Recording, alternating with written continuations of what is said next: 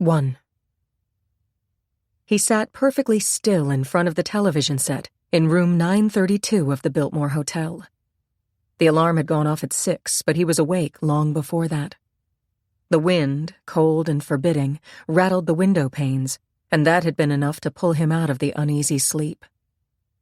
The Today Show came on, but he didn't adjust the barely audible sound. He didn't care about the news or the special reports. He just wanted to see the interview. Shifting in the stiff-backed chair, he crossed and uncrossed his legs. He'd already showered and shaved and put on the green polyester suit he'd worn when he'd checked in the night before. The realization that the day had come at last made his hand tremble, and he'd nicked his lip when he shaved. It bled a little, and the salty taste of blood in his mouth made him gag. He hated blood. Last night at the desk in the lobby, he'd seen the clerk's eyes sliding over his clothes. He'd carried his coat under his arm because he knew it looked shabby. But the suit was new. He'd saved up for it. Still, the clerk looked at him like he was dirt and asked if he had a reservation. He'd never checked into a real hotel before, but knew how to do it. "Yes, I have a reservation." He said it very coldly, and for a minute the clerk looked uncertain, but when he didn't have a credit card and offered to pay cash in advance, the sneer was back. "I will check out Wednesday morning," he told the clerk. The room cost $140 for the 3 nights. That meant he only had $30 left. But that would be plenty for these few days, and by Wednesday, he'd have $82,000. Her face floated across his mind. He blinked to force it away. Because just as always, the eyes came after it. The eyes like great lamps that followed him, that were always watching him, that never closed. He wished he had another cup of coffee. He'd sent for room service, reading the instructions how to call for it very carefully. He'd had a large pot of coffee and there'd been a little left, but he'd already washed the cup and saucer and orange juice glass and rinsed out the coffee pot before putting the tray on the floor in the hall. A commercial was just ending. Suddenly interested, he leaned forward to get nearer to the set. The interview should be next. It was. He twisted the volume knob to the right. The familiar face of Tom Brokaw, the Today anchorman, filled the screen.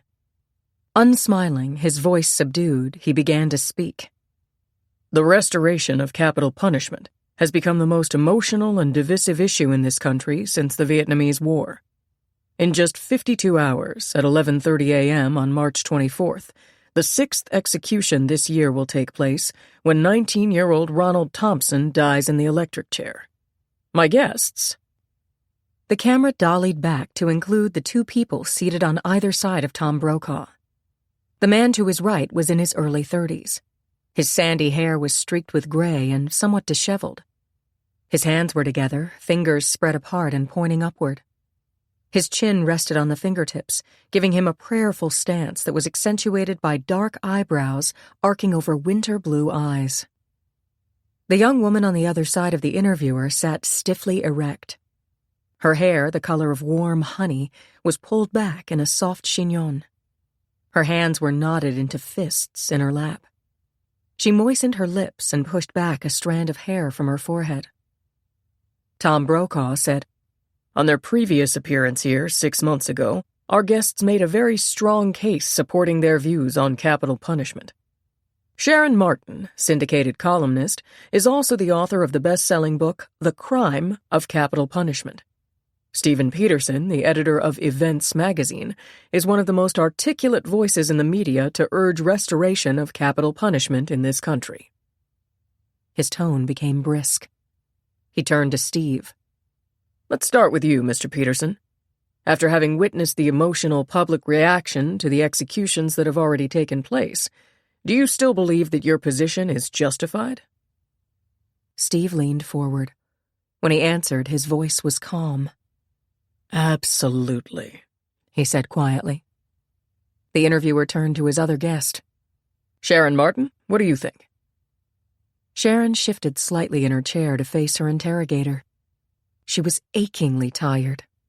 In the last month, she'd worked 20 hours a day, contacting prominent people, senators, congressmen, judges, humanitarians, speaking at colleges, at women's clubs, urging everyone to write and wire the Connecticut governor and protest Ronald Thompson's execution. The response had been enormous, overwhelming. She had been so sure that Governor Green would reconsider. She found herself groping for words. "I think," she said, "I believe that we, our country, has taken a giant step backwards into the Dark Ages." She held up the newspapers at her side. "Just look at this morning's headlines. Analyze them. They're bloodthirsty." Quickly, she leafed through them. This one, listen, Connecticut tests electric chair, and this, 19-year-old dies Wednesday, and this, doomed killer protests innocence. They're all like that. Sensational. Savage. She bit her lip as her voice broke. Steve glanced at her swiftly. They'd just been told that the governor was calling a press conference to announce her absolute refusal to grant Thompson another stay of execution. The news had devastated Sharon. It would be a miracle if she didn't get sick after this. They never should have agreed to come on this show today. The governor's decision made Sharon's appearance pointless, and God knows Steve didn't want to be here. But he had to say something. "I think every decent human being deplores sensationalism and the need for the death penalty," he said. "But remember, it has been applied only after exhaustive consideration of extenuating circumstances. There is no mandatory death sentence." "Do you believe that the circumstances in Ronald Thompson's case, the fact that he committed the murder only days after his 17th birthday, making him barely eligible for adult punishment, should have been considered?" Brokaw asked quickly. Steve said, "As you know, I will not comment specifically on the Thompson case. It would be entirely inappropriate." "I understand your concern, Mr. Peterson," the interviewer said, "but you had taken your position on this issue several years before—" He paused, then continued quietly, "before Ronald Thompson murdered your wife." Ronald Thompson murdered your wife. The starkness of the words still surprised Steve. After 2.5 years, he could still feel the sense of shock and outrage that Nina had died that way, her life snuffed out by the intruder who came into their home, by the hands that had relentlessly twisted her scarf around her throat. Trying to blot the image from his mind, he looked directly ahead. "At one time, I had hoped that the ban on executions in our country might become a permanent one. But as you point out, long before the tragedy in my own family, I had come to the conclusion that if we were to preserve the most fundamental right of human beings, freedom to come and go without fear, freedom to feel sanctuary in our homes, we had to stop the perpetrators of violence. Unfortunately, the only way to stop potential murderers seems to be to threaten them with the same harsh judgment they mete out to their victims. And since the first execution was carried out 2 years ago, the number of murders has dropped dramatically in major cities across the country." Sharon leaned forward. "You make it sound so reasonable," she cried. "Don't you realize that 45% of murders are committed by people under 25 years of age, many of whom have tragic family backgrounds and a history of instability?" The solitary viewer in Biltmore's room 932 took his eyes from Steve Peterson and studied the girl thoughtfully. This was the writer Steve was getting serious about. She wasn't at all like his wife. She was obviously taller and had the slender body of someone who might be athletic. His wife had been small and doll-like, with rounded breasts and jet-black hair that curled around her forehead and ears when she turned her head. Sharon Martin's eyes reminded him of the color of the ocean that day he'd driven down to the beach last summer. He'd heard that Jones Beach was a good place to meet girls, but it hadn't worked out. The one he'd started to fool with in the water had called, "Bob!" and a minute later this guy had been beside him asking what his problem was. So he'd moved his blanket and just stared out at the ocean, watching the changing colors. Green. That was it. Green mixed with blue and churning. He liked eyes that color. What was Steve saying? Oh, yes, he'd said something about feeling sorry for the victims, not their murderers, for people incapable of defending themselves. My sympathies are with them too, Sharon cried. But it's not either or. Don't you see that life imprisonment would be punishment enough for the Ronald Thompsons of this world? She forgot Tom Brokaw, forgot the television cameras as once again she tried to convince Steve. How can you, who are so compassionate, who value life so much, want to play God? She asked. How can anyone presume to play God? It was an argument that began and ended the same way as it had that first time 6 months ago when they'd met on this program. Finally, Tom Brokaw said, "Our time is running out. Can we sum up by saying that, notwithstanding the public demonstrations, prison riots, and student rallies that are regularly occurring all over the country, you still believe, Mr. Peterson, that the sharp drop in random murder justifies execution? I believe in the moral right, the duty of society to protect itself, and of the government to protect the sacred liberty of its citizens," Steve said. Sharon Martin? Brokaw turned quickly to her. I believe that the death penalty is senseless and brutalizing. I believe that we can make the home and streets safe by removing violent offenders and punishing them with swift, sure sentences, by voting for the bond issues that will build the necessary correctional institutions and will pay the people who staff them. I believe that it is our reverence for life, all life, that is the final test of us as individuals and as a society. Tom Brokaw said hurriedly, Sharon Martin, Stephen Peterson, thank you for being with us on Today. I'll be back after this message. The television set in room 932 of the Biltmore was snapped off. For a long time, the muscular, thick-chested man in the green plaid suit sat staring straight ahead at the darkened screen. Once again he reviewed his plan. The plan that began with putting the pictures and the suitcase in the secret room in Grand Central Station, and would end with bringing Steve Peterson's son Neil there tonight. But now he had to decide. Sharon Martin was going to be at Steve's house this evening. She would be minding Neil until Steve got home. He'd planned simply to eliminate her there. But should he? She was so beautiful. He thought of those eyes, the color of the ocean, churning, caring. It seemed to him that when she looked directly into the camera, she had been looking at him. It seemed as though she wanted him to come for her. Maybe she loved him. If she didn't, it would be easy to get rid of her. He'd just leave her in the room in Grand Central with the child on Wednesday morning.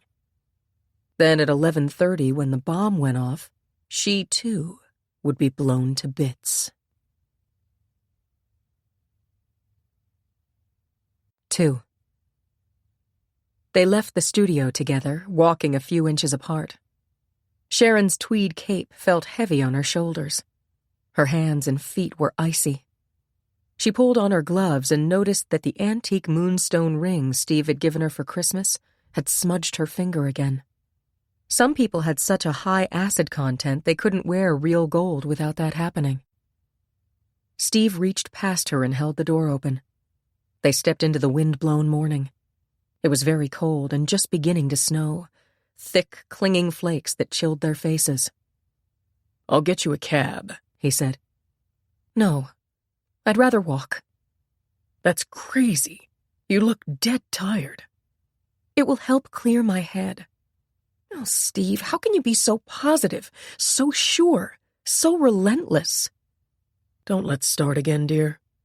We have to start again. Not now. Steve looked down at her, impatience mingling with concern. Sharon's eyes looked strained, fine, red lines threaded through them. The on-camera makeup she was wearing had not covered the paleness that became accentuated as snow melted on her cheeks and forehead. Can you go home and get some rest? He asked. You need it. I have to turn in my column. Well, try to get a few hours sleep. You'll get up to my place by about 5:45. Steve, I'm not sure. I am. We haven't seen each other for 3 weeks. The Luffs are counting on going out for their anniversary, and I want to be in my home tonight with you and Neil."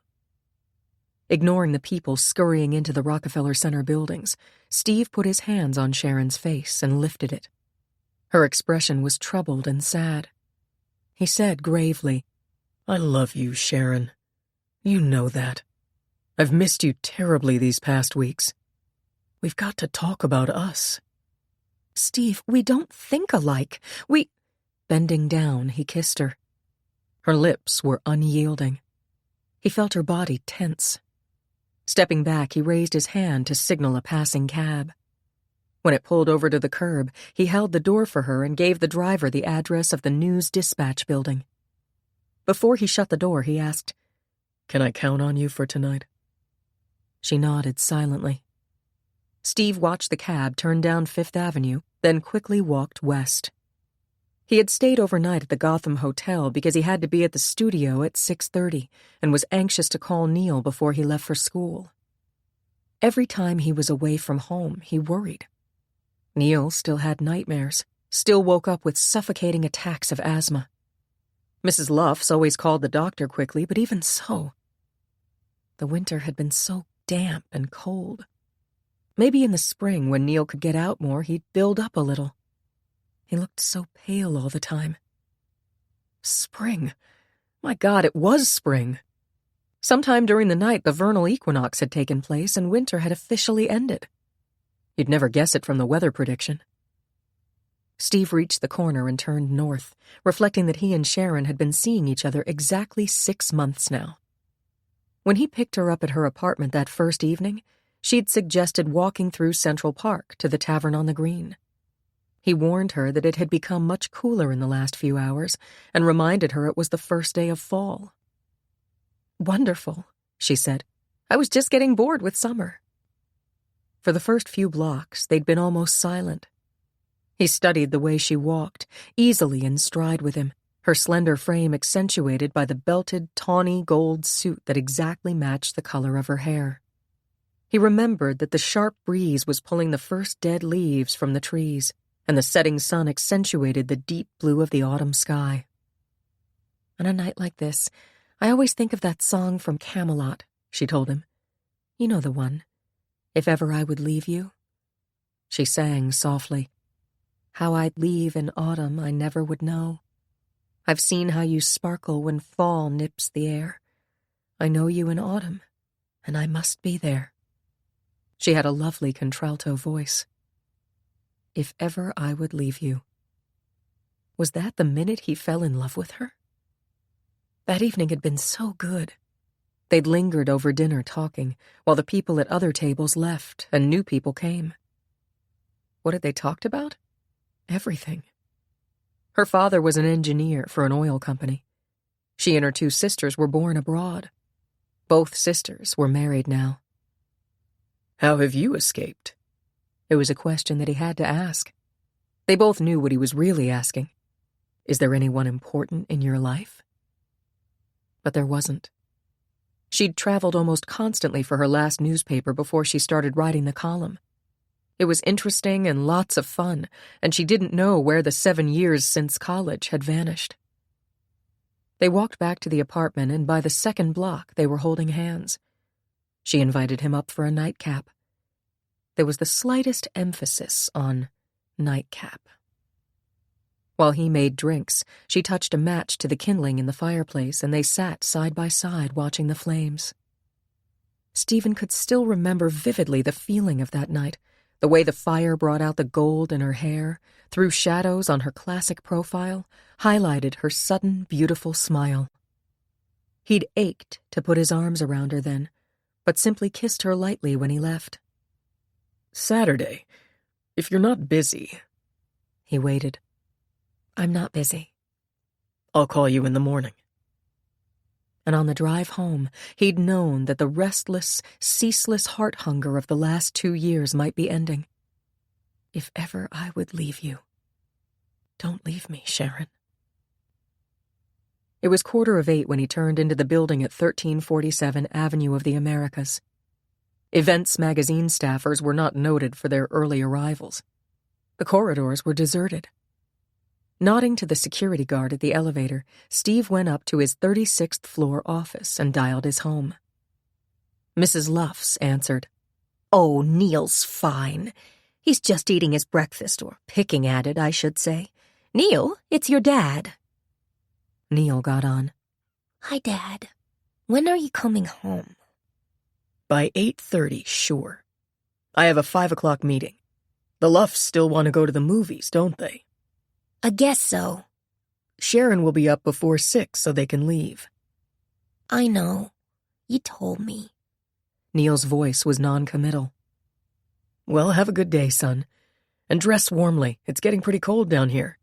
Is it snowing up there yet?" "No, it's just sort of cloudy." "All right. See you tonight." "Bye, Dad." Steve frowned. It was hard to remember that at one time Neil had been such a vibrant, happy-go-lucky kid. Nina's death had changed that. He wished that Neil and Sharon would get closer.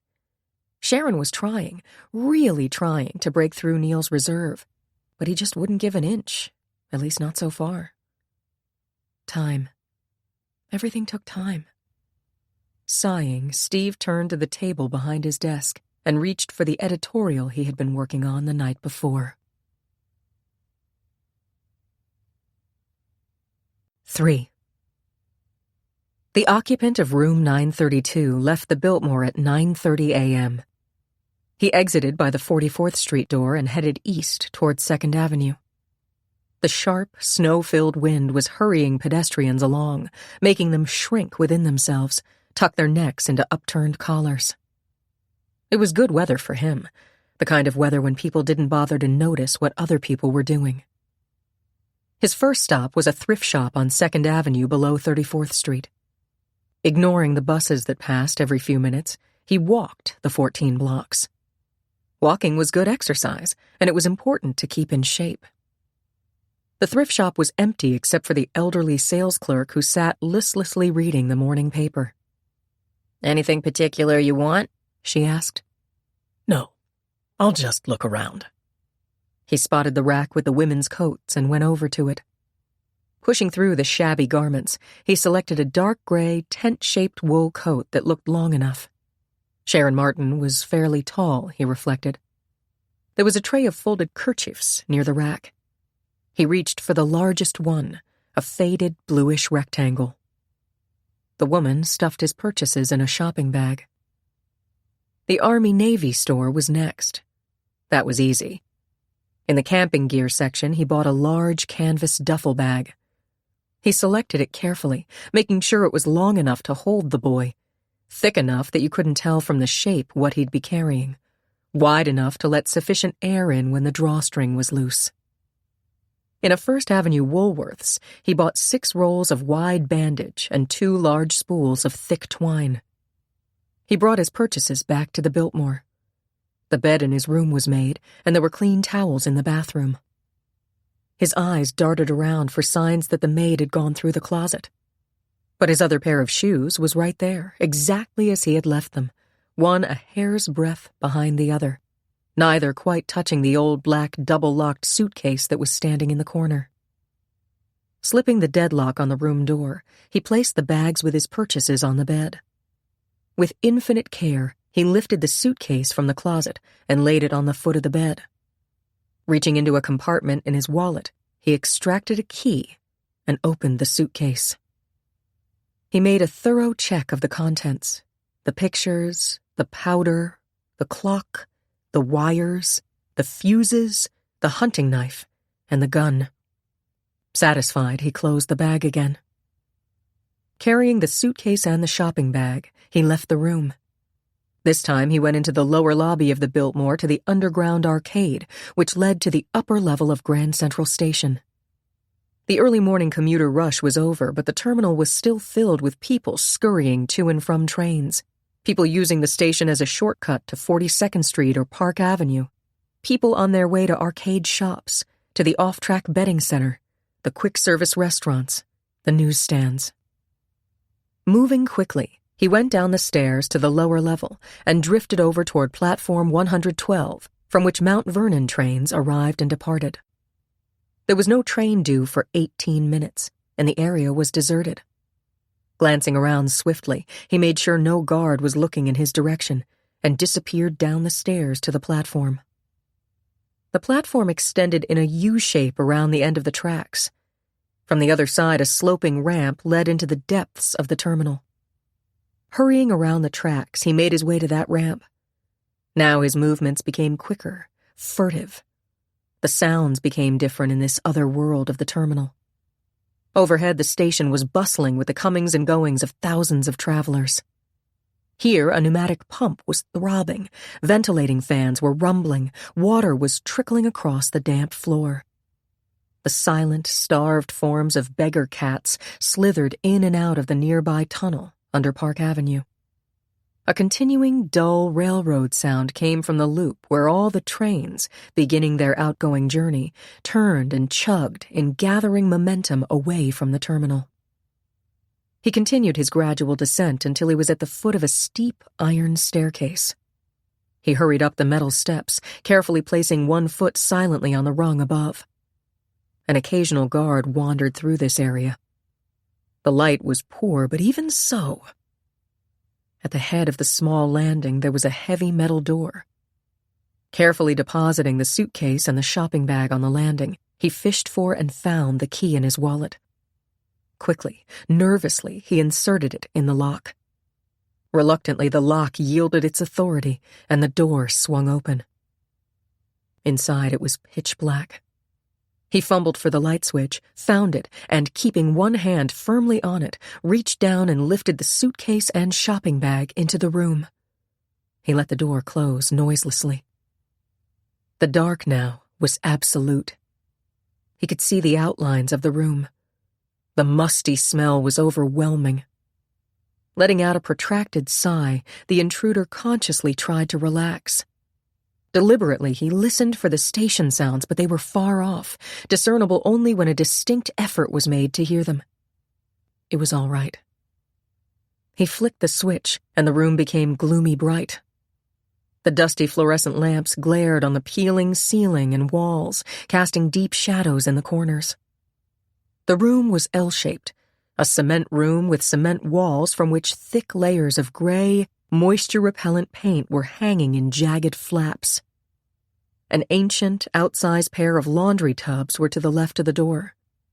Dripping water from the faucets had streaked their insides with canals of rust through thick layers of caked dirt.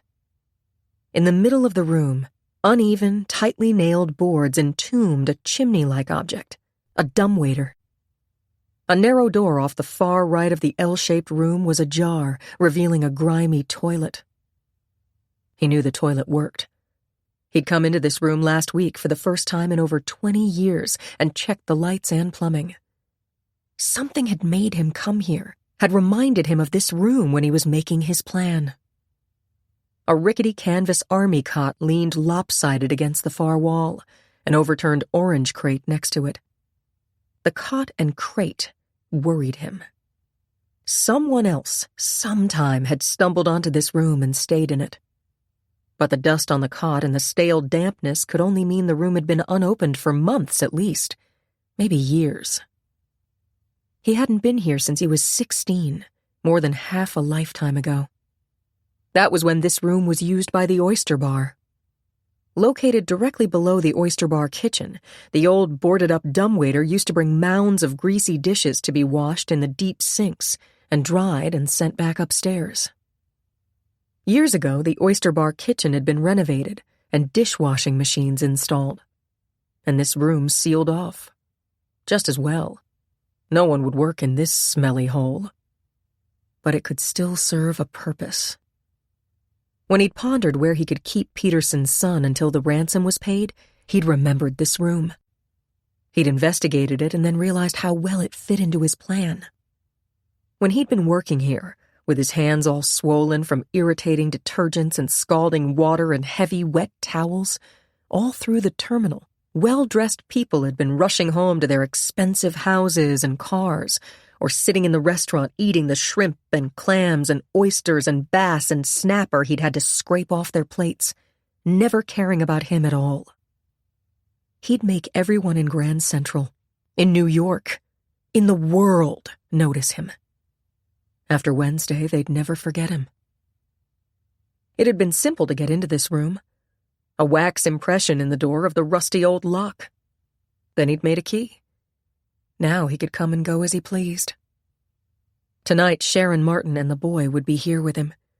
Grand Central Station, the world's busiest railroad terminal. The best place in the world to hide people. He laughed aloud. Now that he was here, he could begin to laugh. He felt clear and brilliant and stimulated. The peeling walls and sagging cot and leaking water and splintered boards excited him. Here, he was the master, the planner. He'd arranged to get his money. He'd close the eyes forever. He couldn't stand dreaming about the eyes anymore. He couldn't stand it. And now they had become a real danger. Wednesday. 11:30 Wednesday morning was exactly 48 hours away. He'd be on a plane leaving for Arizona where no one knew him. It wasn't safe for him in Carly. There were too many questions being asked. But out there, with the money, and the eyes gone, and if Sharon Martin was in love with him, he'd bring her with him. He carried the suitcase past the army cot and carefully laid it flat on the floor. Opening it, he removed the tiny cassette recorder and camera and put them in the left-hand pocket of his shapeless brown overcoat. The hunting knife and gun went into the right-hand pocket. No bulges showed through the deep, thick pockets. He picked up the shopping bag and methodically spread its contents on the cot. The coat and scarf and twine and tape and bandage rolls he stuffed into the duffel bag. Finally, he reached for the packet of neatly rolled posters. He opened them, smoothing them down, bending them to reduce the curling. His eyes lingered on them. A smile, reminiscent, thoughtful, extended his narrow lips. The first 3 pictures he hung on the wall over the cot, securing them carefully with surgical tape. The 4th he studied and slowly rolled up again. Not yet, he decided. Time was passing. Carefully, he turned out the light before opening the door a few inches. He listened intently, but there were no footsteps in the area. Slipping outside, he noiselessly descended the metal steps and hurried past the throbbing generator, the rumbling fans, the yawning tunnel, up the ramp, around the Mount Vernon tracks, up the steps to the lower level of Grand Central Station. There he became part of the flow of people. A barrel-chested man in his late 30s with a muscular frame, a stiff, straight carriage, a chapped, puffy, high-cheekboned face with narrow lips that he pressed together, and heavy lids that only partially concealed the pale eyes that darted from side to side. A ticket in his hand, he hurried to the gate on the upper level, where the train was leaving for Carly, Connecticut. 4. Neil stood on the corner waiting for the school bus. He knew Mrs. Luffs was watching him from the window. He hated that. None of his friends' mothers watched them like Mrs. Luffs did. You'd think he was a kindergarten baby instead of a first grader. Whenever it was raining, he had to wait in the house until the bus came. He hated that, too. It made him look like a big sissy. He tried to explain that to his father, but Dad hadn't understood. He'd just said that Neil had to take some special care because of his asthma attacks. Sandy Parker was in the 4th grade. He lived on the next street but got on the bus at this stop. He always wanted to sit next to Neil. Neil wished that he wouldn't. Sandy always talked about things Neil didn't want to talk about. Just as the bus turned the corner, Sandy came puffing up, his book sliding around in his arms. Neil tried to head for an empty seat near the back, but Sandy said, "Here, Neil, here are 2 seats together." The bus was noisy. All the kids talked at the tops of their voices. Sandy didn't talk loud, but you couldn't miss a single word he said. Sandy was bursting with excitement. They barely sat down when he said, "We saw your father on the Today Show when we were having breakfast." "My father?" Neil shook his head. "You're kidding." "No, I'm not. That lady I met at your house was on it too, Sharon Martin. They were arguing. Why? Neil didn't want to ask. He was never sure if he should believe Sandy. Because she doesn't believe in killing bad people and your father does. My dad said that your dad's right. He said that the guy who killed your mother should fry. Sandy repeated the word with emphasis. Fry! Neil turned to the window. He leaned his forehead against the cool glass. Outside it looked so gray, and it was just starting to snow. He wished it were tonight. He wished his dad had been home last night. He didn't like being just with the Luffs. They were both nice to him, but they argued a lot, and Mr. Luffs went out to the bar, and Mrs. Luffs was mad even though she tried not to show it in front of him. Aren't you glad they're going to kill Ronald Thompson Wednesday? Sandy persisted. No. I mean, I don't think about it, Neil said in a low voice. That wasn't true. He did think about it a lot. He dreamt about it all the time, too, always the same dream about that night. He was playing with his trains up in his room. Mommy was in the kitchen putting away the shopping. It was just getting dark out. One of his trains went off the track, and he switched off the power. That was when he heard the funny sound, like a scream, but not a loud scream. He'd run downstairs. The living room was almost dark, but he'd seen her. Mommy. Her arms were trying to push someone back. She was making awful choking sounds. The man was twisting something around her neck. Neil had stood on the landing. He wanted to help her, but he couldn't move. He wanted to shout for help, but he couldn't make his voice work. He started to breathe like Mommy, funny, gurgly sounds, then his knees went all crumbly. The man turned when he heard him and let Mommy fall. Neil was falling too. He could feel himself falling. Then the room got brighter. Mommy was lying on the floor. Her tongue was sticking out, her face was blue, her eyes were staring. The man was kneeling beside her now. His hands were all over her throat. He looked up at Neil and started to run, but Neil could see his face clearly. It was all sweaty and scared. Neil had had to tell all about that to the policeman and point out the man at the trial. Then Daddy said, "Try to forget it, Neil. Just think of all the happy times with Mommy." But he couldn't forget. He kept dreaming about it all the time, and he'd wake up with asthma. Now maybe Daddy was going to marry Sharon. Sandy had told him that everybody said his dad would probably get married again. Sandy said that nobody wants other women's kids, especially kids who are sick a lot. Mr. and Mrs. Luffs kept talking about wanting to move to Florida. Neil wondered if Daddy would give him to the Luffs if he married Sharon. He hoped not. Miserably, he stared out the window, so deep in thought that Sandy had to poke him when the bus pulled up in front of their school. 5. The cab screeched to a stop at the News Dispatch building on East 42nd Street. Sharon rummaged in her handbag, pulled out $2, and paid the driver. The snow flurry had stopped for the moment, but the temperature was still dropping, and the sidewalk felt slick underfoot. She went directly to the newsroom that was already bustling with preparations for the afternoon edition. There was a note in her box to see the city editor immediately. Disturbed by the implied urgency, she hurried across the noisy room. He was alone in his small, cluttered office. "Come in and close the door." He waved her to a seat. "Got your column for today?" "Yes." "Any reference to telegraphing or phoning Governor Green to commute Thompson's sentence?" "Certainly. I've been thinking about it. I'll change the lead. The fact that the governor said she won't stop the execution might be a break. It might jog a lot more people into action. We've still got 48 hours. "Forget it." Sharon stared. "What do you mean, forget it? You've been right with me all through this." "I said forget it. After the governor made her decision, she personally called the old man and blasted him. Said that we were deliberately creating sensationalism to sell papers. She said that she doesn't believe in capital punishment either, but she has no right to interfere with the sentence of the court without new evidence.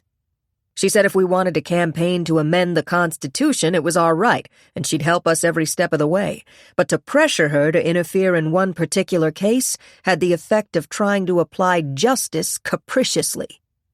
The old man ended up agreeing with her. Sharon felt her stomach twist as though she'd been kicked. For an instant, she was afraid she was going to get sick. Pressing her lips together, she tried to swallow over the sudden constriction in her throat. The editor looked at her closely.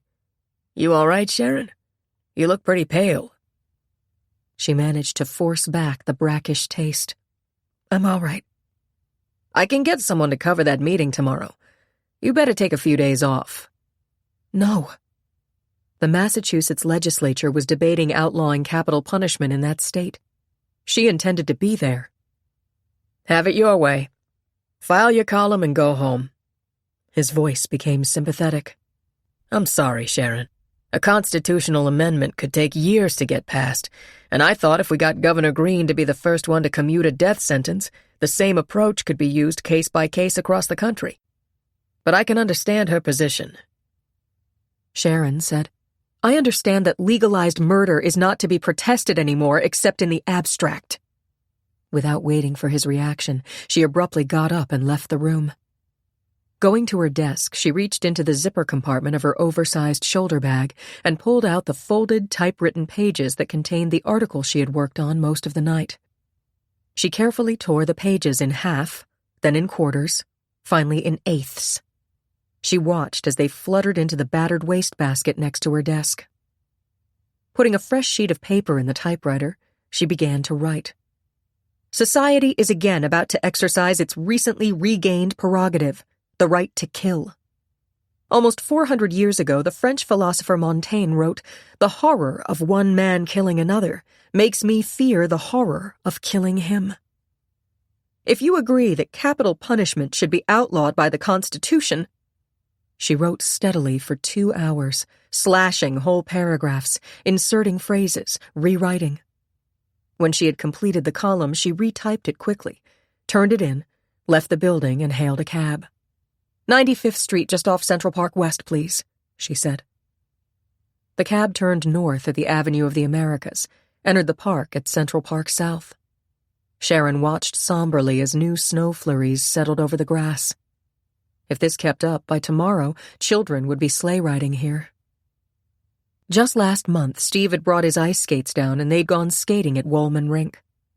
Neil was supposed to have come with him.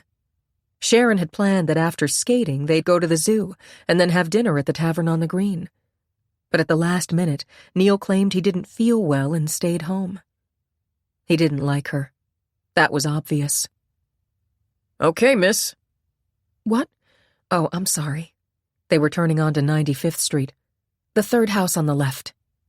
She lived in the ground level with garden apartment of a renovated brownstone. The cab pulled in front of it. The driver, a slight, graying man, looked over his shoulder at her quizzically. "It can't be all that bad, lady," he said. "You sure look down." She attempted a smile. "It's that kind of day, I guess." Glancing at the meter, she fished in her pocket for money, making the tip generous. The driver reached back and opened the door for her. "Boy, this weather is going to have a lot of people in the dumps by rush hour. Supposed to really start snowing. If you're smart, you'll stay inside from now on." "I'm driving up to Connecticut later." "Better you than me, lady. Thanks."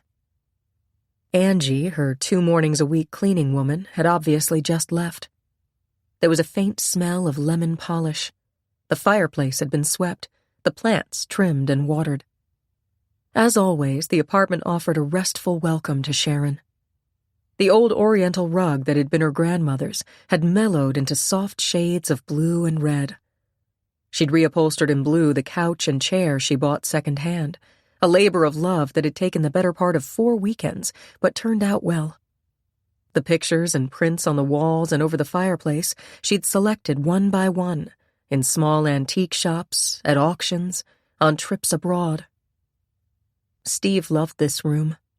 He always noticed even the smallest change in it. "You have a way with a home," he told her. Mechanically, she walked into the bedroom and began to undress. She'd shower and change and make tea and try to sleep for a while. She couldn't even think coherently now. It was nearly noon when she got into bed, and she set the alarm for 3:30. For a long time, sleep didn't come. Ronald Thompson. She'd been so sure the governor would commute his sentence. There was no question that he was guilty, and lying about it had certainly hurt him. But except for that one other serious episode when he was 15, his record was good. And he was so young. Steve. It was people like Steve who were molding public opinion. It was Steve's reputation for integrity, for fair play, that made people listen to him. Did she love Steve? Yes. How much? Very, very much. Did she want to marry him? They were going to have to talk about that tonight. She knew that was why Steve wanted her to stay at his place. And he wanted so much for Neil to begin to accept her. But it wouldn't work. You can't force a relationship. Neil was so standoffish with her, so rejecting. Was it that he didn't like her, or would he react the same way to any woman who took his father's attention from him? She wasn't sure. Did she want to live in Carly? She loved New York so much, loved it 7 days a week. But Steve would never agree to move Neil to the city. She was just beginning to make it as a writer. Her book was in its 6th printing. It had been published as a paperback. No hardcover house had been interested, but the reviews and sales had been unexpectedly good. Was this the time to get involved in marriage? Marriage to a man whose child resented her? Steve. Unconsciously, she touched her face, remembering the feel of those big, gentle hands warming it as he said goodbye to her this morning. They were so desperately attracted to each other. But how could she accept the uncompromising, stubborn side of him when he made up his mind on an issue? Finally, she dozed off. Almost immediately, she began to dream. She was writing a column. She had to finish it. It was important to finish it. But no matter how frantically she pressed the typewriter keys, no impressions were being made on the paper. Then Steve was in the room. He was pulling a young man by the arm. She was still trying to make the words come out on the paper. Steve made the boy sit down. "I am so sorry," he kept saying to him, "but it is necessary. You must understand this is necessary." Then, while Sharon tried to scream, Steve fastened the boy's arms and legs in shackles and reached for a switch. Sharon was awakened by the sound of a hoarse voice, her own, shrieking, "No! No! No!"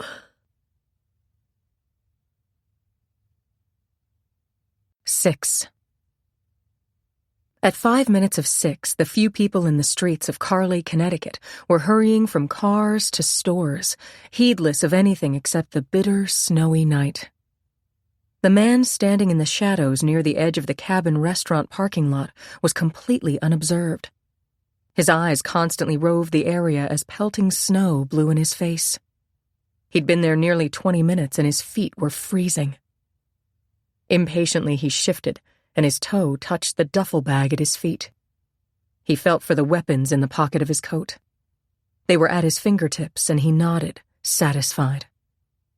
The Luffs should be along any minute. He'd phoned the restaurant and confirmed the 6 o'clock reservation. They were planning to have dinner and then go to see Selznick's Gone with the Wind. It was playing in the Carly Square Theater diagonally across the street. The 4 p.m. performance was on now. They were going to the 7:30 showing. He stiffened. A car was coming down the block, was turning into the parking lot. He shrank behind the spruce trees edging the area. It was their station wagon. He watched as they parked near the restaurant entrance. The driver got out and went around to help his wife, who was clumsily stepping onto the slick pavement. Their bodies bent against the wind, their gait awkward, his hand under her elbow, the Luffs moved with cautious haste toward the door of the restaurant. He waited till they were safely inside before bending down and picking up the duffel bag. Moving swiftly, he circled the parking lot, keeping well behind the shrubbery. He cut across the street and hurried behind the movie house. There were about 50 cars parked in the lot. He headed toward an 8-year-old dark brown Chevrolet sedan parked unobtrusively in the far right corner. In an instant, he had the door unlocked. He slipped into the seat, put the key in the ignition, and turned it. The engine purred with quiet pep. With a slight smile and a last overall glance at the deserted surroundings, he started the car. He did not turn the lights on as he drove past the theater into the quiet street. 4 minutes later, the shabby brown sedan pulled into the circular driveway of the Peterson home on Driftwood Lane and parked behind a small red Vega. 7. The drive from Manhattan to Carly usually took less than an hour, but the ominous weather forecast had sent commuters scurrying to their cars early. The traffic buildup, combined with icy spots on the parkways, made Sharon's trip to Steve's house last nearly an hour and 20 minutes.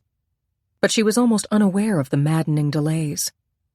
All the way up, she rehearsed what she would say to Steve.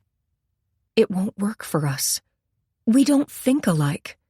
Neil will never accept me. It will be easier if we don't see each other anymore." Steve's house, a white clapboard colonial with black shutters, vaguely depressed Sharon.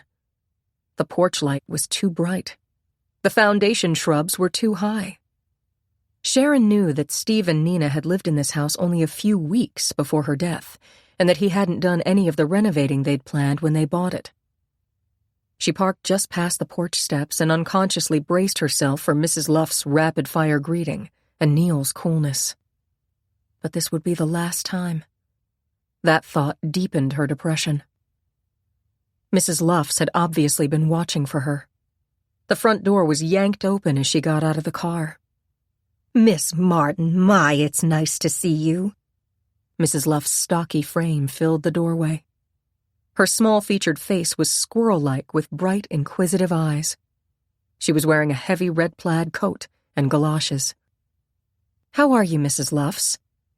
Sharon stepped past her into the house. Mrs. Luffs had a habit of always standing close to the person she was with, so that contact with her invariably had a smothering effect. Now she moved back barely enough to let Sharon squeeze past. "It's awfully nice of you to come," Mrs. Luff said. "Here, let me take your cape. I love capes. Make you look sweet and feminine, don't you think?" Sharon set her pocketbook and overnight bag down in the foyer. She pulled off her gloves. "I guess so. I've never really thought about it." She glanced into the living room. "Oh." Neil was sitting cross-legged on the carpet, magazines scattered around him, a pair of blunt scissors in his hand. His sandy hair, exactly the shade of Steve's, fell over his forehead, leaving his bent neck thin and vulnerable. His bony shoulders stuck out under a brown and white flannel shirt. His face looked thin and pale, except for the red streaks around the enormous dark brown eyes that were welling with tears. "Neil, say hello to Sharon," Mrs. Luffs commanded. He looked up, listlessly. "Hello, Sharon." His voice was low and quivering. He looked so little and scrawny and woebegone. Sharon ached to put her arms around him, but knew that if she did, he'd only pull away from her. Mrs. Luffs made a clicking sound with her tongue. "I'll be blessed if I know what the trouble is. Just started crying a few minutes ago. Won't tell me why. You never can figure what goes on in that little head. Well, maybe you or his dad can get it out of him." Her voice rose an octave. "Bill!" Sharon jumped, her eardrums ringing. Hastily, she went into the living room and stood in front of Neil. "What are you supposed to cut out?" she asked. "Just some dumb pictures with animals." Neil did not look at her again. She knew he was embarrassed to be seen crying. "Why don't I get myself a sherry and then give you a hand? Want a Coke or something?" "No." Neil hesitated, then reluctantly added, "Thank you." "Just help yourself," Mrs. Luff said. "Make yourself at home. You know where everything is. I got everything on the list Mr. Peterson left. Steak and salad makings and asparagus and ice cream. It's all in the refrigerator. I'm sorry to be rushing, but we do want to have dinner before the movie. Bill! I'm coming, Dora. There was annoyance in the voice. Bill Luffs came up the stairway from the basement. Just wanted to check on the windows, he said. Make sure they're locked. Hello, Miss Martin. How are you, Mr. Luffs? He was a short, thick-necked man in his mid-60s with watery blue eyes. Tiny broken capillaries formed telltale patches on his cheeks and nostrils, reminding Sharon that Steve was worried about Bill Luff's heavy drinking. Bill, get a move on, will you? His wife's voice was edged with impatience. You know how I hate to gulp my food, and we're running late now. The only time you take me out is our anniversary, seems to me, and I do think you could hurry. All right. Bill sighed heavily and nodded to Sharon. See you later, Miss Martin. Have a good time. Sharon followed him into the foyer. And oh yes, happy anniversary. Wear a hat, Bill. You'll catch your death. What? Oh, thank you. Thank you, Miss Martin. Soon as I sit down and get a rest and something to eat, I'll start feeling like an anniversary. Right now, with all this rushing... Dora, you're the one who wants to see this movie. All right. I've got everything. Have a nice time together, you two. Neil, show your report card to Sharon. He's a real bright boy. No trouble either, are you, Neil? I gave him a snack to hold him over till dinner, but he hardly touched it. Don't eat enough to keep a bird alive. All right, Bill, all right. They were finally off. Sharon shivered as a chilly blast of air rushed into the foyer before she could close the door after them. She went back into the kitchen, opened the refrigerator, and reached for the bottle of Bristol cream sherry. She hesitated, then took out a carton of milk. Neil might have said he didn't want anything, but she was going to make him some hot cocoa. While she waited for the milk to heat, she sipped the sherry and glanced around. Mrs. Luffs did her best, but she wasn't a good housekeeper, and the kitchen had a vaguely untidy look. There were crumbs spilling around the toaster on the counter. The top of the stove needed a good scrubbing. Really, the whole house needed a facelifting. Steve's property backed onto Long Island Sound. I'd cut all those trees that block the view, Sharon thought, and enclose the back porch and make it part of the living room with floor-to-ceiling windows, and knock out most of the walls and put in a breakfast bar. Sharply, she checked herself. It was none of her business. It was just that the house and Neil and even Steve had such a neglected look. But it was not for her to change. The thought of not seeing Steve again, not expecting his call, not feeling those strong, gentle arms around her, not watching that suddenly carefree look light up his face when she said something that amused him, filled her with bleak loneliness. This is how it feels to know you have to give up someone, she thought. How does Mrs. Thompson feel, knowing that her only child will die day after tomorrow? She knew Mrs. Thompson's number. She'd interviewed her after deciding to get involved in Ron's case. A number of times during this last trip, she'd tried to phone Mrs. Thompson to share the news that so many important people had promised to contact Governor Green and urge clemency. But she'd never caught her home. Probably because Mrs. Thompson had been working on a petition for clemency from the people in Fairfield County. That poor woman. She'd been so hopeful when Sharon visited her, then seemed so upset when she realized that Sharon didn't think Ron was innocent. But what mother could believe her son was capable of murder? Maybe Mrs. Thompson was home now. Maybe it would help just to talk with someone who had worked to save Ronald. Sharon lowered the flame under the saucepan, went over to the wall phone and dialed the number. The phone was answered on the first ring. Mrs. Thompson's voice was surprisingly steady. Hello. Mrs. Thompson, this is Sharon Martin. I had to call to tell you how sorry I am, to ask if there's anything I can do. You've done enough, Miss Martin. The bitterness in the woman's voice stunned Sharon. If my boy dies Wednesday, I want you to know that I hold you responsible. I begged you to keep out of this. Mrs. Thompson, I don't know what you mean. I mean that in all your columns you have over and over again written that there was no question of Ronald's guilt, but that wasn't the issue. It is the issue, Miss Martin. The woman's voice became high-pitched. It is the issue. There were many people who know my boy, who know that he's incapable of hurting anyone, who were working to get him clemency. But you've forced the governor not to examine his case just on its own merits. We're still trying, and I don't believe God will do this to me, but if my son dies, I don't think I'll be responsible for what I might do to you. The connection was broken. Bewildered, Sharon stared at the receiver in her hand. Could Mrs. Thompson really believe? Numbly, she replaced the receiver on the hook. The milk was almost boiling in the saucepan on the stove. Mechanically, she reached for the box of Quick in the cabinet and scooped a heaping teaspoon of it into a mug. She poured the milk in, stirred it, and put the pot in the sink to soak. Stunned by the implication of Mrs. Thompson's attack, she started for the living room. The bell rang. Neil scrambled for the door before she could stop him. Maybe it's my dad. He sounded relieved. He doesn't want to be alone with me at all, Sharon thought. She heard him click the double lock, and a sense of alarm jangled through her. Neil, wait a minute, she called. Ask who it is. Your dad would have his key. Hastily, she set down the cocoa mug and sherry glass on a table near the fireplace and ran into the hall. Neil obeyed her. He had one hand on the knob, but hesitated and called, Who is it? Is Bill Luffs there? A voice called. I have the generator he ordered for Mr. Peterson's boat. Oh, that's all right, Neil told Sharon. Mr. Luffs is waiting for that. He turned the handle of the door and was starting to pull it open when it was pushed in with violent force, slamming Neil back against the wall. Stunned, Sharon watched as a man stepped into the foyer and with a lightning-quick movement closed the door behind him. Gasping, Neil fell to the floor. Instinctively, Sharon ran over to him. She helped him to his feet and, keeping one arm around him, turned to face the intruder.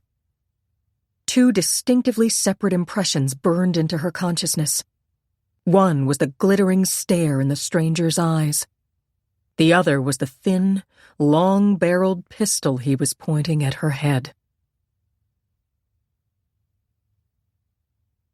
8. The meeting in the conference room of Events magazine lasted until 7:10 p.m. The main topic of conversation was the just-released Nielsen report that had been highly favorable. 2 out of 3 of the surveyed college graduates in the 25 to 40 age bracket preferred Events to Time or Newsweek. Besides that, the paid circulation was up 15% over the previous year, and the new regional advertising was working well. At the end of the meeting, Bradley Robertson, the publisher, stood up. I think we can all take a great deal of pride in these statistics, he said. We've been working hard for nearly 3 years, but we've done it. It's not easy to launch a new magazine these days, and I, for one, want to say that in my mind, the creative direction of Steve Peterson has been the decisive factor in our success. After the meeting, Steve went down in the elevator with the publisher. Thanks again, Brad, he said. That was very generous of you. The older man shrugged. It was honest of me. We've made it, Steve. We'll all be able to start taking some decent money soon. It's about time, too. I know it hasn't been easy for you. Steve smiled grimly. No, it hasn't. The elevator door opened in the main lobby. Good night, Brad. I'm going to run. I want to catch the 7:30. Wait a minute. Steve, I saw you on the Today Show this morning. Yes. I thought you were excellent, but so was Sharon.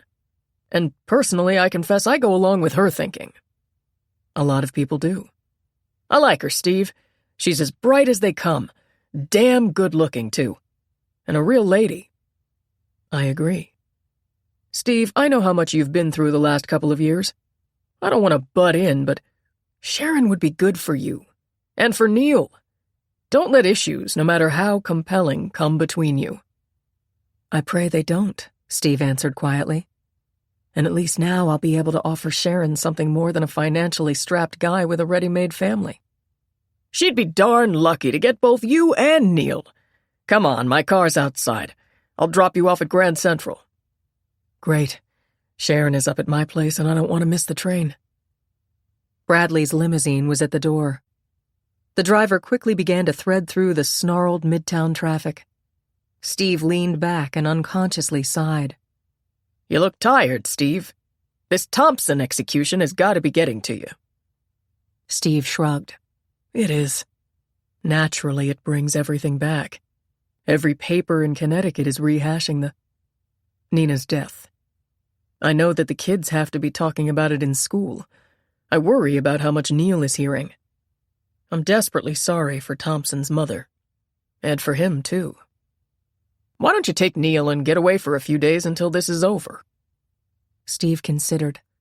I might do that. It probably would be a good idea. The limousine pulled up to the Vanderbilt Avenue entrance to Grand Central. Bradley Robertson shook his head. You're too young to remember, Steve, but during the 30s, Grand Central was the hub of transportation in this country. There even used to be a radio series. He closed his eyes.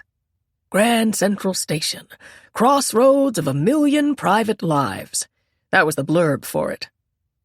Steve laughed, and then along came the jet age. He opened the door. Thanks for the lift. Pulling out his commuter book, he walked quickly down into the terminal. He had 5 minutes till train time and decided to phone home to tell Sharon he was definitely making the 7:30 train. He shrugged. Don't kid yourself, he thought. You just want to talk to her, to make sure she didn't change her mind about coming. He stepped into a phone booth. He didn't have much change and made the call collect. The phone rang once, twice, 3 times. The operator came in. I am ringing your number, but there is no answer. There has to be someone there. Keep trying, operator, please. Certainly, sir. The jabbing sound continued. After the 5th time, the operator came back on. There is no answer, sir. Will you place your call later, please? Operator, would you mind checking the number? Are you sure we're ringing 203-565-1313? I'll dial it again, sir. Steve stared at the receiver in his hand. Where could they be? If Sharon hadn't come up, would the Luffs have perhaps asked the Perrys if Neil could stay with them? No. Sharon would have phoned him if she decided not to go to his house. Suppose Neil had had an asthma attack. Suppose he'd had to be rushed to the hospital again. An attack wouldn't be surprising if he'd heard any talk in school about the Thompson execution. Neil had been having more frequent nightmares lately. It was 7:29. The train was leaving in 1 minute. If he tried to phone the doctor or the hospital or the Perrys, he'd miss the train and have to wait 45 minutes for the next one. Perhaps there was trouble with the phone lines because of the storm. That didn't always show up at once. Steve started to dial the Perrys, then changed his mind. He replaced the phone on the hook, then raced across the station in long, sprinting strides. Taking the stairs down to the platform 2 at a time, he barely reached the train as the doors were closing. At that same instant, a man and woman passed in front of the phone booth he had just abandoned. The woman was wearing a long, shabby gray coat. Her head was covered with a soiled, bluish kerchief. The man's arm was through hers. Under his other arm, he clutched a heavy, khaki duffel bag. 9. Sharon stared at the powerful hands that held the gun, at the eyes that slithered from side to side, into the living room, up the staircase, over her body. "What do you want?" she whispered. Within the crook of her arm, she could feel the violent trembling of Neil's body. She tightened her grip, pressed him to her. "You're Sharon Martin." It was a statement. The voice was a monotone without inflection. Sharon felt a pulse pounding in her throat, closing it. She tried to swallow. "What do you want?" she asked again. The persistent, soft whistle in Neil's breathing. Suppose he was frightened into one of his asthma attacks. She would offer cooperation. I have about $90 in my purse. Shut up! The evenly spoken words chilled her. The stranger dropped the bag he was carrying. It was a large khaki duffel bag, the kind military personnel used. He reached into his pocket and pulled out a ball of thick twine and a roll of wide bandages. He dropped them next to her. Blindfold the boy and tie him up, he ordered. No, I won't. You'd better. Sharon looked down at Neil. He was staring at the man. His eyes were cloudy, the pupils enormous. She remembered that after his mother's death he'd been in deep shock. Neil, How could she help him? Reassure him? Sit down. The intruder's voice was a sharp order to Neil. The child looked up beseechingly at Sharon, then obediently sat on the bottom step of the staircase. Sharon knelt beside him. Neil, don't be afraid. I'm with you. Her hands fumbled as she reached for one of the bandages and wound it around his eyes, tying it at the back of his head. She looked up. The intruder was staring at Neil. The gun was pointed at him. She heard a click. She pulled Neil against her, shielding him. No, don't! The intruder looked at her. Slowly he lowered the gun, letting it dangle from his hand. He would have killed Neil, she thought.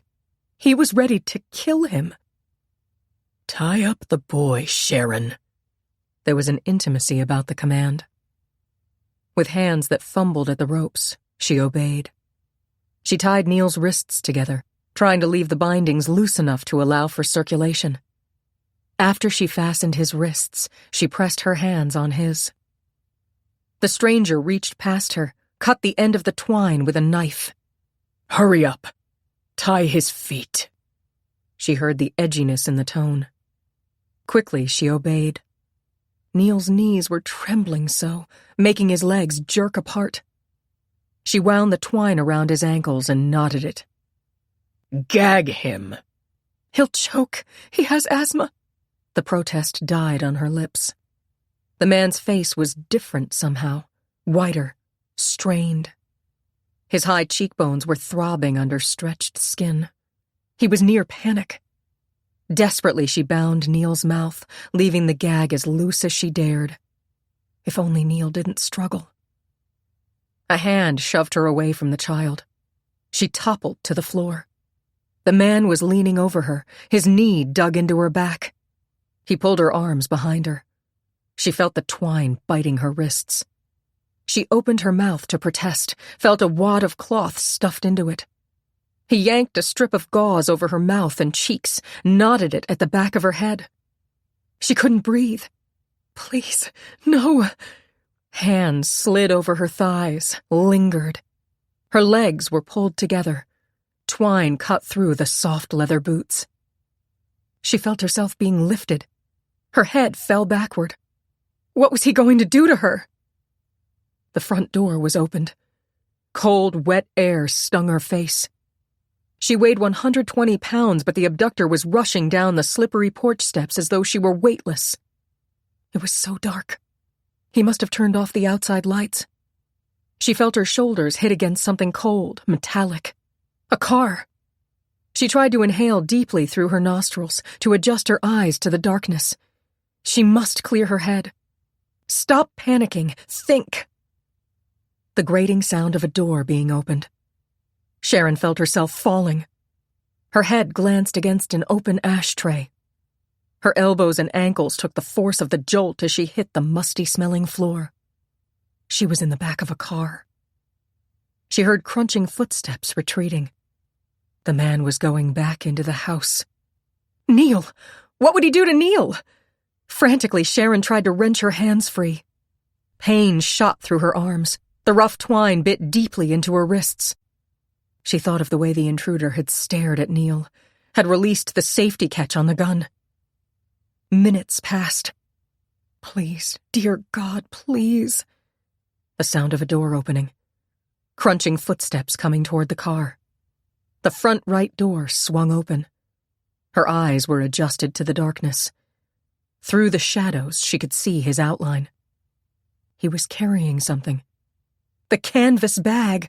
Oh God, Neil was in that bag! She knew it!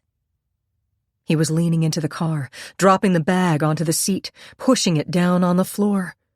Sharon heard the dull thud. He'll hurt Neil. He'll hurt him. A door closed. Footsteps scurried around the car. The driver's door opened, clicked shut. The shadows moved. She heard harsh breathing. He was leaning down, looking at her. Sharon felt something fall on her, something that scratched her cheek, a blanket or a coat. She moved her head, trying to free her face from the choking, acrid smell of stale perspiration. The engine started. The car began to move. Concentrate on directions. Remember every detail. Later, the police would want to know. The car was turning left onto the street. It was cold, so cold. Sharon shivered, and the tremulous movement tightened the knots, causing the cords to dig tighter into her legs and arms and wrists. Her limbs shrieked a protest. Stop moving. Calm. Be calm. Don't panic. Snow. If it was still snowing, there might be tracks for a while. But no. There was too much sleet mixed in with the snow. She could hear it on the windows. Where were they going? The gag. It was choking her. Breathe slowly through the nostrils. Neil. How could he breathe inside that sack? He would suffocate. The car picked up speed. Where was he taking them? 10. Roger Perry stared unseeingly out the window of his living room on Driftwood Lane. It was a rotten night, and it was good to be home. He became aware of how much faster the snow was falling, even in the 15 minutes since he'd been in. Funny, all day a sense of apprehension had been making him edgy. Glenda hadn't looked well these past couple of weeks. That was it. He always teased her that she was one of those lucky women who grew better looking with every birthday. Her hair, now pure silver, strikingly accentuated her cornflower blue eyes and lovely complexion. She'd been a size 14 when the boys were growing up, but 10 years ago had slimmed down to a size 8. Just want to look good in my declining years, she'd joked. But this morning, when he'd brought coffee to her in bed, he noticed how deadly pale she was, how thin her face looked. He'd phoned the doctor from the office, and they'd agreed that it was the execution Wednesday that was weighing on her mind. Her testimony had helped convict the Thompson boy. Roger shook his head. It was a dreadful business. Dreadful for that unfortunate boy, for everyone connected with it. Steve, little Neil, the Thompson boy's mother, Glenda. Glenda couldn't take this kind of strain. She'd had a coronary right after she testified at the trial. Roger pushed back the fear that another attack might kill her. Glenda was only 58. Now that their boys were raised, he wanted these years with her. He couldn't do without her. He was glad that she'd finally agreed to hiring a daily housekeeper. Mrs. Vogler was to start in the morning and work weekdays from 9 till 1. That way Glenda could rest more without worrying about the house. He turned when he heard Glenda come into the room. She was carrying a small tray. I was just about to do that, he protested. Never mind. You look as though you can use this. She handed him a bourbon old-fashioned and stood companionably beside him at the window. I do need it. Thank you, dear. He noticed that she was sipping a Coke. If Glenda didn't have a pre-dinner cocktail with him, it meant only one thing. Chest pains today. But it was not a question. Just a few. How many nitros did you take? Only a couple. Don't worry, I'm fine. Oh, look. That's funny. What is? Don't change the subject, Roger thought. Steve's house. The outside lights are off. That's why it just seemed so dark to me, Roger said. He paused. I'm positive Steve's lights were on when I came home. I wonder why anyone would turn them off. Glenda's voice was troubled. Dora Luffs is so nervous. Maybe you should take a walk over.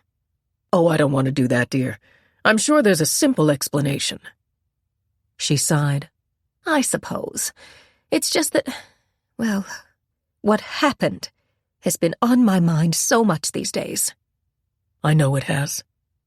He put a comforting arm around her shoulders, felt the tension in her body. Now, let's sit down and relax. Wait, Roger, look. She leaned forward. There's a car pulling out of Steve's driveway. The headlights aren't on. I wonder who... Now, you just stop wondering and sit down. Roger's tone was firm. I'll get some cheese. The brie is out on the table. Ignoring the gentle tug of his arm on her elbow, Glenda reached into the pocket of her long, quilted skirt and pulled out her glasses. Slipping them on, she bent forward again and stared at the dark, quiet outline of the house diagonally across the road. But the car she'd noticed coming from the Peterson driveway had already passed her window and was disappearing down the block into the swirling snow. 11. After all, tomorrow is another day. Crouched on the staircase, a lilt of hope in her voice, Scarlett O'Hara murmured the final words, and the music rose to a crescendo as the picture on the screen dissolved into a long view of Tara. Marion Vogler sighed as the music faded out and the lights in the theater went up. They don't make pictures like that anymore, she thought. She absolutely didn't want to see the sequel to Gone with the Wind. It would just have to be a letdown. She got to her feet reluctantly. Time to come to earth. Her pleasant, freckle-spattered face slipped back into worried lines as she walked up the carpeted, sloping floor to the back of the theater. Every one of the kids needed new clothes. Oh well, at least Jim had agreed that she could take the housekeeping job. He'd arranged to get a ride to the plant so she could use the car. She'd have the kids off to school and time to tidy up before driving to the Perrys. Tomorrow would be her first day on the job. She was a little nervous about it. She hadn't worked in 12 years, since young Jim was born. But if there was one thing she knew, it was how to keep a house shining. She emerged from the warmth of the theater into the biting cold of the raw March evening. Shivering, she turned right and began walking briskly. Tiny pellets of sleet mixed with snow bit at her face, and she huddled into the worn fur collar of her coat. The car was in the parking lot behind the theater. Thank God they'd decided to spend the money and have it fixed. It was 8 years old, but the body still looked all right, and as Jim said, better to spend the $400 to get it shipshape than use the same money to buy another man's troubles. Marion had walked so fast she was ahead of most of the movie crowd. Expectantly, she hurried into the parking area. Jim had promised to have supper ready, and she was hungry. But it had done her good to get out. He'd sensed her depression and said, $3 won't make or break us, and I'll take care of the kids. Enjoy yourself, babe, and forget the bills. His words echoed in Marion's ears as she slowed and frowned. She was sure that she'd parked the car over here to the right. She remembered that she'd been able to see the ad in the bank window, the one about, "We want to say yes to your loan." Big deal, she thought. Yes, if you don't need it. No, if your guts are hanging out for it. She had parked the car over here. She had. She could see the bank window lighted up now, the ad prominent even through the snow. 10 minutes later, Marion called Jim from the police station. Choking back the angry, despairing tears that crowded her throat, she sobbed, Jim, no, I'm all right. But Jim, some bastard stole our car." 12. As he drove through the thickening snow, he reviewed his timetable. Just about now, this car should be missed. The woman would probably walk around a bit to be sure she hadn't made a mistake about where she'd left it. Then she'd start screaming for the police or call home. By the time the dispatcher put out a radio bulletin to squad cars, he'd be far away from the nosy Connecticut cops. Not that anyone would look very hard for this heap. The cops would just roll their eyes when they heard an APB for a stolen car worth a couple of $100. To have Sharon Martin in his possession. Excitement made his skin glisten. He remembered the rush of warmth he felt when he tied her up. Her body was so slender, but her thighs and hips were curved and soft. He could feel that even through her heavy wool skirt. She had acted hostile and scared when he carried her to the car, but he was sure that she deliberately nuzzled her head against his side. He had taken the Connecticut Turnpike to the Hutchinson River Parkway South, to the Cross County, to the Henry Hudson Parkway. He felt safe on the heavily traveled roads. But by the time he was approaching the West Side Highway into downtown Manhattan, he was behind schedule. Just suppose they were already watching for this car. The other drivers were crawling along. Fools. Afraid of slippery roads, afraid to take a chance, delaying him, making problems. The pulse in his cheekbones started to throb. He felt the quickening, pressed one finger on it. He'd expected to go through the terminal by 7 at the latest, before the commuter rush was over. They'd be less noticeable then. It was 7:10 when he exited from the West Side Highway at 46th Street. He drove a half-block east, then made a quick right turn into a driveway that wound behind a warehouse. There were no guards here, and he only needed a minute. Stopping the car, he turned off the lights. Fine, powdery snow stung his eyes and face when he opened the door. Cold. It was so damn cold. With intense concentration, his eyes darted around the darkened parking area. Satisfied, he reached into the back of the car and lifted the coat he'd thrown over Sharon. He felt her eyes blazing up at him. Laughing softly, he pulled out a tiny camera and snapped her picture. The sudden flash made her blink. Now he extracted a pencil-thin flashlight from his inside pocket. He waited until his hand was deep in the car to flip it on. Deliberately, he shone the narrow beam of light in Sharon's eyes, moving it back and forth slowly, an inch from her face, until she squeezed her eyes shut and tried to turn her head. It felt good to tease her. With a short, soundless laugh, he grabbed her shoulders and forced her to lie on her stomach. Quick strokes of the knife sliced the cords on her ankles and wrists. A faint sigh, muffled by the gag, a shuddering movement of her body. "Feels pretty good, don't it, Sharon?" he whispered. "Now I'm going to take that gag off. If one scream comes out of you, the boy dies. Understand?" He did not wait for the affirmative nod before he cut the knotted cloth at the back of her head. Sharon spat out the wad of gauze in her mouth. Desperately, she tried not to moan. "Neil, please." Her whisper was almost inaudible. "He'll suffocate." "That's up to you." The stranger pulled her up, stood her on her feet next to the car. Vaguely, Sharon felt the snow on her face. She was so dizzy. The muscles in her arms and legs were frantic with cramps. She staggered, was roughly grabbed. "Put this on." The voice was different now, urgent. She reached out, felt greasy, rough material. The coat that he'd thrown over her. She raised her arm. The man pulled the coat around her. Her other arm was thrust into it. "Put this scarf on." It felt so dirty. She tried to fold it. It was so big, woolly.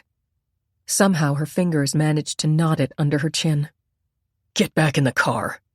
The faster we move, the faster the boy has that gag off." Roughly, he pushed her into the front seat. The khaki bag was on the floor. She stumbled, trying to keep her boots from hitting it. Leaning down, she ran her hands over the bag, felt the outline of Neil's head. She realized that the drawstring wasn't tied. At least Neil was getting air. Neil, I'm here. We'll be all right, Neil." Did she feel him moving? Oh, God, don't let him strangle. The stranger darted around the car, was in the driver's seat, turned the key in the engine. The car moved cautiously forward. We're in Midtown. The realization shocked Sharon, helped her to focus. She had to be calm. She had to do whatever this man ordered. The car approached Broadway. She saw the Times Square billboard clock. 7:20. It was only 7:20. At this time last night, she'd just gotten home from Washington. She'd showered and put chops on and sipped Chablis while they broiled. She'd been tired and uptight and trying to unwind before writing her column. And she'd thought about Steve, how missing him had become a steady ache over the 3 weeks they'd been apart. He'd phoned. The sound of his voice brought a peculiar combination of pleasure and anxiety. But he'd kept the conversation brief, almost impersonal. Hi. Just wanted to be sure you got in all right. Understand Washington has lousy weather and it's heading our way. I'll see you at the studio. Then he'd paused and added, I've missed you. Don't forget you're staying with us tomorrow night. She'd hung up, her need to see him intensified by talking with him, and yet she'd somehow felt let down and worried. What did she want, anyhow? What would he think when he got home and found them missing? Oh, Steve. They stopped for a red light on 6th Avenue. A patrol car drew up beside them. Sharon watched as the young driver pushed his peaked uniform hat back on his forehead. He glanced out the window and their eyes locked. Sharon felt the car begin to move. She kept her eyes directly on the policeman, willing him to keep looking at her, to sense something wrong. She felt a sharp prodding against her side and looked down.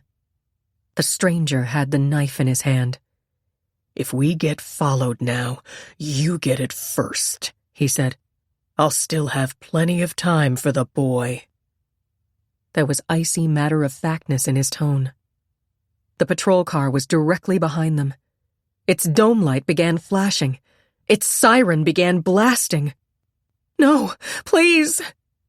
In a burst of speed, the police car sped around them and disappeared down the block. They were turning south on 5th Avenue. Pedestrian traffic was almost non-existent. It was too stormy, too icy to walk around New York. The car made a quick left onto 44th Street. Where was he taking them? 44th wasn't a through street. It was blocked by Grand Central Station. Didn't he know that? The stranger drove the 2 blocks to Vanderbilt Avenue and turned right. He parked near the entrance to the Biltmore Hotel, directly opposite the terminal. We're getting out, he said, his voice low. We're going into the terminal. Walk next to me. Don't try anything. I'll be carrying the bag, and if anybody pays any attention to us, the boy gets the knife. He looked down at Sharon. His eyes were glittering again. A pulse throbbed in his cheek. Understand? She nodded. Could Neil hear him? Wait a minute. He was staring at her. Reaching past her into the glove compartment, he pulled out dark glasses. Put these on. He pushed the door open, looked around, and stepped out quickly. The street was deserted. Only a few cabs were lined up in the enclosed driveway at the terminal. There was no one to see them or care. He's taking us on a train, Sharon thought. We'll be miles away before anyone even begins to look for us. She became aware of a stinging in her left hand. The ring. The antique moonstone ring Steve had given her for Christmas. It had turned sideways when her hands were tied. The raised gold setting had been cutting her. Almost without thinking, Sharon slipped the ring off. She just had time to force it partly down into the seat cushion before the car door opened. Unsteadily, she got out and onto the slippery sidewalk. The man gripped her wrist with his hand and looked carefully around inside the car. He quickly leaned down and picked up the gag that had been on her mouth, the cords he had cut when releasing her. Sharon held her breath, but he didn't notice the ring. He bent down and picked up the duffel bag, pulled the drawstring tight, and knotted the ends. Neil could suffocate with that bag closed. Look. She stared at the blade in his hand that was nearly concealed by his loose overcoat sleeve. This is pointed right at the kid's heart. You try anything, and he gets it. Come on. His other hand was at her elbow. He was forcing her to walk in step with him across the street. They were a man and woman hurrying out of the cold into the terminal, nondescript in every way, anonymous in their cheap clothes with duffel bag instead of suitcase. Even behind the dark glasses, the brightly lit terminal made Sharon blink. They stood on the concourse overlooking the main terminal. There was a newsstand a few feet to their left. The vendor looked at them indifferently. They started down the steps to the first landing. The huge Kodak display caught Sharon's eye. It read, "Capture beauty where you find it." An hysterical laugh threatened to escape her lips.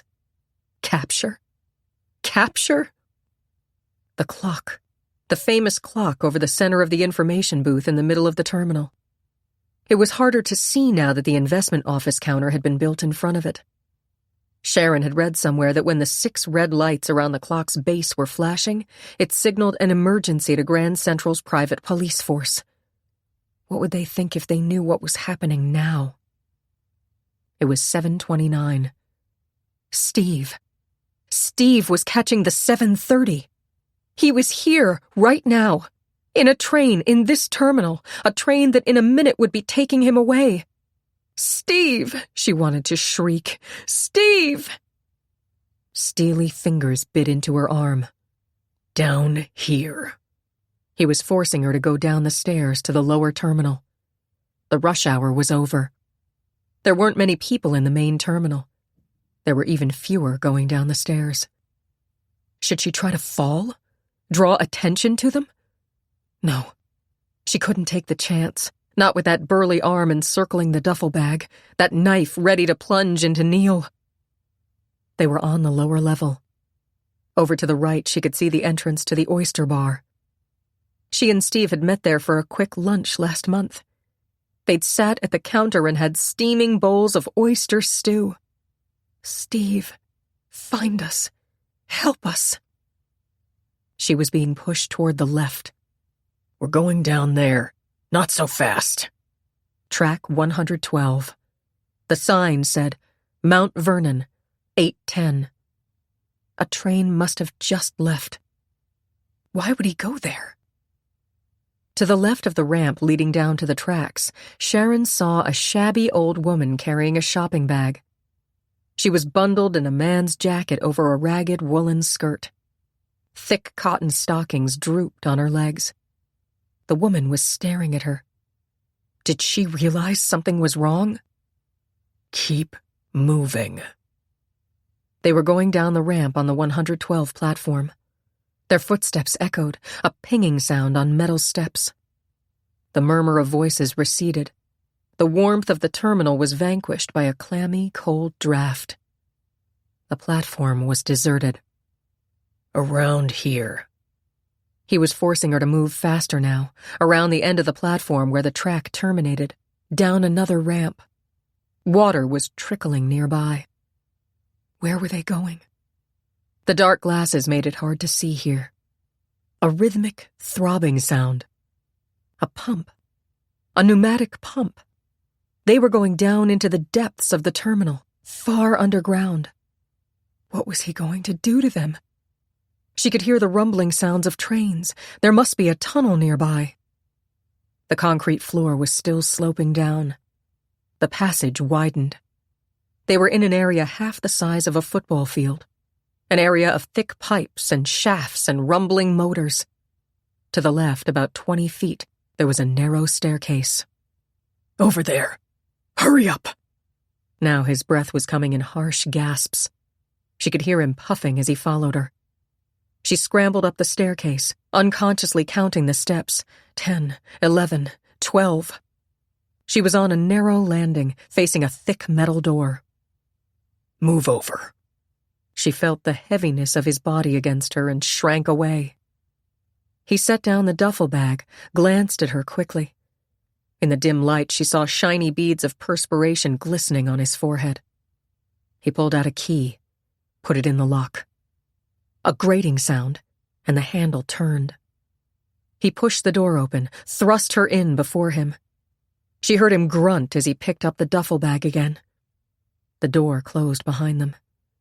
Through the clammy darkness, she heard the snap of a switch.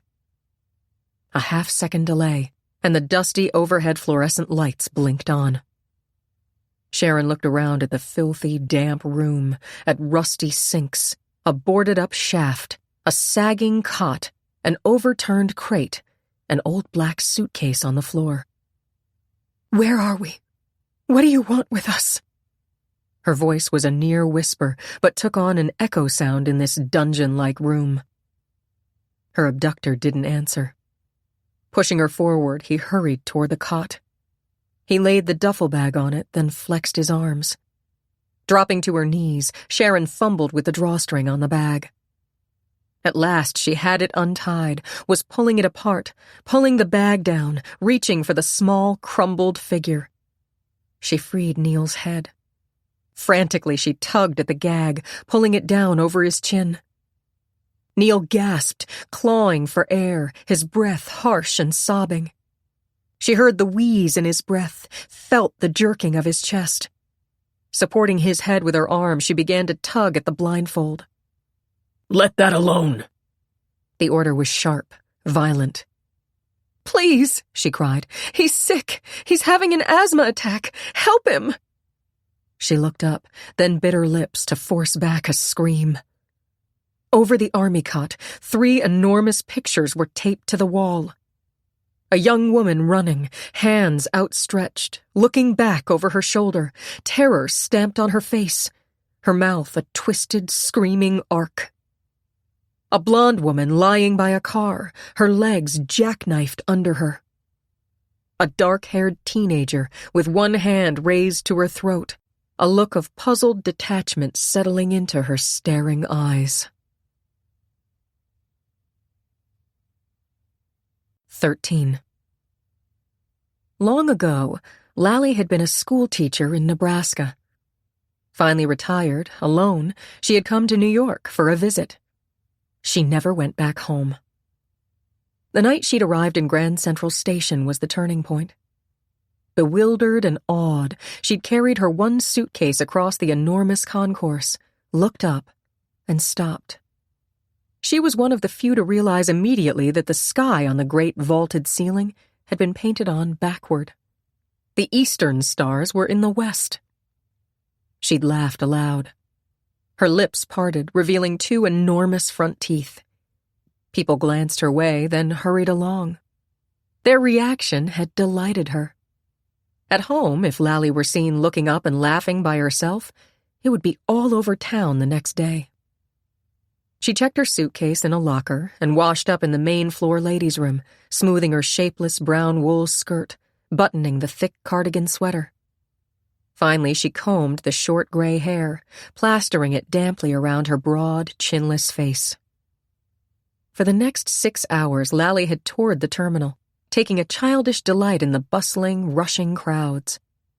She ate at a counter in one of the small, cheap lunch stands, window-shopped in the corridors leading to the hotels, and finally returned to settle down in the main waiting room. Fascinated, she watched a young mother breastfeed a screaming baby, stared at a young couple passionately embracing, followed the progress of a card game 4 men were playing. The crowds thinned, swelled, thinned out again under the signs of the zodiac. It was nearly midnight when she noticed that one group had stayed a long time. 6 men and a tiny bird-like woman who were clustered together, talking with the easy camaraderie of old friends. The woman seemed to notice her watching them and came over to her. "You new here?" Her voice was raspy, but kind. Earlier, Lally had seen this woman take a newspaper from a disposal bin. "Yes," she said. "Got any place to go?" Lally had a reservation at the Y, but some instinct made her lie. "No. Just arrived here?" "Yes." "Got any money?" "Not much." Another lie. "Well, don't worry. We'll show you around. We're the regulars." Her arm jerked backward toward the group. "You live near here, then?"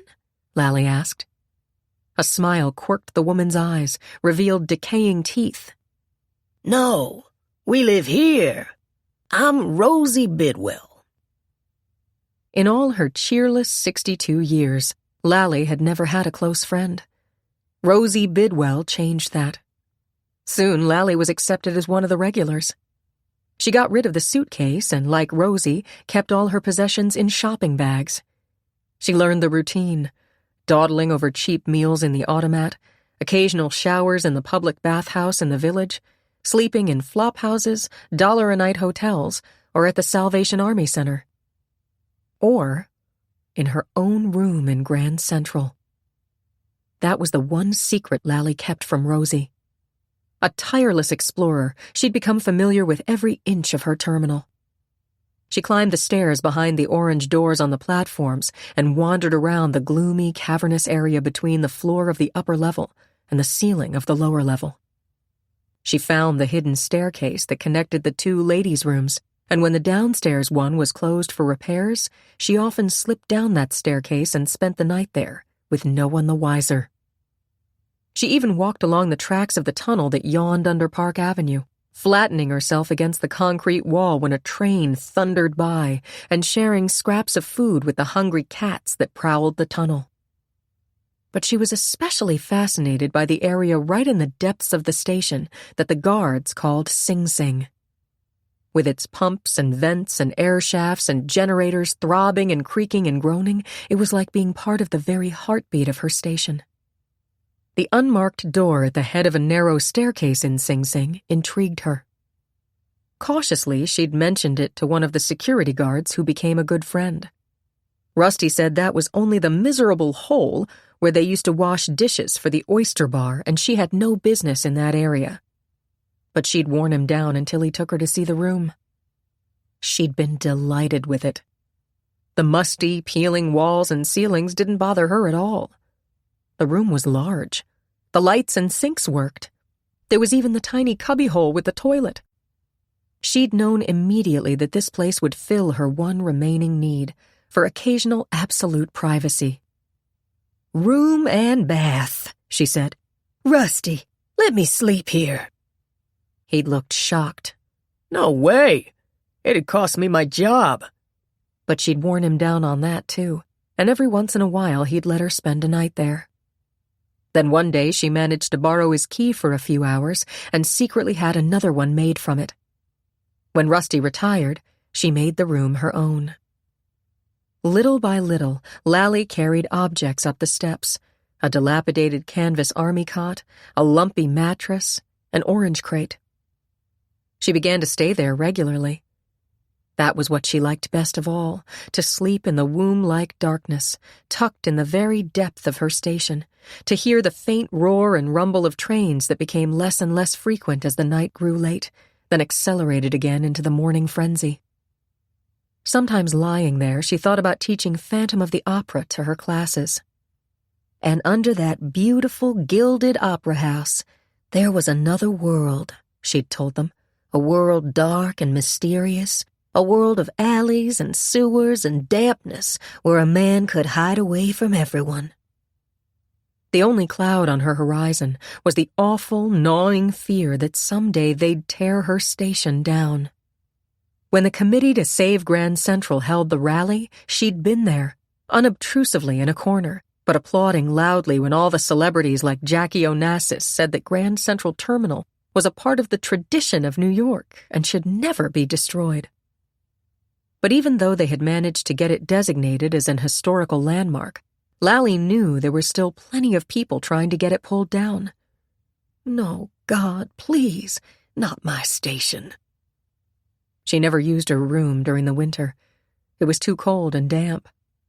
But from May till September, she stayed there about twice a week, just infrequently enough so the cops didn't catch her, so Rosie didn't get curious. 6 years passed. The best 6 years of Lally's life. She came to know all the guards, the paper vendors, the countermen. She recognized the faces of commuters, knew which ones took which trains at what time. She even grew to know the faces of the drinkers who usually caught the late trains home, hurrying unsteadily to their platforms. That Monday evening, Lally was meeting Rosie in the main waiting room. She'd had severe arthritis over the winter. That was the only thing that had kept her from going to her room. But it had been 6 months now, and suddenly she felt she couldn't wait any longer to use it again. "I'll just go down and see how it looks," she thought. Maybe if it wasn't too cold, she'd even sleep there tonight. But probably not. She walked heavily down the stairs to the lower terminal. There weren't many people there. Carefully, she moseyed around, watching for the policeman. She couldn't take a chance of being spotted going to the room.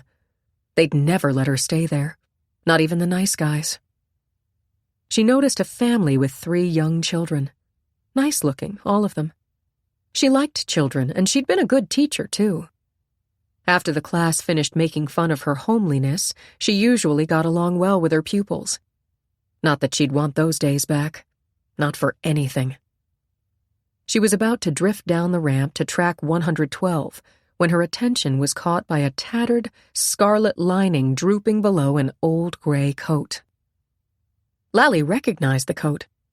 She'd tried it on in a 2nd Avenue thrift shop the week before. There couldn't be 2 like that, not with that lining. Her curiosity piqued. She studied the face of the woman wearing the coat and was surprised to see how young and pretty she was behind the scarf and dark glasses. The man she was with. He was someone Lally had seen around the station lately. Lally noticed the expensive leather boots the girl was wearing. The kind the people wore who traveled the Connecticut line. Funny combination, she thought. A thrift coat and those boots. Now, fully interested, she watched the couple cross the terminal. The bag the man was carrying seemed pretty heavy. She frowned when she saw them go down to track 112. There wouldn't be a train for another 40 minutes. Crazy, she thought. Why wait on the platform? It's cold and damp. She shrugged. That settled that. She couldn't go to her room with them on the platform to see her. She'd have to wait until tomorrow. Philosophically dismissing her disappointment, Lally headed for the main waiting room in search of Rosie. 14. Talk, Ron! Talk, damn you! The dark-haired attorney depressed the record button. The cassette player was on the bunk between the 2 seated young men. No! Ron Thompson got up, walked restlessly across the narrow cell and stared out through the barred window. Quickly, he turned away. Even snow looks dirty here, he said. Dirty and gray and cold. Do you want to record that? No, I don't. Bob Kerner stood up and put his arms on the boy's shoulders.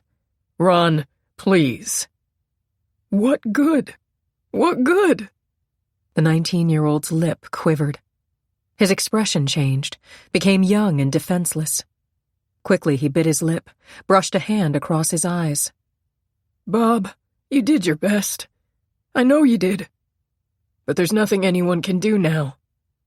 Nothing except give the governor a reason why she should grant executive clemency.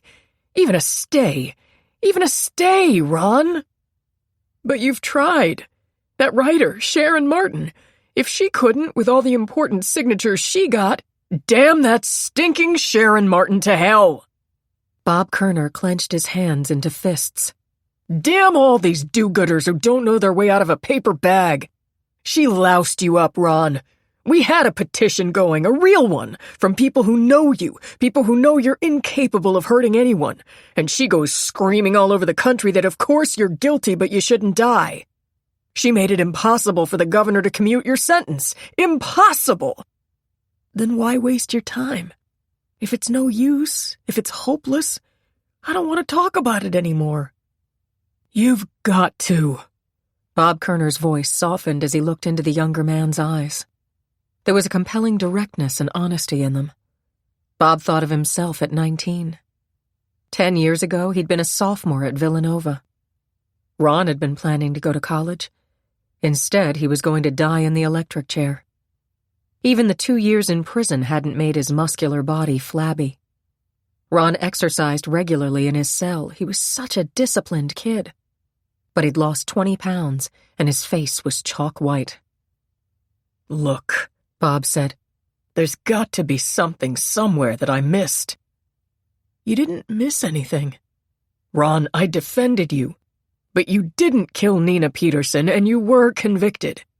If we can just find one piece of evidence to take to the governor, one valid reason to make it possible for her to grant you a stay. We've got 42 hours. Only 42 hours. You just said she won't commute any sentence.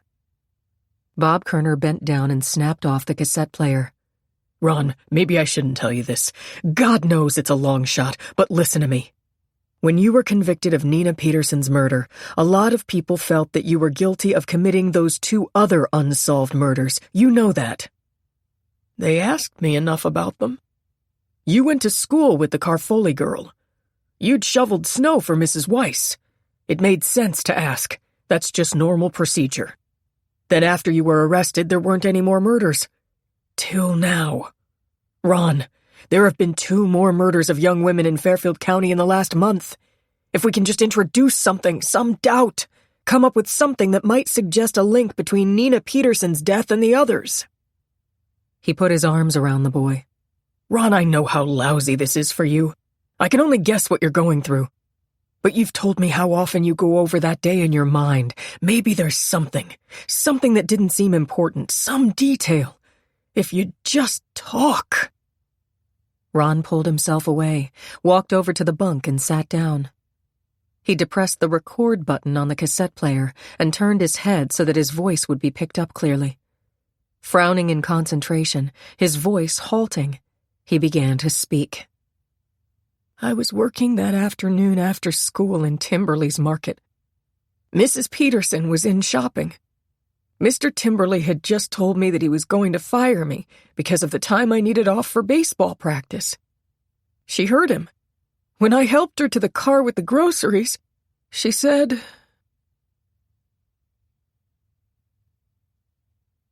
15. The train pulled into the Carly station at 9 o'clock.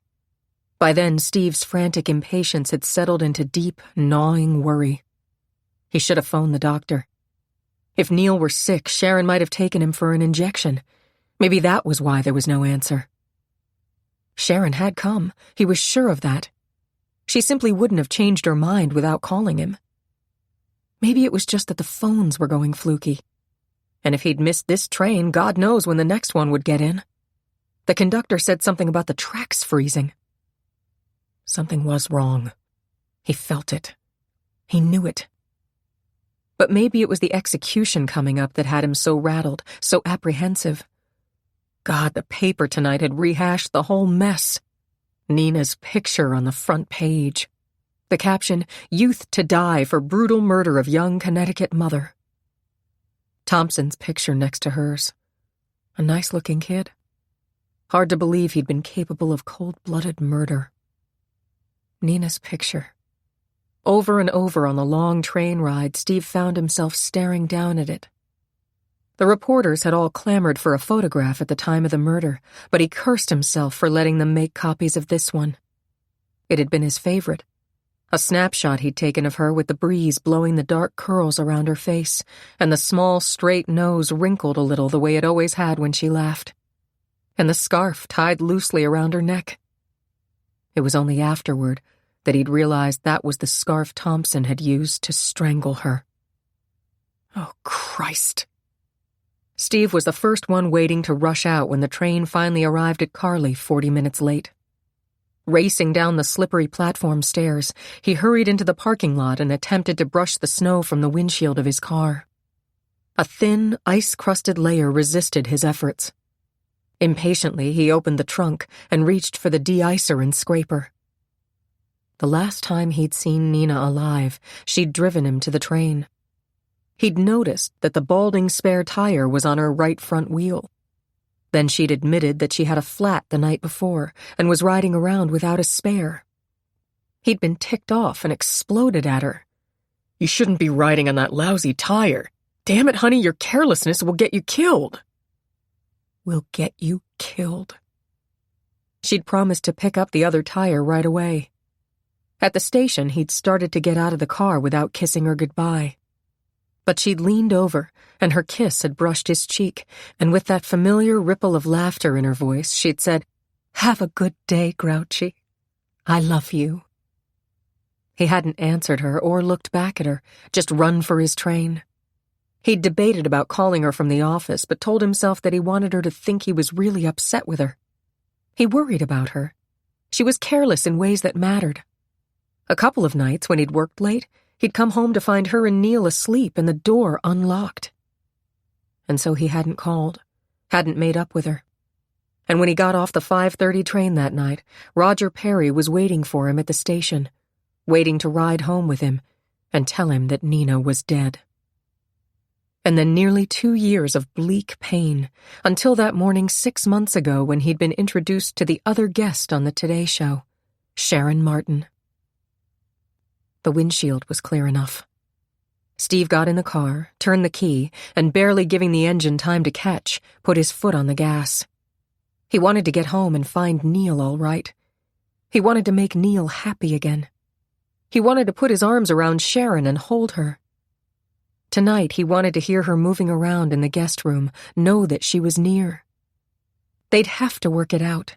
Nothing could be allowed to spoil it between them. The 5-minute drive took 15 minutes. The roads were a sheet of ice. At one stop sign, he put his foot on the brake, and the car just slid onto the intersection. Thank God there was no one coming. At last, he turned onto Driftwood Lane. It seemed uncommonly dark to him. It was his place. The lights were off. A shock of fear tensed his body. Ignoring the slippery road, he floored the accelerator and the car shot forward, careened down the block. He turned into his driveway and jammed to a halt behind Sharon's car. Racing up the stairs, he thrust his key in the lock and pushed the front door open. "Sharon? Neil?" he called. "Sharon! Neil!" Chilling silence offset the warmth of the foyer, made his hands clammy. "Sharon! Neil!" he called again. He looked into the living room. Papers were scattered on the floor. Neil must have been doing cutouts. There were scissors and scraps on one open page. An untouched cup of cocoa and a glass of sherry were on the small end table near the fireplace. Hurrying over, Steve felt the cup. The cocoa was cold. He rushed into the kitchen, noticed the saucepan in the sink, then ran down the hall to the den. The sense of danger was overwhelming, stifling. The den was empty too. A fire was flickering in the hearth. He'd asked Bill to make one before he left. Not knowing what he was looking for, Steve raced from the den back to the foyer and noticed Sharon's overnight bag and purse. He opened the door of the guest closet. Her cape was there. What would make her rush out without it? Neil. Neil must have had one of those violent attacks, the kind that come on so suddenly that almost suffocated him. Steve raced to the phone on the kitchen wall. The emergency numbers, hospital, police, fire, their own doctor, were clearly listed. He called the doctor's office first. The nurse was still there. "No, Mr. Peterson, we didn't get a call about Neil. Is there anything—" He hung up without explaining. He called the emergency room at the hospital. "We have no record." Where were they? What happened to them? His breath was coming in hard gasps. He looked at the wall clock. 9:20. Nearly 2 hours since he'd tried to phone home. They'd been gone at least that long. The Perrys. Maybe they'd gone across the street to the Perrys. Sharon might have rushed over there with Neil if he started to get sick. Steve reached for the phone again. Please, God, please let them be at the Perrys. Let them be all right. And then he saw it. The message on the memo board. Printed in chalk. Thick, uneven lettering. If you want your kid and girlfriend alive, wait for instructions. The next 3 words were heavily underlined. Don't call police. The message was signed, Foxy. 16. In the Midtown Manhattan office of the FBI, Hugh Taylor sighed as he closed the top drawer of his desk. God, it would be so good to get home, he thought. Nearly 9:30, so traffic should be okay. But the storm would botch up the West Side Highway, and the bridge was probably a mess by now. He stood up and stretched. His shoulders and neck were tense and stiff. Pushing 50 and feel like I'm 80, he thought. It had been a rotten day. Another attempted bank robbery, this time the Chase Bank at 48th and Madison. A teller had managed to sound the alarm and they'd rounded up the perpetrators, but not until the guard had been shot. Poor guy was in critical condition and probably wouldn't make it. Hugh's face hardened. Criminals who could do that should be locked up for good. But not executed. Hugh reached for his coat. That was one of the reasons he'd been so depressed today. That Thompson kid. He couldn't get him out of his mind. The Peterson case 2 years ago. Hugh had been in charge of the investigation. With his squad, he'd traced Thompson to the motel in Virginia where they'd nabbed him. The kid had so persistently denied he'd murdered Nina Peterson. Even when he knew the only chance to save his skin was by throwing himself at the mercy of the court, he'd still denied the murder. Hugh shrugged. It was out of his hands, that was for sure. And day after tomorrow, Ronald Thompson would be electrocuted. Hugh walked down the hall, pushed the button for the elevator. Bone-tired. He really was bone-tired.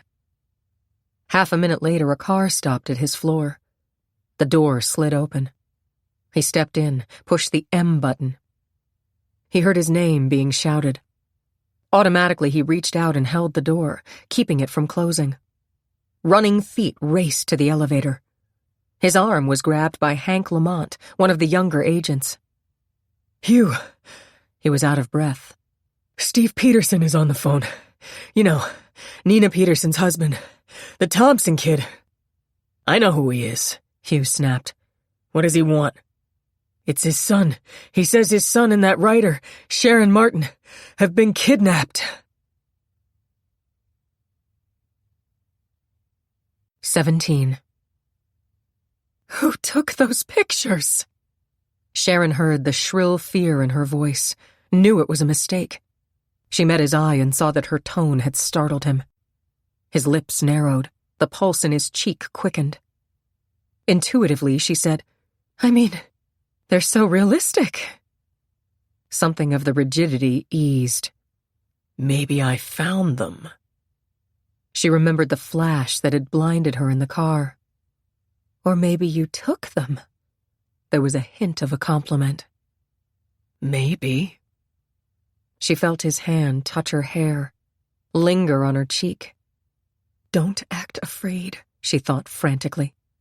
She was still supporting Neil's head against her arm. He began to tremble. Sobs broke under the harsh, asthmatic wheezing. "Neil, don't cry," she implored. "You'll choke yourself." She looked up at their captor. "He's so frightened. Cut him loose." "Will you like me if I do?" His leg was pressing against her side as she knelt by the cot. "Of course I'll like you, but please." Her fingers smoothed damp, sandy ringlets from the small forehead. "Don't touch that blindfold." His hand steely on hers, pulling it away from Neil's face. "I won't." Her voice was placating. "All right. For a little while. But just his hands. First, you lay down." She stiffened. "Why?" "I can't let both of you untied. Let go of the boy." There was nothing to do except obey. This time he tied her legs together from knees to ankles, then pulled her to a sitting position on the cot. "I won't tie your hands until I'm ready to go, Sharon." It was a concession. His voice lingered over her name. Ready to go? Was he going to leave them here alone? He was bending over Neil, cutting the cords on his wrists. Neil pulled his hands apart. They flailed the air. His gasps were staccato-paced, the wheeze a constant rising pitch. Sharon pulled him on her lap. She was still wearing the gray coat. She wrapped him inside it with her. The shaking body struggled, trying to pull away. "Neil, stop that! Calm down!" Her voice was firm. "Remember what your dad told you to do when you get asthma. Be very still and breathe very slowly." She looked up. "Please, will you get him a drink of water?" In the uneven, dusty lighting, his shadow, dark and blotchy against the concrete wall, seemed fragmented by the peeling paint. He nodded and went over to the rusty sink. The dripping faucet sputtered in an uneven gurgling. While his back was turned, Sharon looked up at the posters. 2 of those women were dead or dying. The other was trying to run from something or someone. Had he done that to them? What kind of madman was he? Why had he kidnapped her and Neil? It had taken daring to walk through the terminal with them. This man has planned this carefully. Why? Neil's breath caught, choked. He began to cough, a harsh, racking sound. The abductor turned from the sink, a paper cup in his hand. The choking sound seemed to agitate him. When he handed Sharon the cup, his hand trembled. "Make him stop that," he said. Sharon held the cup to Neil's lips. "Neil, sip this." He gulped the water. "No, slowly, Neil. Now lean back." The boy finished the water, sighed. She felt a faint relaxing of the slight body. "That's it." The captor was leaning over her. "You're a very kind person, Sharon," he said. "That's why I fell in love with you. Because you're not frightened of me, are you?" "No, of course not. I know you don't want to hurt us." Her tone was easy, conversational. "But why did you bring us here?" Without answering, he walked over to the black suitcase, lifted it carefully, and set it on the ground a few feet from the door. Crouching over the bag, he opened it. "What is in there?" Sharon asked. "Just something I have to make before I go." "Where are you going to go?" "Don't ask me so many questions, Sharon." "I was just interested in your plans." She watched as his fingers moved among the contents of the suitcase. The fingers had a life of their own now, an existence in which they expertly handled wires and powder. "I can't talk when I'm working like this. You have to be careful with nitroglycerin. Even I do." Sharon's arms tightened around Neil. This insane man was handling explosives a few feet away from them. If he made a mistake, if he jarred something... She remembered the story of the brownstone in Greenwich Village that had exploded. She'd been in New York on a school break that day and shopping a few blocks away when the deafening sound came. She thought of the mass of rubble, of the piles of broken stone and splintered wood. Those people thought they knew how to handle explosives too. Prayerfully, she watched as he worked with painstaking care, watched as the circulation in her legs stopped, as the dampness penetrated her skin, as her ear became attuned to the faint rumbling sound of trains. The wheezing in Neil's chest developed a rhythm, fast, gasping, but not quite so frantic. Finally, the man straightened up. "It's all right." He sounded satisfied. "What are you going to do with that?" "It's your babysitter." "What do you mean?" "I have to leave you until morning. I can't take any chance of losing you, can I?" "How can you lose us if we're tied up alone here?" 1 in a million, 1 in 10 million. Someone tries to get in this room while I'm out. "How long are you going to keep us here?" "Until Wednesday." "Sharon, don't ask me questions. I'll tell you what I want you to know." "I'm sorry. It's just that I don't understand." "I can't let anyone find you, but I have to be away, so if the door is wired and someone tries to come in..." She was not here. She was not hearing this. This could not be. "Don't worry, Sharon. Tomorrow night, Steve Peterson is going to give me $82,000, and this will all be over." $82,000? "Yes. And then Wednesday morning you and I will go away, and I'll leave word where they can find the boy." Somewhere far off there was a faint echo of a roar, a silence, another roar. He came across the room. "I'm sorry, Sharon." In a sudden movement, he yanked Neil from her arms, dropped him on the cot. Before she could move, he pulled her hands behind her. He let the coat slide off before he tied her wrists together. He reached for Neil. "Don't gag, Neil, please," she begged. "If he chokes, you may not be able to get the money. You may have to prove he's alive. Please, I like you, because you're so smart." He was watching her, considering. You know my name, but you haven't even told me your name. I'd like to be thinking about you." His hands turned her face to him. They were calloused, rough.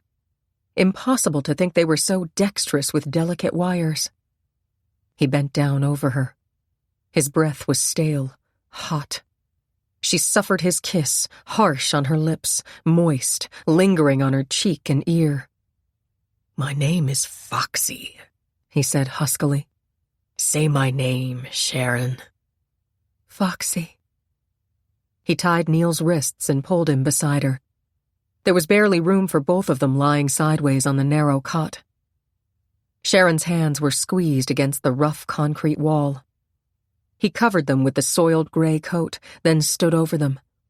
He looked from them to the boarded-up dumbwaiter. "No." He looked dissatisfied, uncertain. "I can't take the chance that someone might hear you." The gags were around their mouths again, but not quite so tight this time. She dared not protest anymore. The nervousness was building up in him again. And then she knew why. Because slowly, with agonizing care, he was fastening a slender wire to something in the suitcase and trailing it from the suitcase to the door. He was going to attach that wire to the door. Then if anyone happened to come in here, the bomb would be triggered. She heard the snap of the switch, and the dust-shrouded lights flickered away. The door opened and closed noiselessly. For an instant he was silhouetted against the outside gloom, and then he was gone. The room was desperately dark now, and the cavernous silence was broken only by Neil's labored breathing and the occasional muted rumble of a train entering the tunnel. 18. Roger and Glenda Perry decided to watch the 11 o'clock news in bed. She had already bathed and offered to make a hot toddy for him while he showered. "Sounds good, but don't start puttering around." He checked the lock on the kitchen door and went upstairs. The shower was hot, needle-sharp, infinitely satisfying. Quickly he got into blue-striped pajamas, folded back the heavy spread from the king-sized bed, and turned on the reading lights that beamed on both pillows. Just before getting into bed, he walked over to the front window. Even in weather like this, he and Glenda enjoyed the feel of fresh night air in the room. Automatically, he glanced over at the Peterson house. It was lighted now, outside and in. Through the granular snow, he could see cars parked in the driveway. Glenda came into the bedroom carrying a steaming cup. "Roger, whatever are you looking at?" He turned sheepishly. "Nothing. But you don't have to worry about Steve's lights being off. His place is bright as a Christmas tree now." "He must have company. Well, thank heaven we're not out tonight." She put the cup down on his night table, slipped off her robe, and got into bed. "Oh, I am tired." Her expression changed, became thoughtful. Her body stilled. "A pain?" "Yes." "Lie still. I'll get you a pill." With fingers that tried not to fumble, he reached for the ever-present bottle of nitroglycerin tablets. He watched as she slipped one under her tongue and closed her eyes. A minute later, she sighed. "Oh, that was a pretty bad one. But it's all right now." The phone rang. Roger reached for it angrily. "If it's for you, I'll say you're asleep," he muttered. "Some people." He picked up the receiver. His yes was curt. Immediately his tone changed, became concerned. "Steve, is something wrong?" No, nothing. Of course. "Oh, dear God, I'll be right over." As Glenda stared, he replaced the receiver and reached for her hands. "Something's wrong at Steve's," he said carefully. "Neil and Sharon Martin are missing. I'm going over there, but I'll be back as fast as I possibly can." Roger. "Please, Glenda, for my sake, stay calm. You know how you've been feeling lately. Please." He pulled a heavy sweater and slacks over his pajamas and stuffed his feet into moccasins. He was just closing the front door when he heard the telephone ring again. Knowing Glenda would pick it up, Roger ran out into the swirling snow. He cut diagonally across his lawn, down the street, up the Peterson driveway. He was barely aware of the cold that chilled his bare ankles, that made his breath come harsh and uneven. He was panting heavily, his heart racing when he hurried up the steps. The door was opened by a trim-looking man with bold features and graying hair. "Mr. Perry, I'm Hugh Taylor, FBI. We met 2 years ago." Roger thought of that day when Glenda had been knocked down by Ronald Thompson as he ran from this house, when she'd rushed in to find Nina's body. "I remember." Shaking his head, he went into the living room. Steve was standing by the fireplace, his hands gripped together. Red-eyed and sobbing, Dora Luffs was seated on the couch. Beside her, Bill Luffs hunched forward helplessly. Roger went directly to Steve and gripped his shoulders. "Steve, my God, I don't know what to say." "Roger, thanks for coming so fast. How long have they been gone?" "We're not sure. It happened sometime between 6 and 7:30. "Sharon and Neil were alone here?" "Yes. Steve's voice broke. Quickly, he recovered. "They were alone." "Mr. Perry," Hugh Taylor interrupted, "is there anything you can tell us? Did you notice any strangers in the neighborhood? Strange cars or vans or trucks? Anything? Can you think of anything unusual?" Roger sat down heavily. Think. There was something. What was it? Yes. "Your outside lights." Steve turned to him, his expression intense. "Bill is positive they were on when he and Dora went out. They were off when I got home. What did you notice about them?" Roger's analytical mind offered a precise timetable of his evening activities. He'd left the office at 5:10, driven into his garage at 6:20. "Your lights must have been on when I got home at about 6:20, he told Steve. "Otherwise I'd have noticed. Glenda made a cocktail. It wasn't more than 15 minutes later that we were looking out our front window and she remarked that your place was dark." He frowned. "As a matter of fact, the clock was chiming shortly before that, so it must have been about 6:05. He paused. "Glenda said something about a car coming from your driveway." "A car? What kind of car?" Hugh Taylor snapped. "I don't know. Glenda mentioned it to me. I had turned my back to the window." "You sure of the time?" Roger looked directly at the FBI agent. "I'm positive." He realized that he was having difficulty making sense out of what he was hearing. Had Glenda actually watched a car drive away with Neil and Sharon in it? Neil and Sharon being abducted? Shouldn't some instinct have warned them that something was wrong? But it had.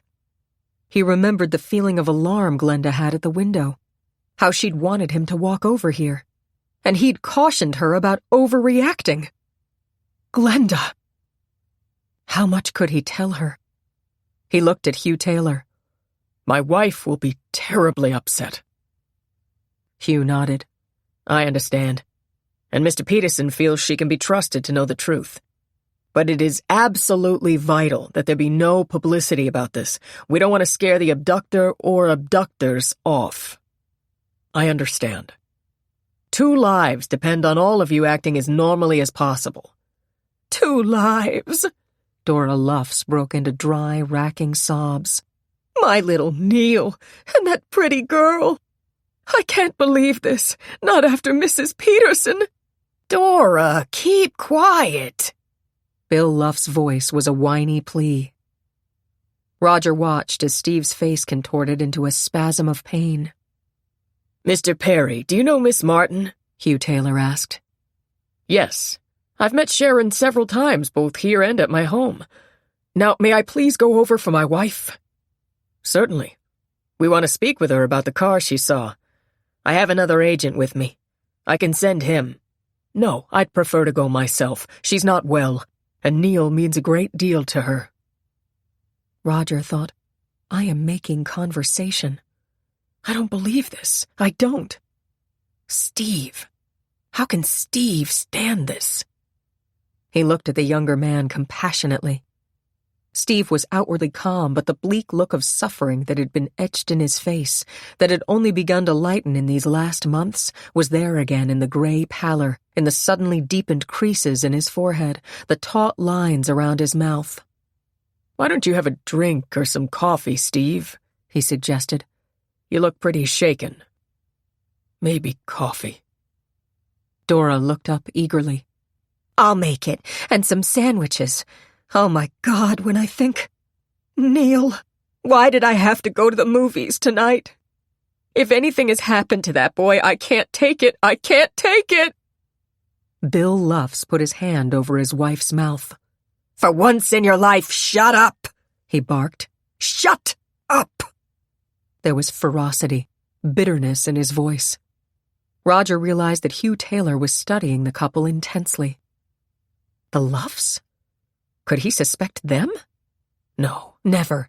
Impossible. He was in the foyer when the chimes began to peal frantically.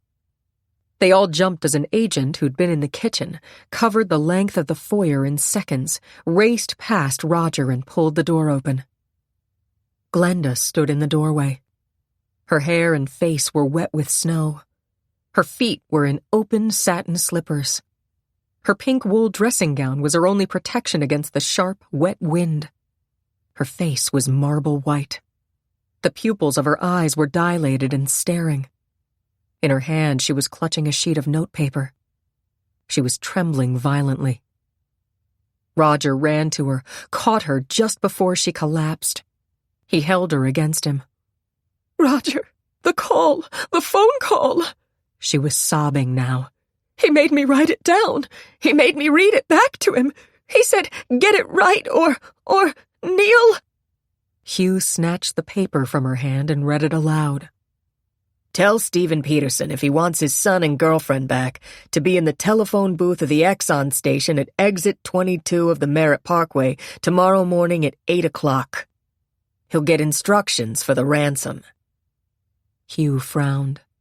The last word was indistinguishable. What is this word, Mrs. Perry? He demanded. He made me read it back. I could hardly write. He was so impatient. It's Foxy. That's it. He repeated it. Glenda's voice rose in pitch. Her face twisted in pain. She pulled away from Roger, clutching her chest. He was trying to disguise his voice, but when he repeated that name, Roger, I've heard that voice. That man is someone I know. 19. Before he left Summers State Prison, Bob Kerner phoned Kathy Moore and asked her to meet him in her office. Kathy was an assistant prosecutor in Bridgeport, assigned to juvenile court, and they'd met when he was serving as public defender there. They'd been going together for 3 months, and Kathy had become deeply involved in his fight to save Ron Thompson. She was waiting for him in the reception area with the typist he'd requested. Marge said she'll stay all night if necessary. How much have you got? A lot, Bob said. I made him go over the story 4 times. There's a good 2 hours worth. Marge Evans stretched out her hand. Just give it to me. Her tone was businesslike. She set the recorder on her desk, squeezed her massive body onto the swivel chair, inserted the cassette labeled 1 in the machine, and ran it back to the beginning.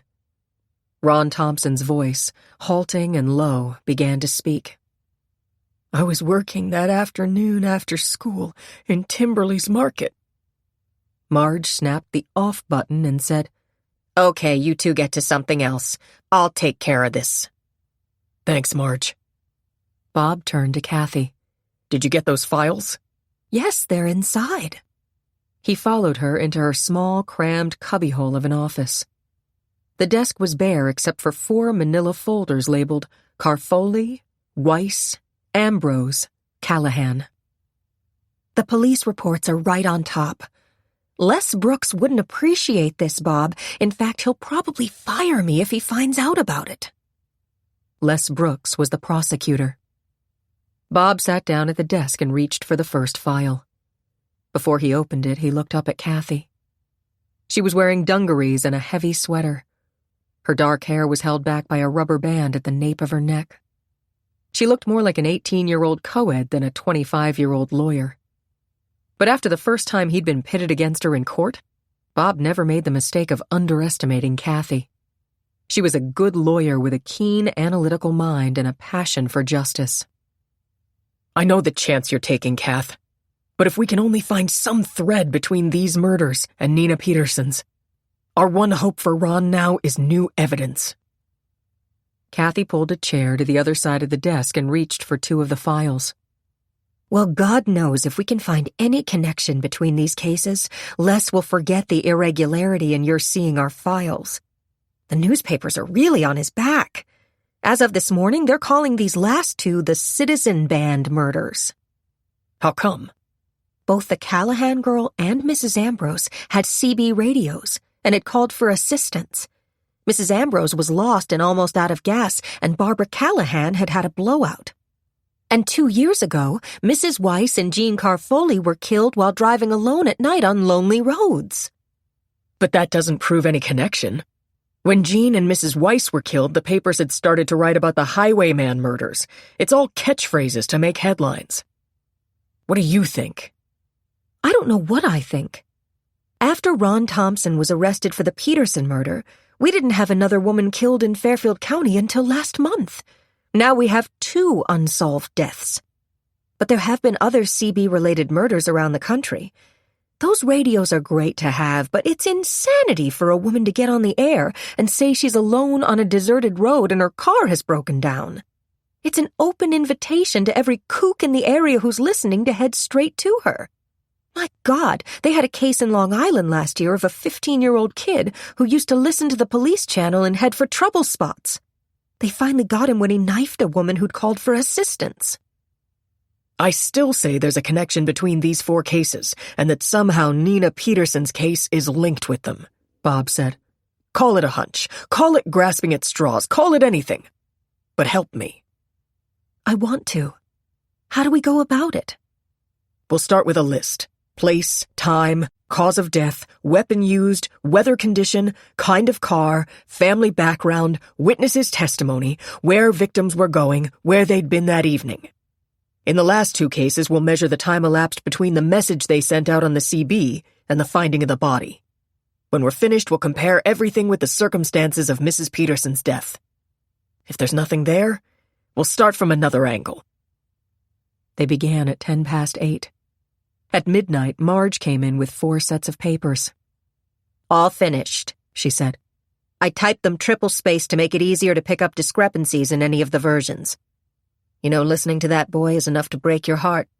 I've been a legal stenographer for 20 years and I've heard an awful lot of stuff, but I know the ring of truth when I hear it, and that kid's telling the truth. Bob smiled wearily. I wish to God you were the governor, Marge, he said. Thanks so much. How are you 2 doing? Kathy shook her head. Nothing. Absolutely nothing. Well, maybe these will show something. Why don't I get you some coffee? Bet neither one of you had dinner. When she came back 10 minutes later, Bob and Kathy were sitting with 2 sets of papers in front of each of them. Bob was reading aloud. They were making line-by-line comparisons of the transcripts. Marge set the coffee down and left silently. A security guard led her out of the building.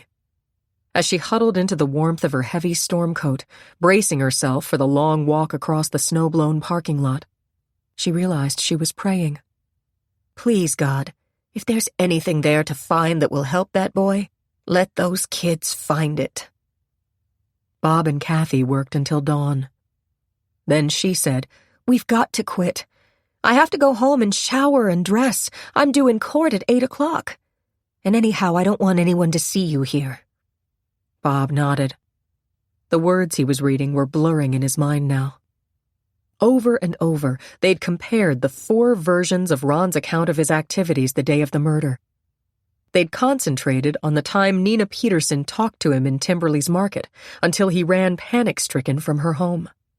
There wasn't a single meaningful discrepancy they could pick up. "There's got to be something here," Bob said stubbornly. "I'll take these home with me, and let me have the lists we made on the other 4 cases." "I can't let you take the files." "I know that, but maybe we missed some factor in comparing the cases." "We didn't, Bob." Kathy's voice was gentle. He stood up. "I'll go right to my office and start again. I'll compare these with the trial transcript now." Kathy helped him to put the material in his briefcase. "Don't forget the recorder and the cassettes," she said. "I won't." He reached his arm out and encircled her. For an instant, she leaned against him. "Love you, Kath." "Love you." "If we only had more time," he cried. "It's this damn capital punishment. How the hell can 12 people have come in and said that kid has to die? When and if they get the real killer, it will be too late for Ron." Kathy rubbed her forehead. "At first, I was glad when capital punishment was reinstated. I'm sorry for victims, a lot sorrier for them than for perpetrators. But yesterday we had a kid in juvenile. He's 14 and looks about 11, a skinny, small kid. Both parents are hopeless alcoholics. They signed a complaint against him as an incorrigible when he was 7 years old. 7 years old! He's been in and out of children's homes since then. He keeps running away. This time the mother signed the complaint and the father is fighting it. They're separated and he wants the kid with him." "What happened?" "I won, if you can call it that. I insisted that he be sent back to a juvenile home and the judge agreed. The father's so disoriented from booze that he's not much more than a vegetable. The boy tried to run out of the courtroom. The sheriff's officer had to tackle him to catch him. He got hysterical and kept screaming, 'I hate everybody! Why can't I have a home like other kids?' Psychologically, he's so damaged that it's probably already too late to save him. If in 5 or 6 years he kills someone, will we burn him? Should we?" Weary tears glistened in her eyes. "I know, Kath. Why'd we get into law anyhow? Maybe we should have been smarter. This tears your guts out." He bent down and kissed her forehead. "Talk to you later." In his office, Bob put the kettle, brimming with water, on the hot plate.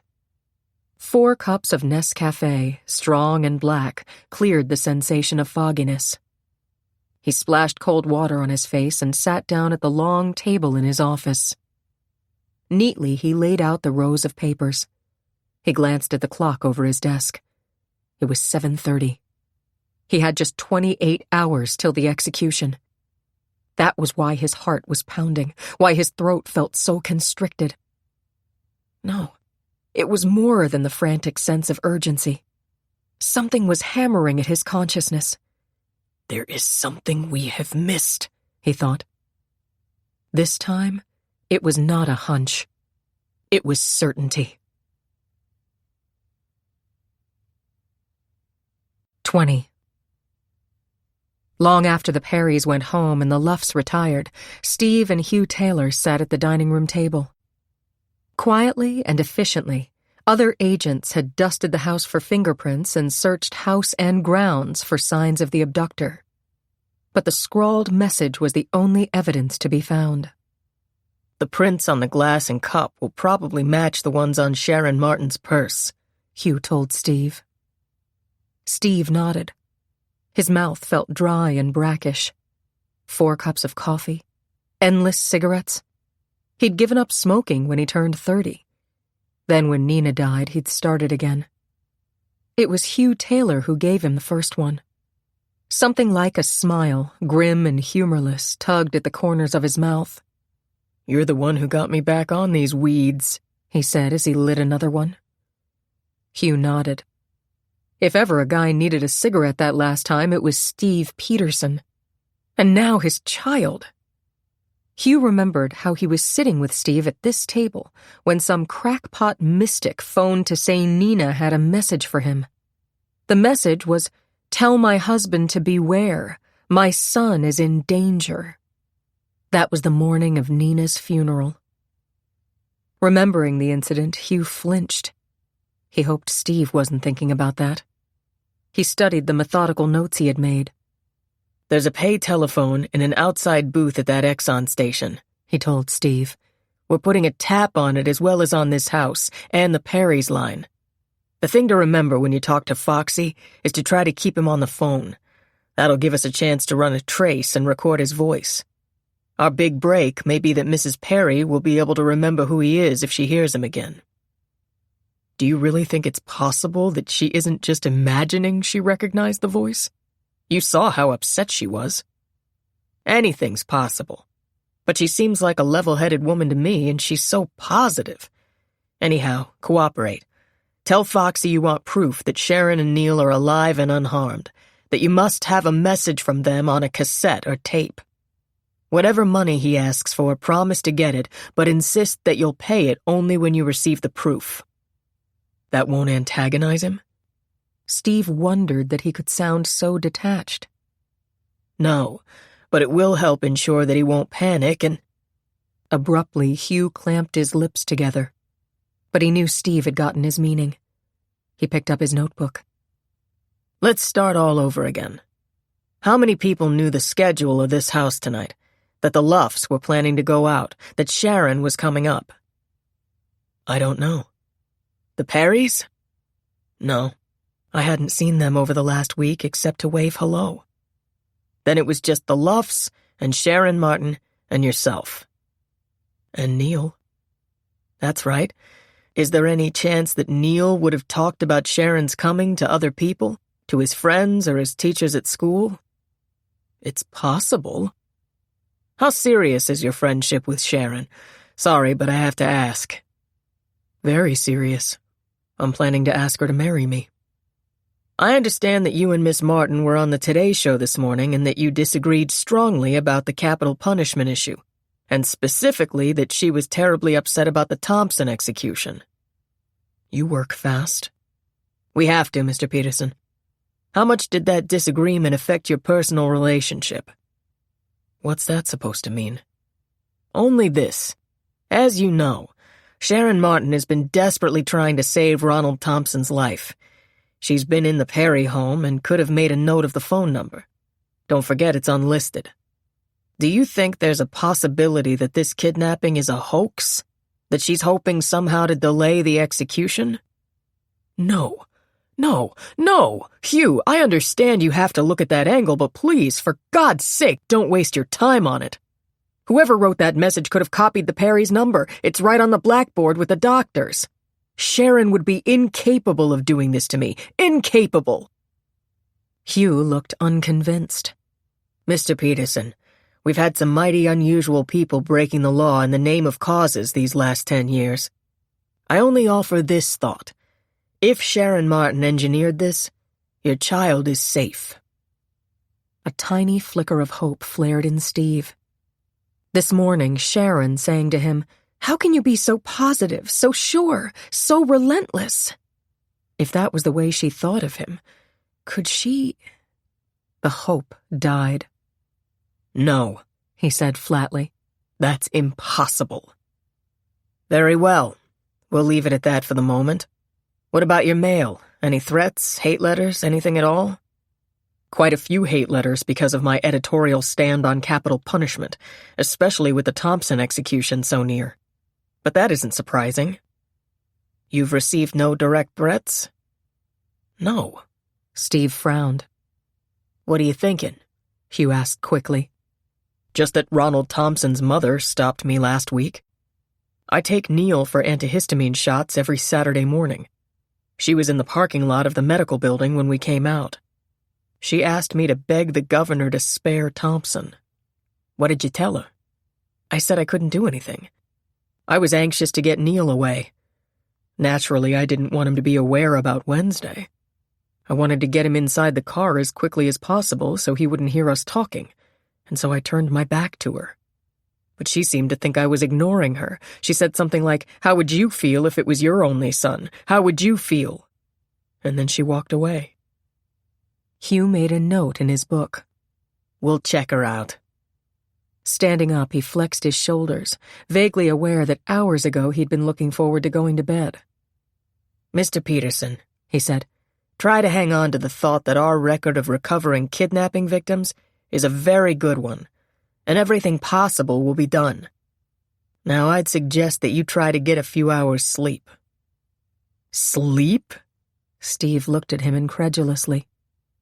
"Then rest. Go up to your room and lie down. We'll be right here and we'll call you if there's any reason. If the phone rings, you pick it up. We've got a tap on it now. But I don't think you'll get any further word from the abductor tonight." "All right." Wearily, Steve walked out of the dining room. He stopped in the kitchen to get a glass of water, and was sorry he had.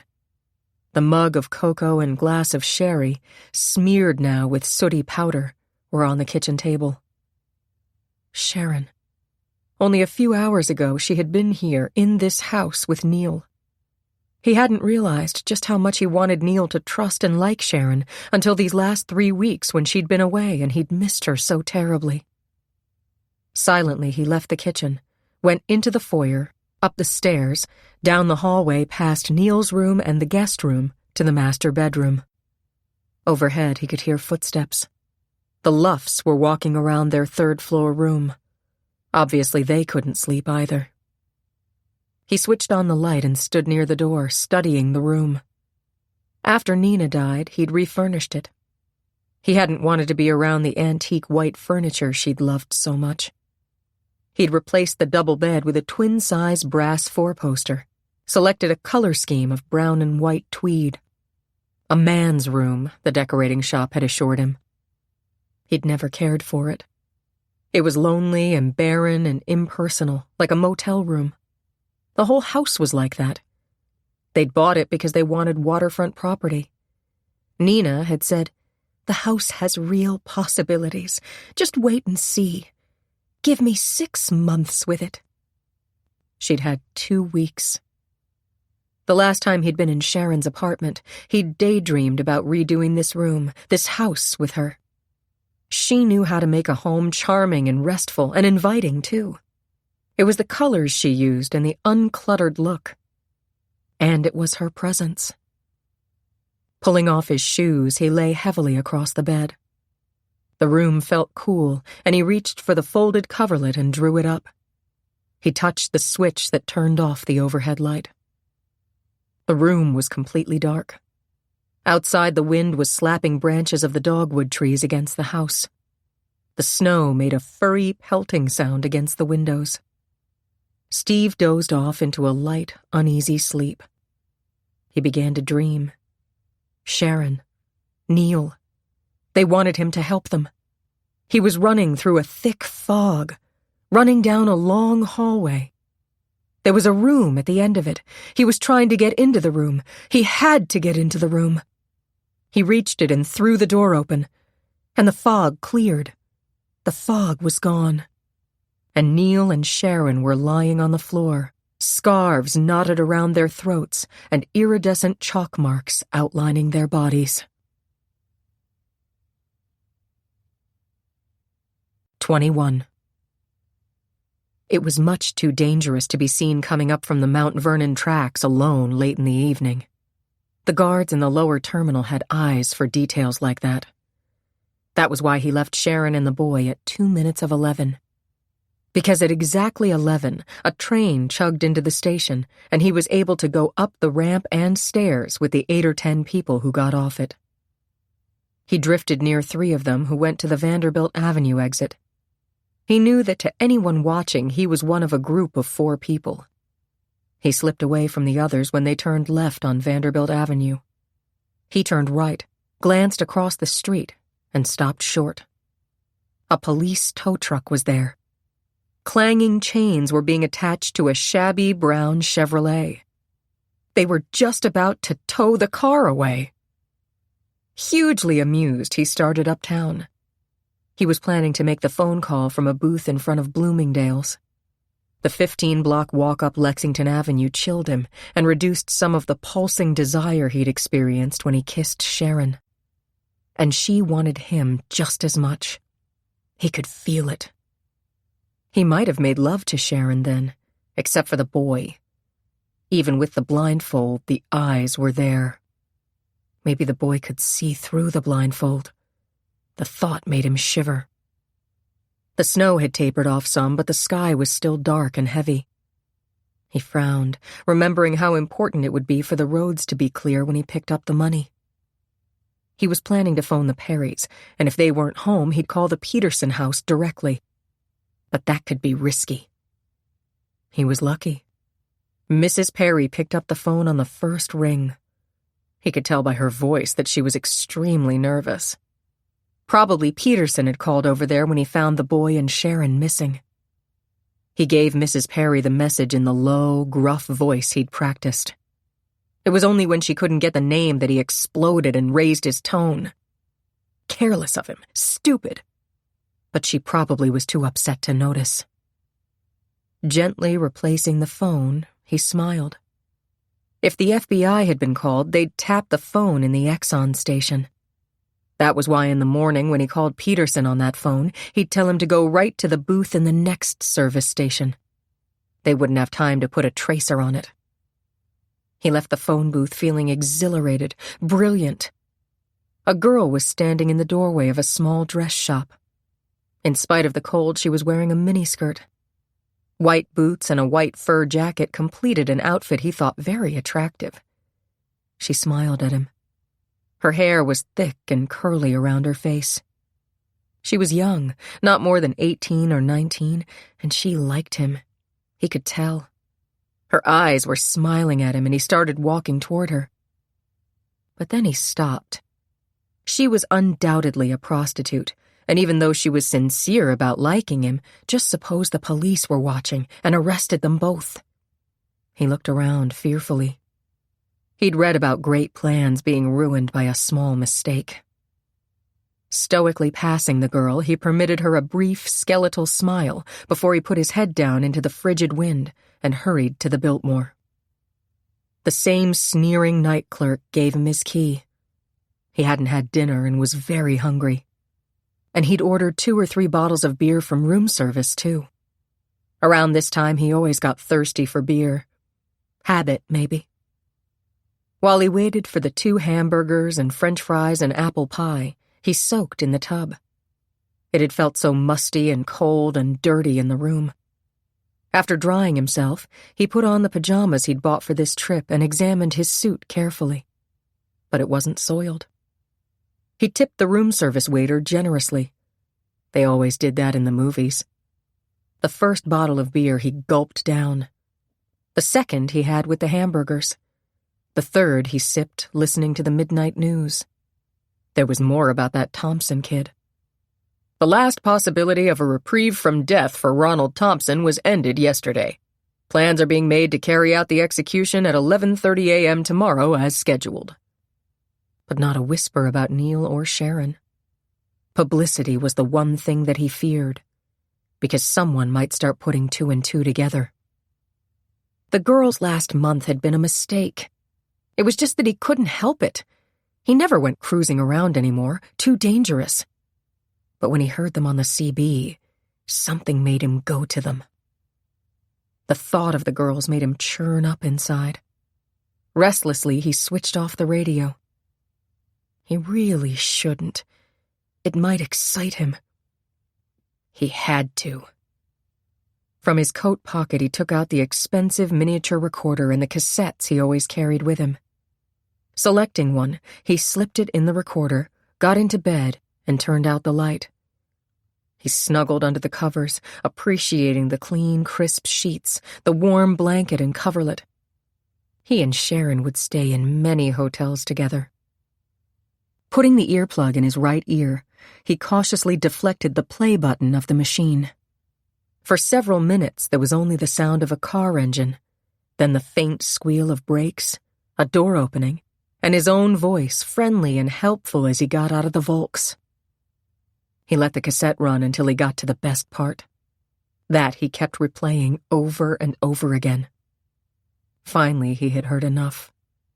He turned off the recorder, pulled out the earplug, and fell into deep sleep, the sound of Jean Carfolli's sobbing scream, "Don't! Please don't!"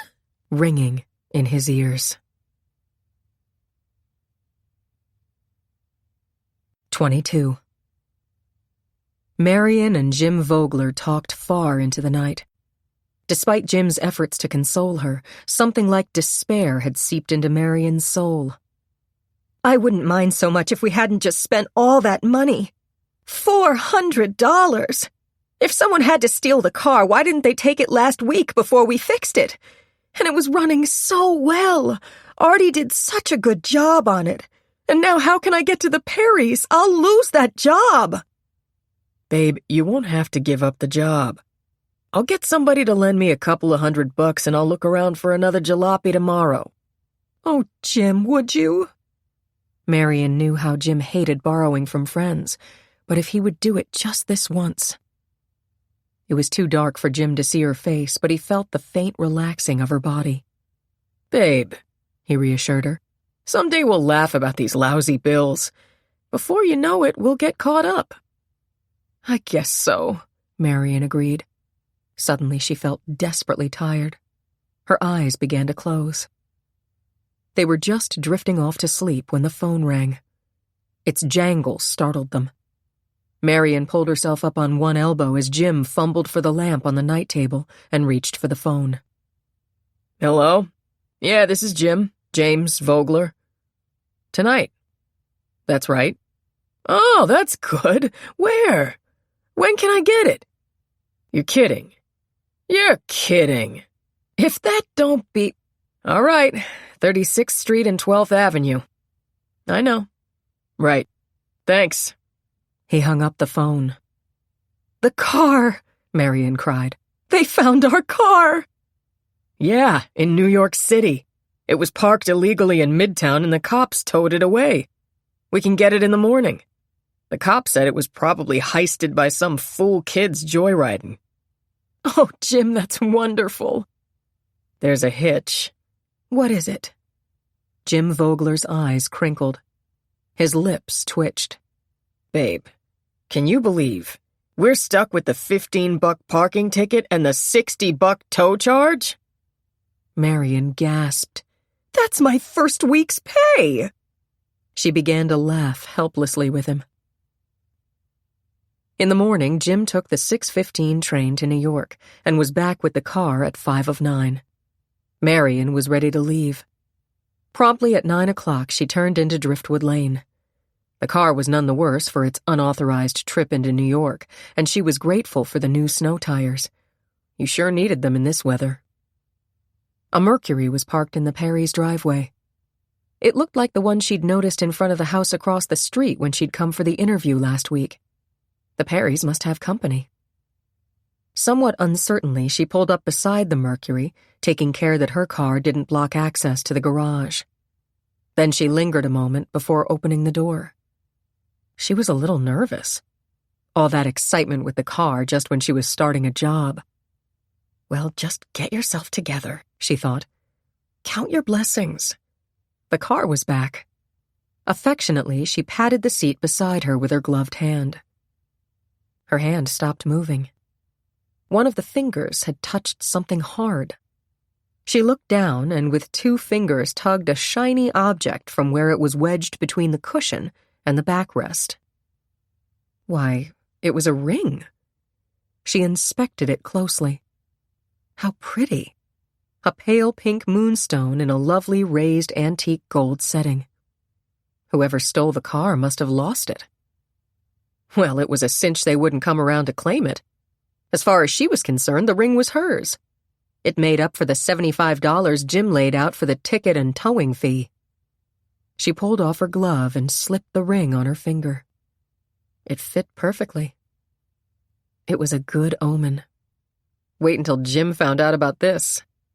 Suddenly confident, Marion opened the door of the car, stepped out into the snow, and walked briskly around to the kitchen door of the Perry home. 23. The phone in the outside booth of the Exxon station rang promptly at 8 o'clock. Swallowing over the convulsion of his throat muscles, the sudden absolute dryness in his mouth, Steve picked up the receiver. Hello? Peterson.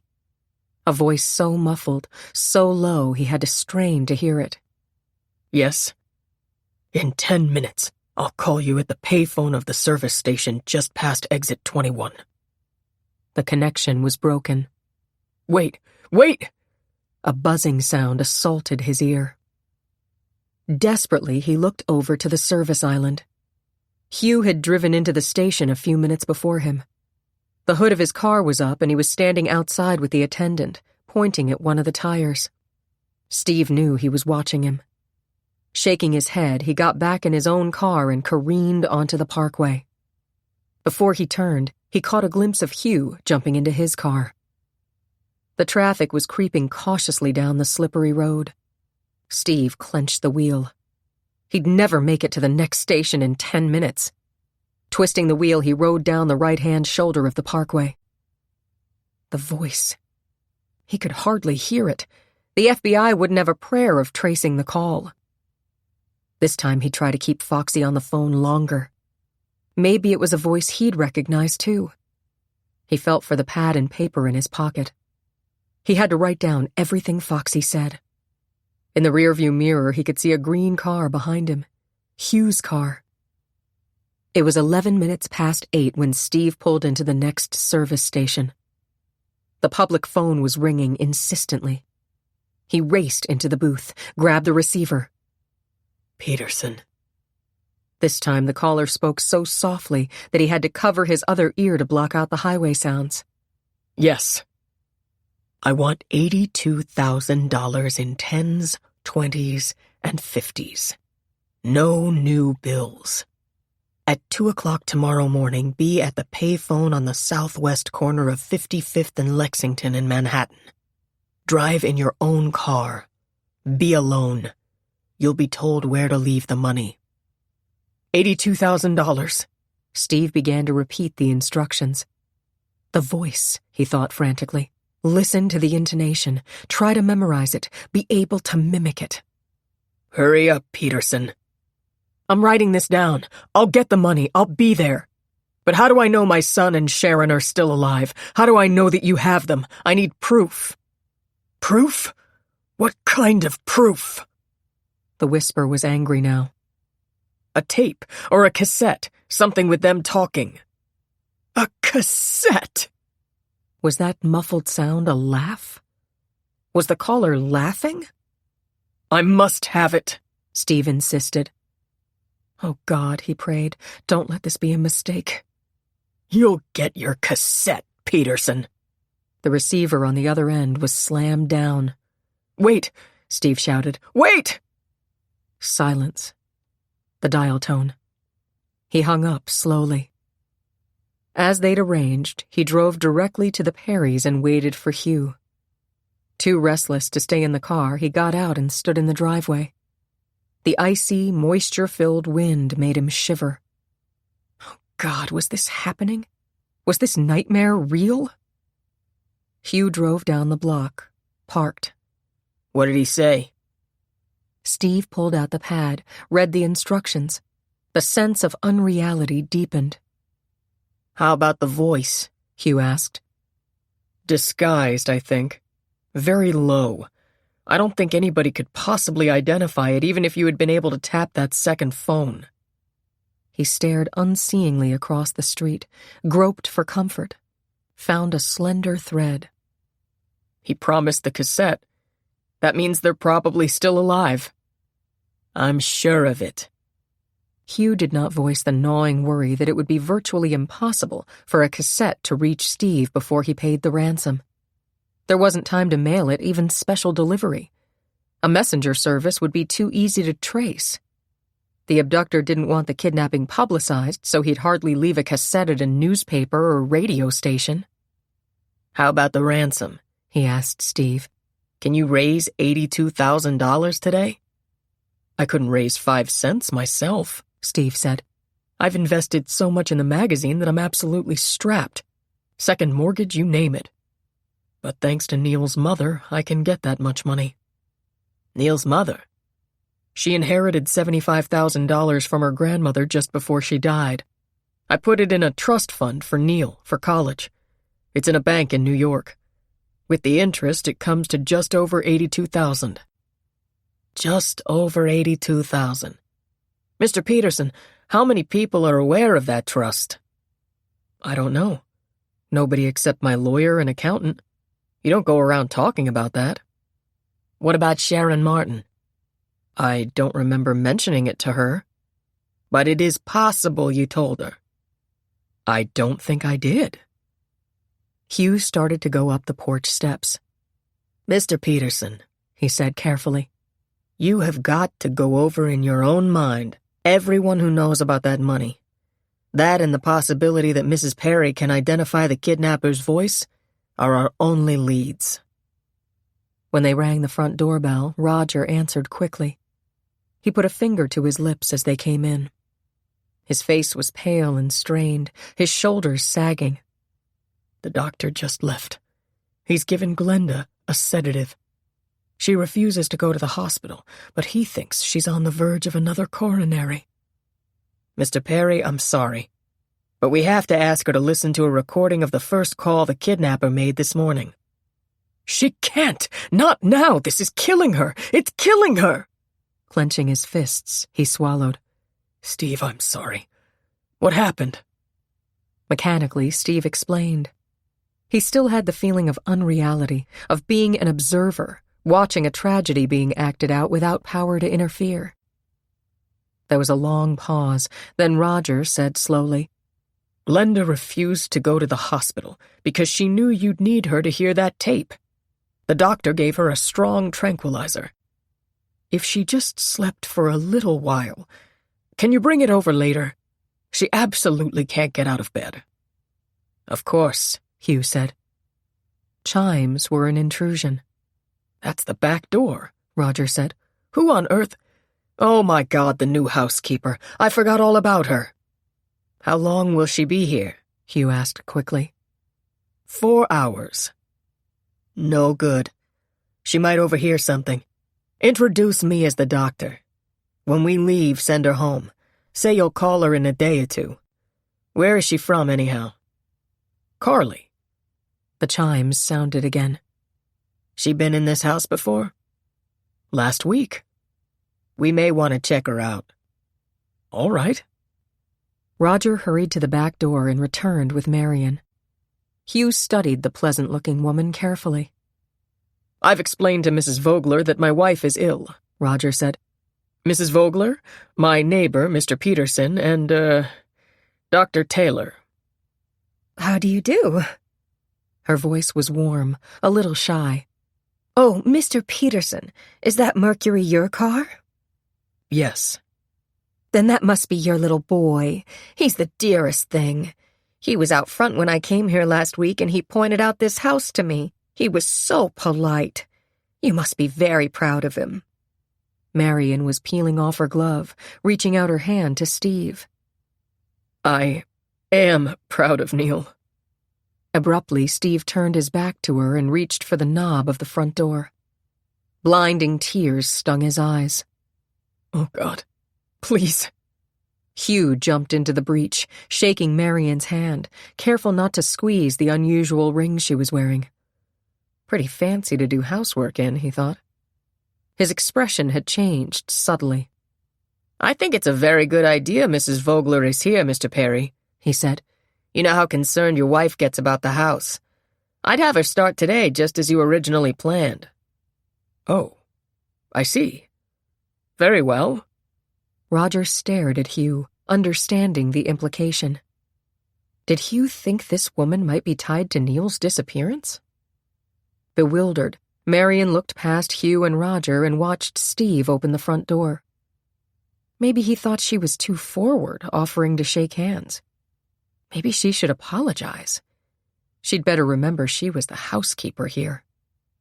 She started to touch his shoulder, thought better of it, and silently held the door open for Hugh. Embarrassed, she closed it quietly behind them, and as she did, the moonstone ring made a faint, clinking sound on the knob. 24. He didn't want to be a crybaby. He tried so hard not to cry, but it was like when the asthma came. He couldn't stop it. He'd get that gulpy feeling in his throat, and his nose would start running, and big baby tears would get his face all wet. He cried a lot in school. He knew the other kids thought he was a baby, and the teacher did too, even though she wasn't mean about it. It was just that there was something inside him that kept bothering him all the time, some scared, worried feeling. It all began that day when Mommy got hurt and went to heaven. He'd been playing with his trains. He never played with them anymore.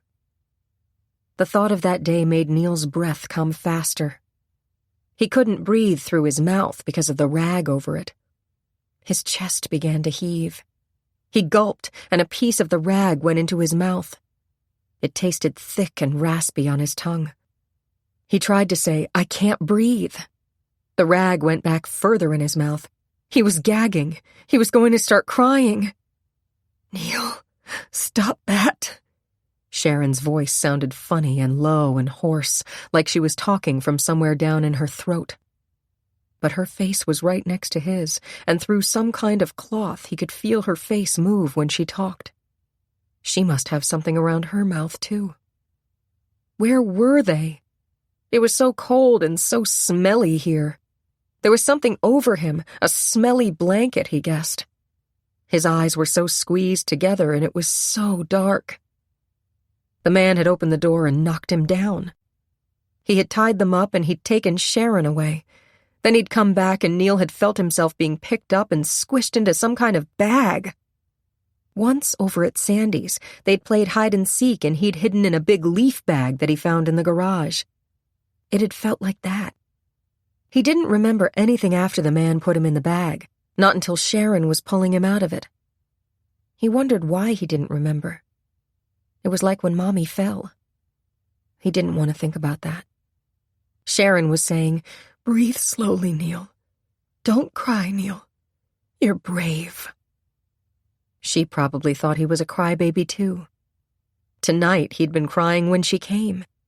It was just that when he didn't eat the toast and tea Mrs. Luffs made for him, she said, "Looks like we'll have to take you to Florida when we go, Neil. Gotta fatten you up somehow."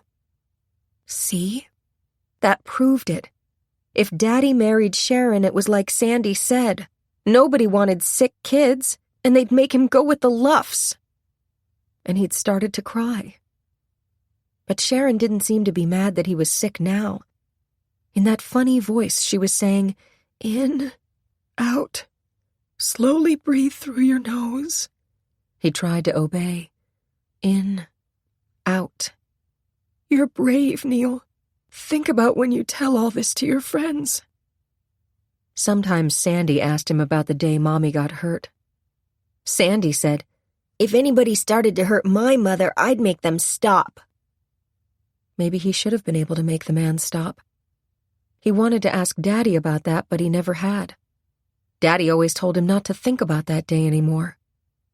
But sometimes he couldn't help it. In, out. Sharon's hair was on his cheek. She didn't seem to mind that he was all squished against her. Why had that man brought them here? He knew who he was. He'd seen him a couple of weeks ago when Mr. Luffs took him to where the man worked. He'd been getting a lot of bad dreams since that day. He'd started to tell Daddy about them, but Mrs. Luffs came in and he felt stupid and didn't say any more. Mrs. Luffs always asked so many dumb questions. "Did you brush your teeth? Did you keep your scarf on at lunch? Do you feel all right? Did you sleep well? Did you eat all your lunch? Did you get your feet wet? Did you hang up your clothes? And she never let him answer, really. She'd just rummage through his lunchbox to see if he'd eaten, or make him open his mouth so she could look down his throat. It was different when Mommy was there. Mrs. Luffs came in just one day every week to clean. It was after Mommy went to heaven that she and Mr. Luffs moved in upstairs, and that was when everything changed. Thinking about all that, listening to Sharon, had made the tears go away by themselves. He was scared now, but it wasn't like that day when Mommy fell and he'd been alone. It wasn't like that. The man. His breathing got fast again, choky. Neil? Now Sharon was rubbing her face against his. Try to think about when we get out of here. Your dad will be so glad to see us. I bet he'll take us out. You know, I'd like to go ice skating with you.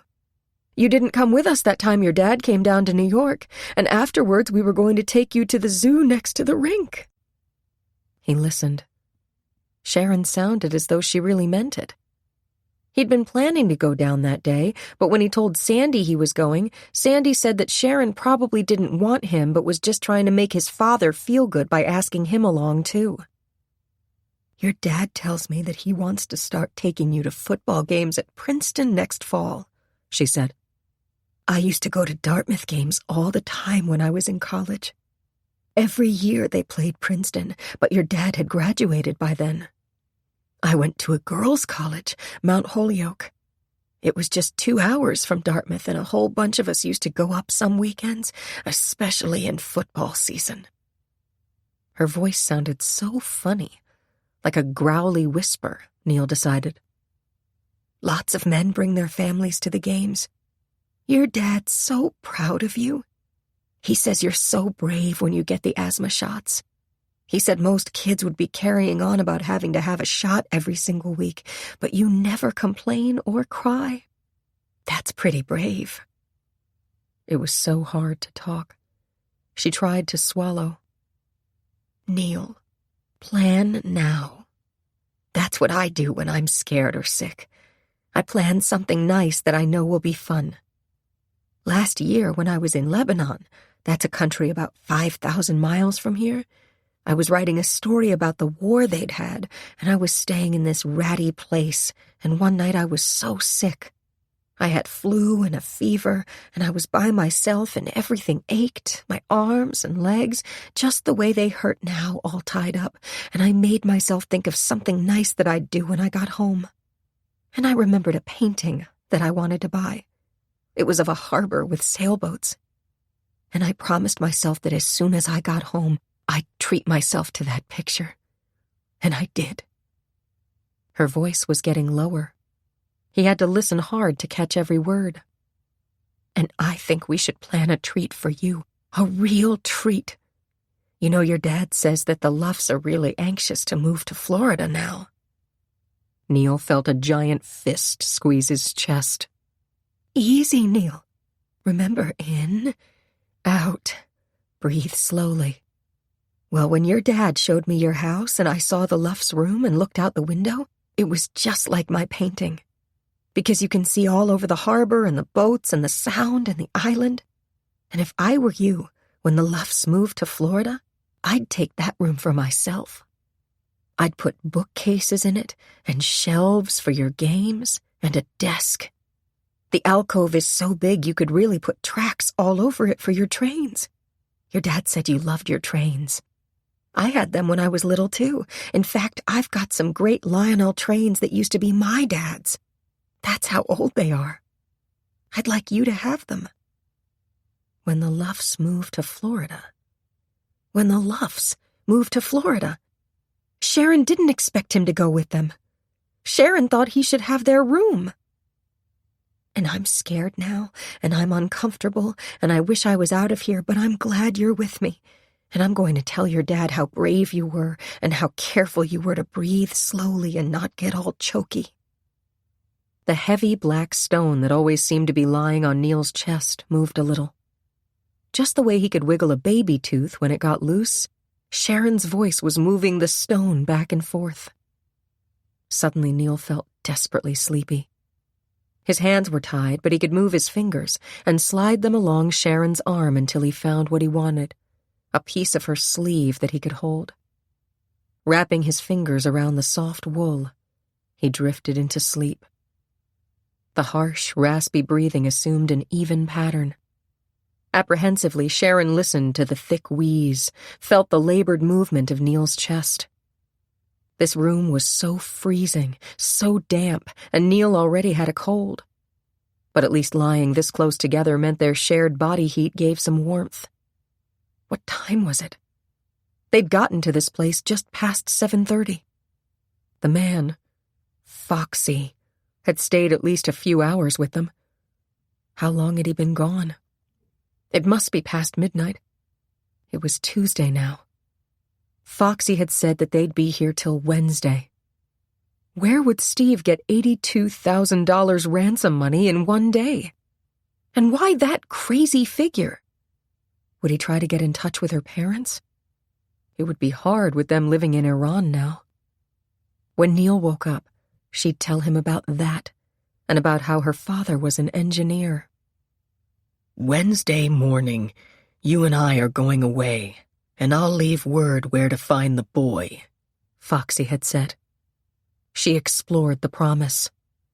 She would have to act as though she wanted to go with him. As soon as Neil was safe and only she and the kidnapper were in the terminal, she'd start screaming. No matter what he might do to her, she'd have to take the chance. Why in God's name had he kidnapped them? There was something about the way he looked at Neil, as though he hated him and was frightened of him. But that was impossible.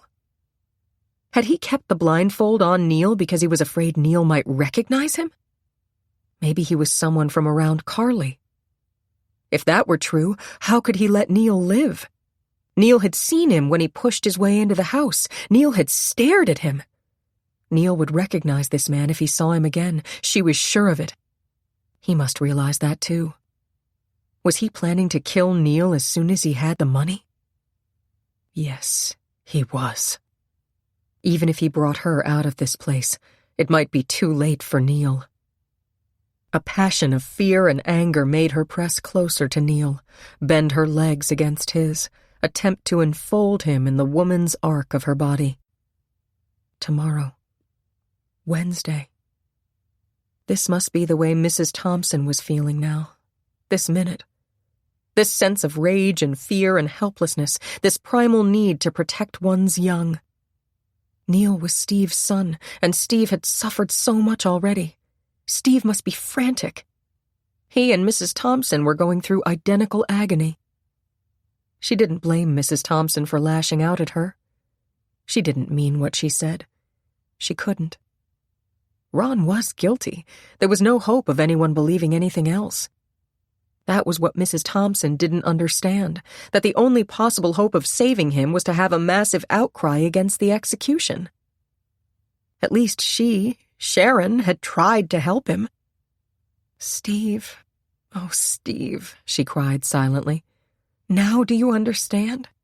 Now do you see? She tried to rub her wrists against the wall. The cinder blocks were rough and jagged, but the way the cords were tied, the knuckles and sides of her hand were taking the brunt of the contact. When Foxy came back, she'd tell him she had to use the bathroom. He'd have to untie her. Maybe then, somehow. Those pictures. He had killed those women. Only a madman would take pictures as he murdered and blow them up to that size. He had taken her picture.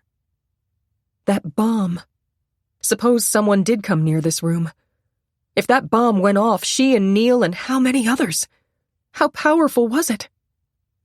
She tried to pray, could only say over and over again, "Please let Steve find us in time. Please don't take his son from him."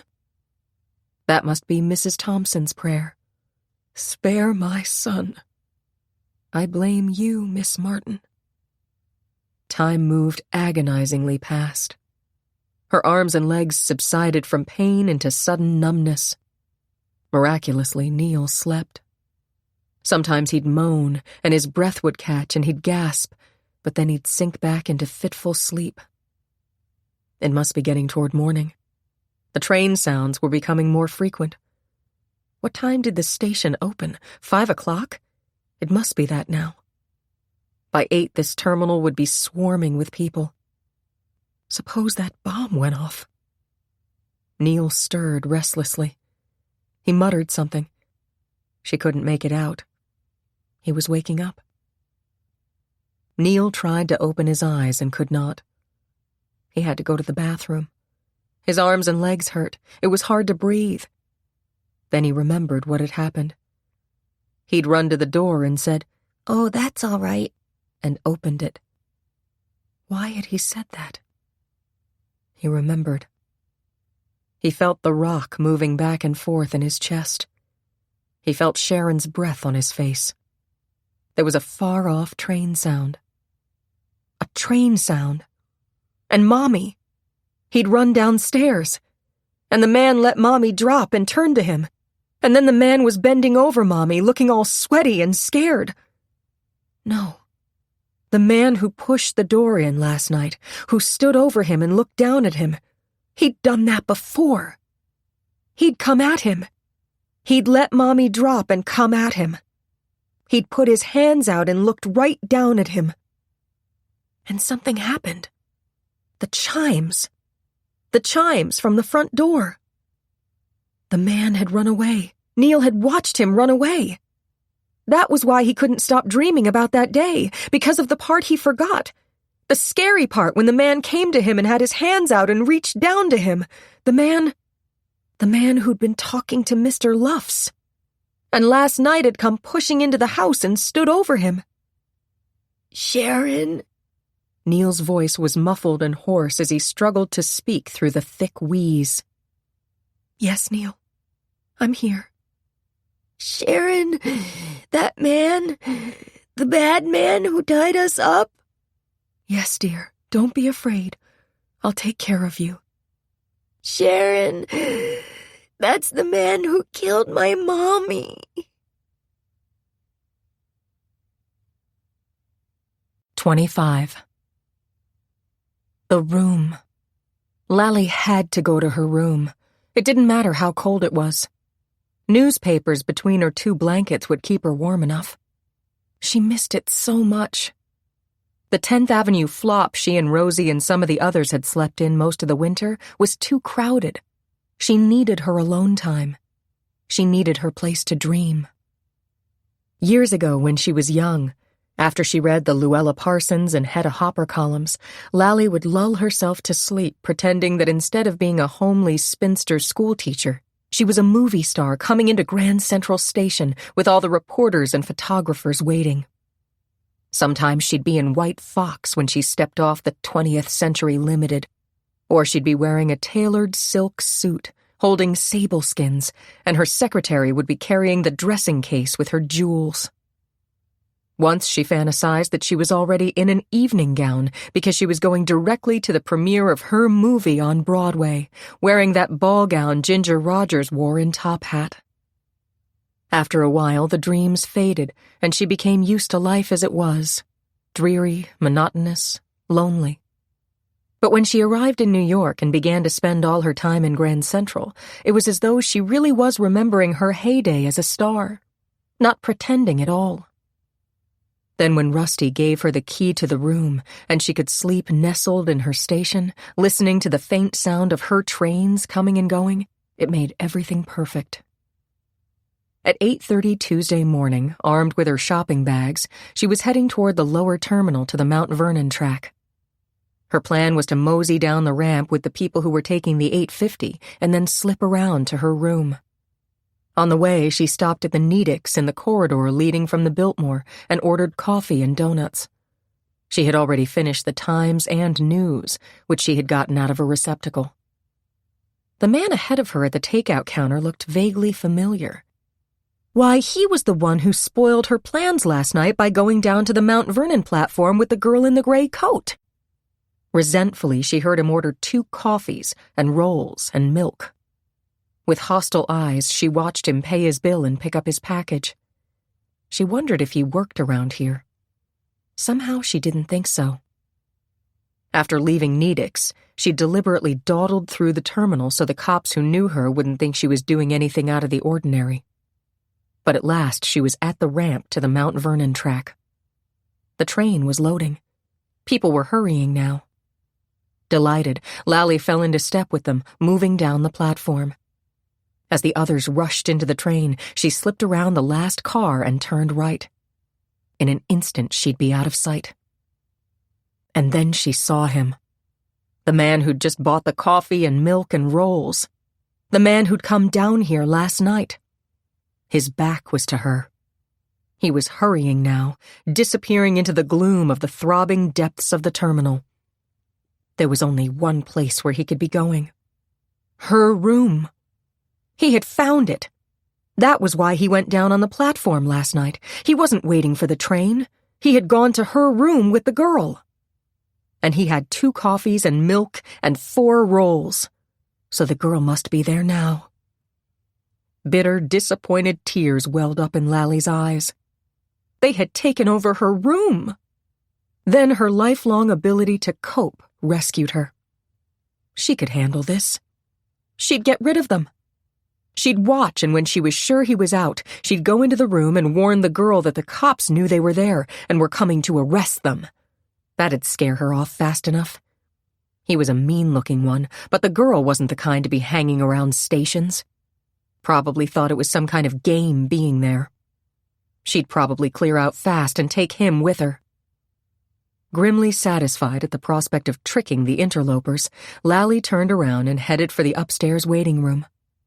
Her imagination leaped to the girl who was probably right now lying on her cot, waiting for her boyfriend to bring in breakfast. "Don't get too comfortable in there, Missy," she thought. "You're going to have company real soon." 26.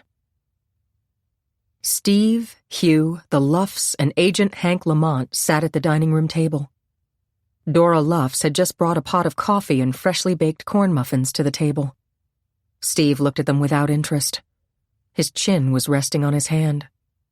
Just the other night, Neil had said to him, "You're always telling me not to put my elbows on the table, and you always sit like that, Daddy."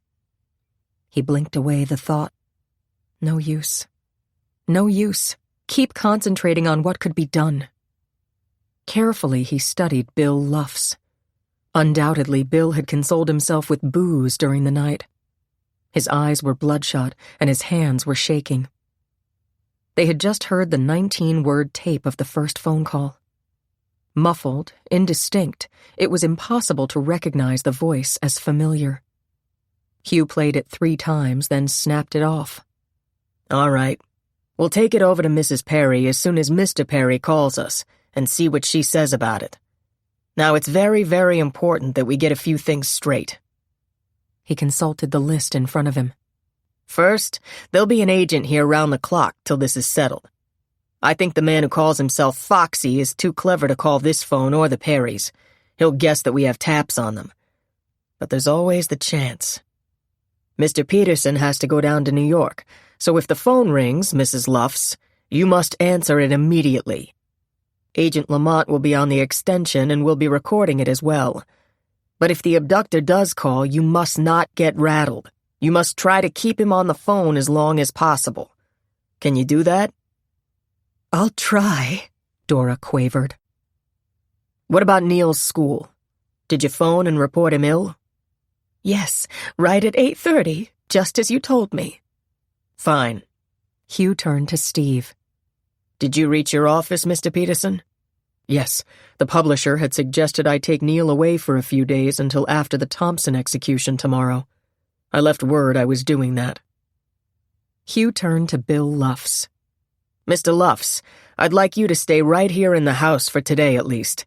Would anyone find that unusual?" His wife laughed mirthlessly.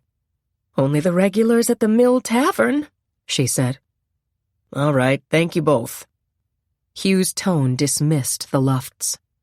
They got up and went into the kitchen, partially closing the door behind them. Hugh leaned over and closed it with a decided thud. He raised one eyebrow to Steve. I don't think the Luffs miss very much of what's said in this house, Mr. Peterson, he commented. Steve shrugged. I know. But ever since Bill retired the first of the year, they've really been staying on as a favor to me. They're very anxious to get to Florida. You said they've been here 2 years? A little longer than that. Dora was our cleaning woman. She came in 1 day a week since before Neil was born. Our other house was only 6 blocks from here, you know. They were saving money for their retirement. When Nina was killed, we'd just moved in here, and I had to have someone to take care of Neil. I suggested that they take that large third-floor room. That way they could save the overhead they'd been paying, and I paid Dora as much as she was getting for all her cleaning jobs. How has it worked out? Reasonably well. They're both very fond of Neil, and she looks after him very carefully. Too carefully, maybe. She's always fussing over him. But since Bill's been hanging around with nothing to do, he's been into a lot of drinking. Frankly, I'll be glad when they do make the move. What's been holding them back? Hugh asked sharply. Money? No, I don't think so. Dora would love to see me remarried so that Neil would have a mother again. Dora's really an awfully good soul. And you've been getting close to that with Sharon Martin? Steve's smile was wintry. I hope so. Restlessly, he stood up and walked to the window. The snow was falling again, effortlessly, noiselessly. It seemed to him that he had as much control over his life as one of those snowflakes had over its ultimate destination. To fall, land on shrub or grass or street, to melt or freeze on contact, to be swept away, driven over, crunched down by boots. He was getting fanciful, lightheaded. Deliberately, he pulled his mind back to the present. He could not be helpless, waiting here, immobilized. He had to do something. I'll get the bank book and start down to New York, he told Hugh. Just a minute, Mr. Peterson. There are a few things we need to discuss. Steve waited. What happens if you don't get a tape of your son and Sharon? He promised. He may not be able to deliver. How would he get it to you, assuming he makes it? The point is, are you prepared to pay the money without the proof? Steve considered. Yes. I won't take the chance of antagonizing him. Maybe he'll leave a tape or cassette somewhere expecting it to be found, and then if I don't follow through... All right, we'll face that later. If it hasn't come by 2 a.m. when he calls you at the 59th Street payphone, you can consider stalling.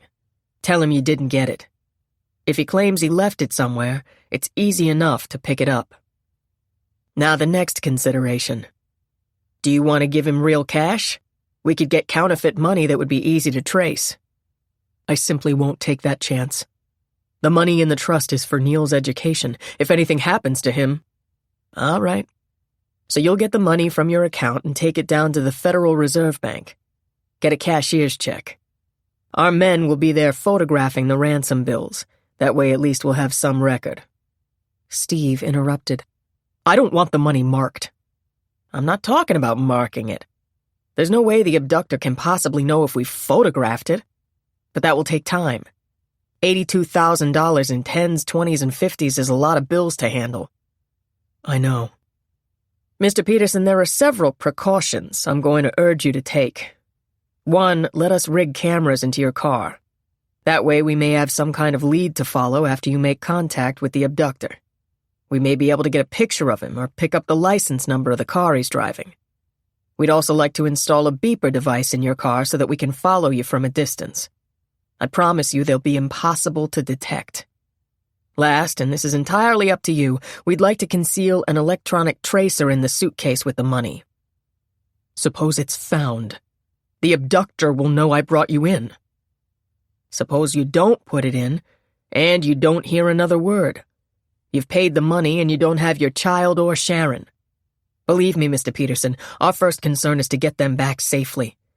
After that, we'll pull out all the stops to find the perpetrators. But it's up to you. What would you do if it were your son and your wife? Mr. Peterson, we're not dealing with honorable people. It's not as simple as pay the money and you get them back. Maybe they'll release them. Maybe. But maybe they'll just abandon them somewhere unable to free themselves. That has to be considered. At least the area may be narrowed down if we can follow the kidnapper's trail electronically. Steve shrugged helplessly. Do what you have to. I'll take Bill's car to New York. No, I'd like to suggest that you take your own car and park it in the lot near the station as usual. It's very possible your movements are being watched. We'll have a loose tail on you, an agent following you from a distance. Leave your keys on the floor. We'll pick the car up and get the equipment installed and have it there when you come back. Now here's where you go with the money. Steve caught the 10:40 train to Grand Central Station. It was 10 minutes behind schedule, and he arrived at the terminal at 11:50. Electing to walk up Park Avenue, he carried a large, empty suitcase in his hand. His sense of futility and misery deepened as he trudged the blocks between the terminal and 51st Street. On this, the second day of the snowstorm, New Yorkers, exhibiting their customary resiliency, were out on the streets as usual. There was even a buoyancy about the way they stepped over icy curbs, maneuvered around drifts. Yesterday morning, he and Sharon had stood in the falling snow a few blocks from here, and he'd held her face in his hands and kissed her goodbye. Her lips had been unresponsive, just as he'd been unresponsive when Nina kissed him goodbye that last day. He arrived at the bank. The news that he wanted to withdraw all but $200 from Neil's account was greeted with a lifted eyebrow. The teller left her cage and consulted with a senior vice president, who hurried over to Steve. Mr. Peterson, he asked, is there any problem? No, Mr. Strauss. I simply wish to make a withdrawal. I'll have to ask you to fill out state and federal forms. It's required for any withdrawal that large. I hope there has been no dissatisfaction with our handling of your son's account. Steve struggled to keep his tone and expression even. None at all. Very well. The vice president's tone became coolly professional. You can fill out the necessary forms at my desk. Follow me, please. Mechanically, Steve scrawled the required information. By the time he was finished, the teller had brought the cashier's check to the desk. Mr. Strauss quickly signed it, handed it to him, and stood up. The man's face had become thoughtful. I don't mean to intrude, but there isn't any trouble, is there, Mr. Peterson? Perhaps something we can help with? Steve stood up. No. No, thank you, Mr. Strauss. To his own ears, he sounded strained, unconvincing. I hope not. We value you very much as a client of this bank, and I hope as a friend. If there is a problem and we can help, please give us the chance. He held out his hand. Steve grasped it. You're very kind, but it's quite all right, I assure you. Carrying the suitcase, he went out, hailed a cab, and directed it to the Federal Reserve Bank. There he was taken to a room where grim-faced FBI agents were busily counting and photographing the money he would exchange for the check he was carrying. Bleakly, he watched them. The king was in the counting house counting up his money. The nursery rhyme ran through his head. Nina used to sing-song it to Neil when she was getting him ready for bed. He returned to Grand Central just in time to miss the 3:05 train. The next train wouldn't leave for an hour. He called home. Dora answered, and Agent Lamont spoke from the extension. No further news, no sign of a cassette. Hugh Taylor would be back by the time he arrived. The prospect of the hour to kill appalled Steve. His head was aching, a slow, burning ache that began in the center of his forehead and traveled back on each side like an ever-tightening vice. He realized he'd eaten nothing since yesterday's lunch. The oyster bar. He'd go down there and order a plate of oyster stew and a drink. He passed the phone he'd used last night when he tried to call Sharon. That had been the beginning of this nightmare. When he didn't get an answer, he'd known that something was wrong. That was only 20 hours ago. It seemed a lifetime. 20 hours. Where were Sharon and Neil? Had they been given anything to eat? It was so cold out. Were they in a place with heat? If there was any way possible, Sharon would take care of Neil. He knew that. Suppose Sharon had answered the phone when he'd called last night. Suppose the three of them had spent the evening together as they'd planned. After Neil went to bed, he was going to say, "You won't be getting much, Sharon. You probably could do a lot better if you waited. But don't wait. Marry me. We're good together." She probably would have turned him down. She despised his position on capital punishment. Well, he'd been sure enough of it, relentless about it, positive he was right. Was this the way Ronald Thompson's mother was feeling right this minute? Even when it was over for that boy, she'd go on suffering the rest of her life. As he would if anything happened to Sharon and Neil. The pace of this terminal was beginning to quicken. Executives leaving early to avoid the commuter rush walked briskly to the New Haven trains that would take them to Westchester in Connecticut. Women in for a day of shopping crossed the terminal, consulted timetables, anxious to be home in time to start dinner. Steve descended the stairs to the lower level and went into the oyster bar. It was nearly empty. The lunch rush was long since over. It was too early for the cocktail and dinner crowd. He sat at the bar and ordered, carefully keeping the suitcase right under his foot. Last month, he and Sharon had met here for lunch. She'd been exhilarated because of the overwhelming response to her campaign to have Thompson's sentence commuted to life imprisonment. "We're going to make it, Steve," she said confidently. She'd been so happy. She cared so much. She'd talked about her forthcoming trip to raise more support. "I'll miss you," he'd said. "I'll miss you too." "I love you, Sharon. I love you, Sharon. I love you, Sharon." Had he said it then? He gulped the martini the bartender put in front of him. He sat in the oyster bar, the steaming, bubbling stew untouched, until at 4:05 he paid his bill and went to the upper terminal in the Carly train. He didn't notice that as he made his way to the smoking car, a man seated in the rear of the car he entered buried his face behind a newspaper. It was only after he had passed that the newspaper was lowered slightly, and glittering eyes followed his progress through the coach with the heavy suitcase. That same passenger got off at Carly, but carefully waited on the platform until Steve had entered the parking lot and driven away in the car which now had powerful cameras hidden in the headlights and behind the rearview mirror. 27. Glenda Perry slept until 1 o'clock. It was the sound of Marion's car pulling out of the driveway that brought her to full wakefulness. Before she opened her eyes, she lay perfectly still, waiting.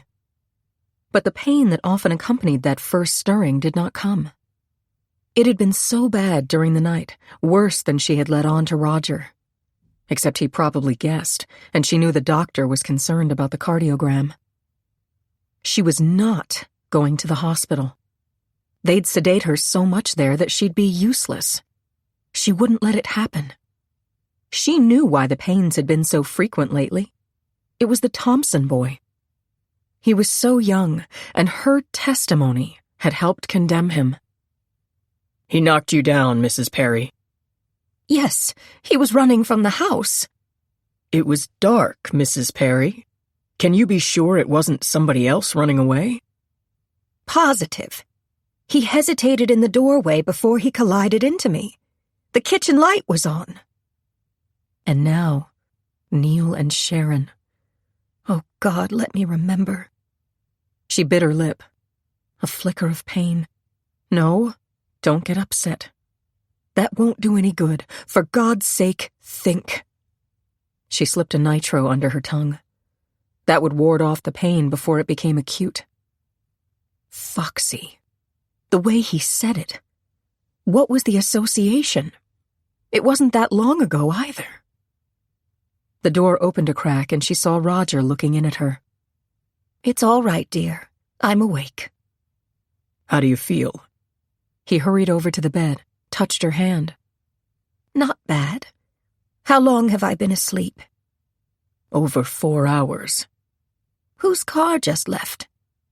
That was Mrs. Vogler. Oh, I forgot. What did she do?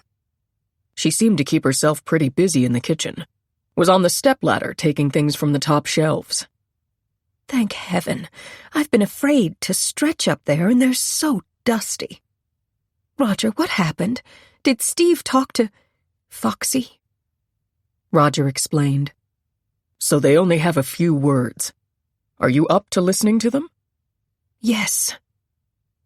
15 minutes later, propped up on pillows, a cup of tea in her hand, Glenda watched Hugh Taylor enter her bedroom. This is good of you, Mrs. Perry. I understand that it's a strain for you.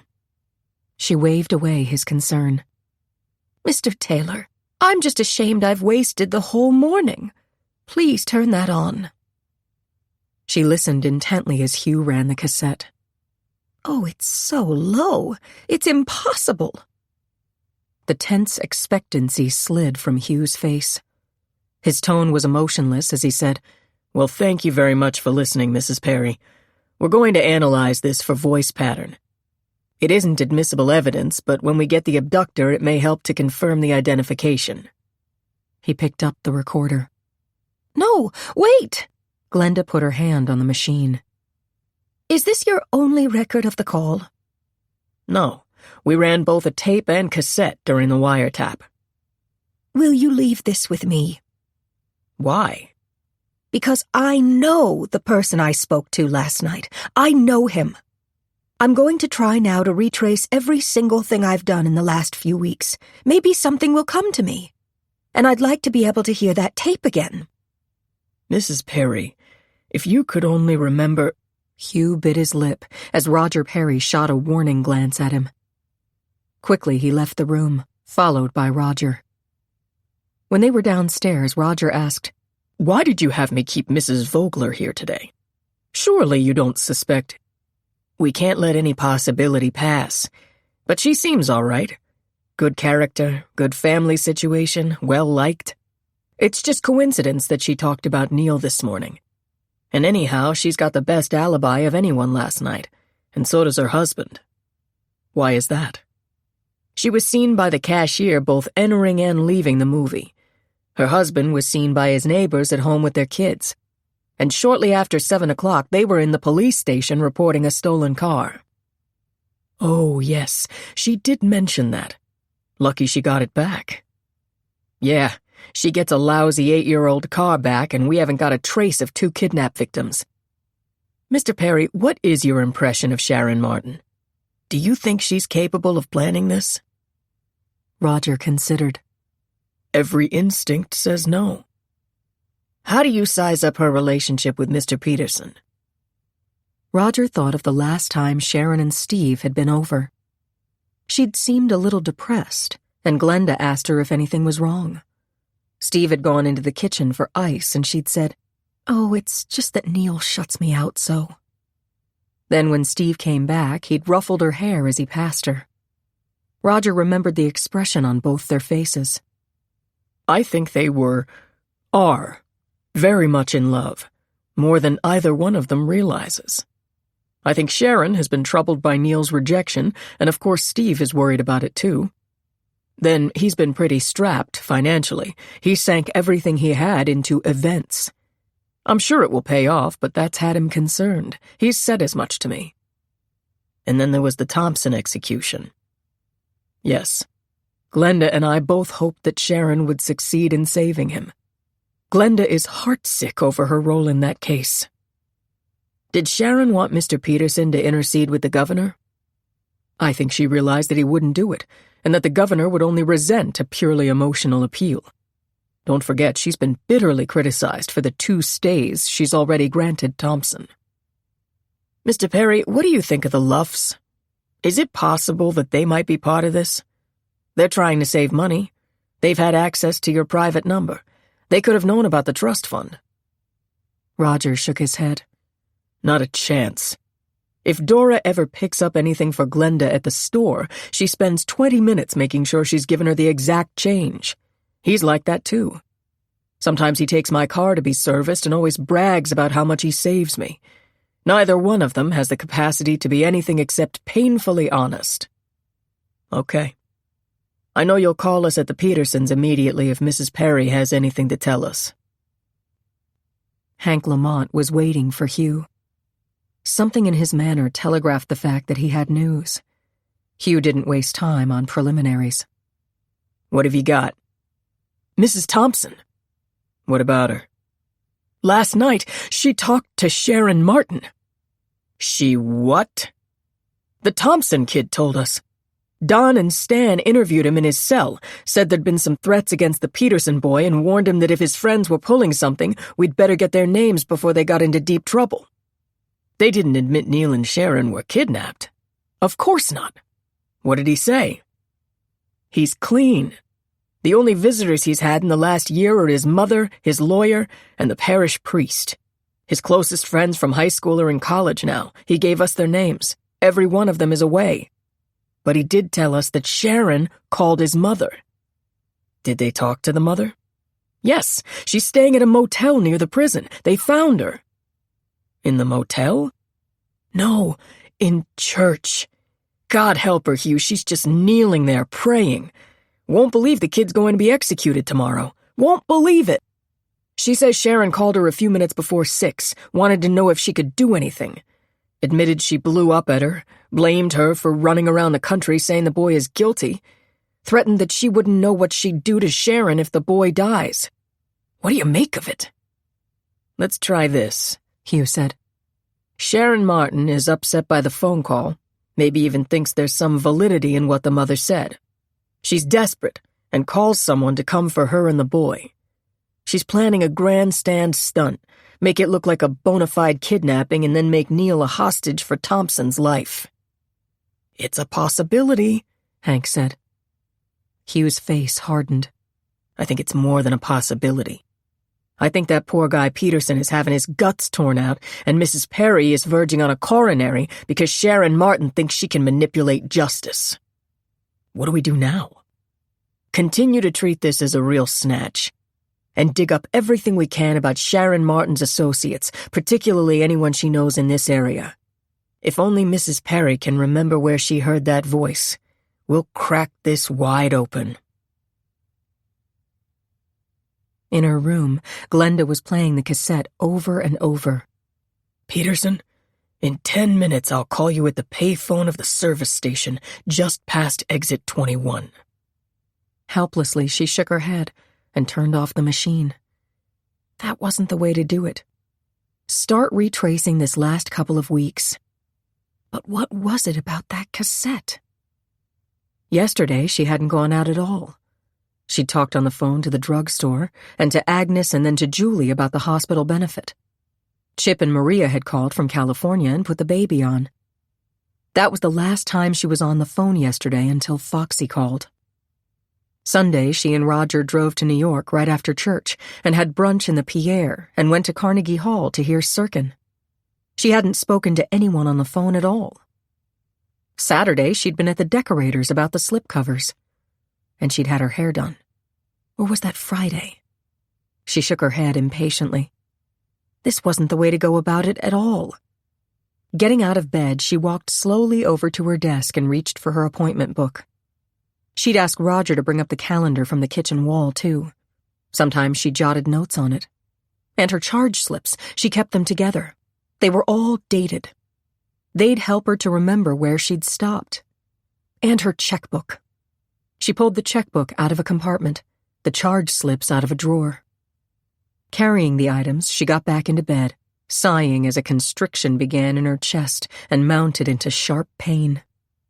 As she reached for a nitroglycerin pill, she pushed the button of the recorder and began running the cassette. Once again, the muffled, throaty whisper filled her ears. Peterson, in 10 minutes I'll call you at the payphone of the service station just past exit 21. 28. Walking back from the phone booth, he thought about the cassette. After he recorded Sharon and the boy, should he do it? Why not? He went directly to Grand Central. Better to go to them while there was still some commuter activity, Those guards had a sixth sense about people who didn't belong in the terminal. Sharon and the kid probably hadn't had any dinner last night. They'd be hungry. He didn't want her to be hungry, but she probably wouldn't eat if he didn't feed the boy, too. Thinking of the boy always made him nervous. A couple of weeks ago, he'd almost panicked when he'd looked out and seen the boy staring at him from the car. Just the way he did in the dream, those round brown eyes, pupils so wide they looked black, accusing, always accusing. Tomorrow it would be all over. He'd have to buy Sharon a ticket on the plane. He didn't have enough money now, but after tonight he would. He could make a reservation. But what name would he use? He'd have to make up a name for her. Yesterday on the Today Show, she'd been introduced as the author and columnist.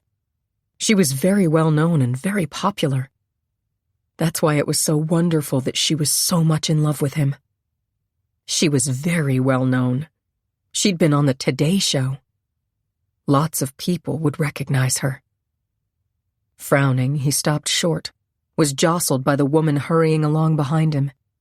He glowered at her and she said, "Oh, excuse me," and hurried past him down the street.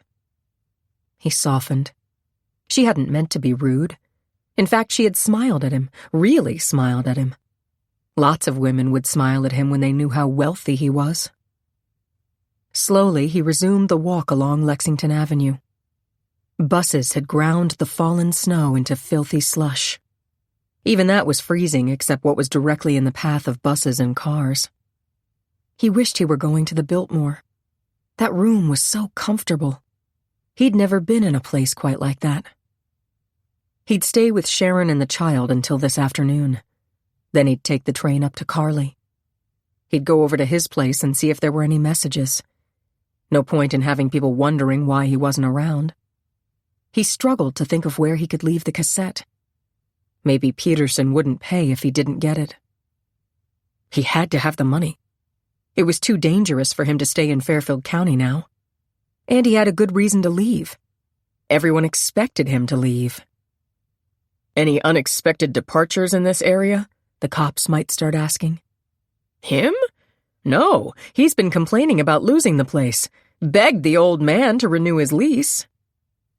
But that was before the last two girls. The CB murderer, the papers were calling him. If they only knew. He had even gone to the Callahan funeral service. The funeral service! Suddenly, he knew where to leave the cassette, where he could be sure it would be found that evening and delivered. Satisfied, he walked briskly into Nedick's, ordered coffee, milk, and rolls. He'd be staying a while, so they might as well have some food right away and some later before he left. He didn't want Sharon to think he was unkind. When he left the area of the Mount Vernon track, he had an odd sense of being watched. His instinct was very good about that. He stopped and listened. He thought he heard something and tiptoed back. But it was just one of those shopping bag ladies making her way up the ramp to the terminal. She'd probably been sleeping on the platform. With infinite care, he released the sliver of wire that was taped to the door of the room. Gingerly, he took out his key and inserted it in the lock. Opening the door a hair's breadth at a time to keep from jerking the wire, he slipped into the room and closed the door. He switched on the fluorescent lights and grunted in satisfaction. Sharon and the boy were just as he left them. The boy couldn't see him because of the blindfold, of course, but behind him, Sharon lifted her head. Setting down the package, he hurried over to her and yanked the gag from her mouth. It wasn't very tight this time, he told her. He thought that he'd seen a kind of reproach in her eyes. No. She was very nervous. Nervous in a different way. Her eyes were very scared now. He didn't want her to be scared of him. Are you afraid, Sharon? His voice was horribly gentle. Oh, no. Not at all. I brought you some food. Oh, I'm glad. But won't you please take the gag off Neil? And please, won't you untie us?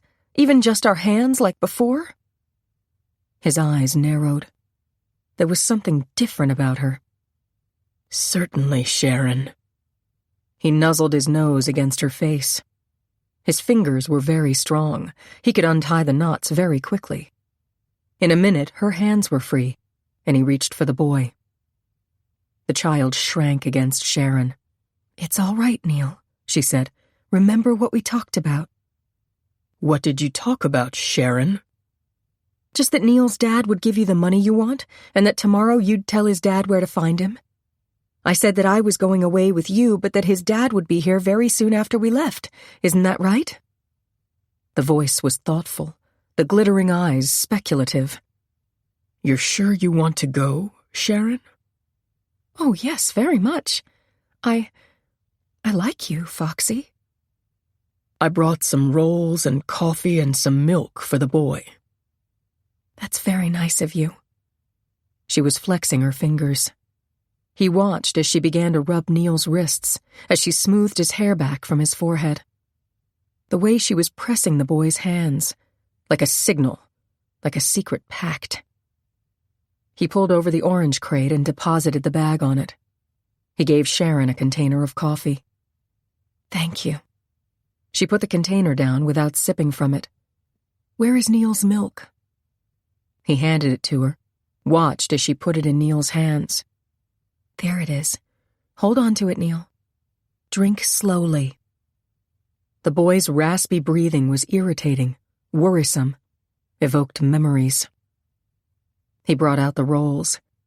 He'd had them thickly buttered the way he liked them. Sharon broke off a piece of one of them and handed it to the boy. "Here, Neil. It's a roll." Her voice was soothing. It was like she and the boy were in a conspiracy against him. Sullenly, he watched them eat. He gulped his own coffee, barely tasting it.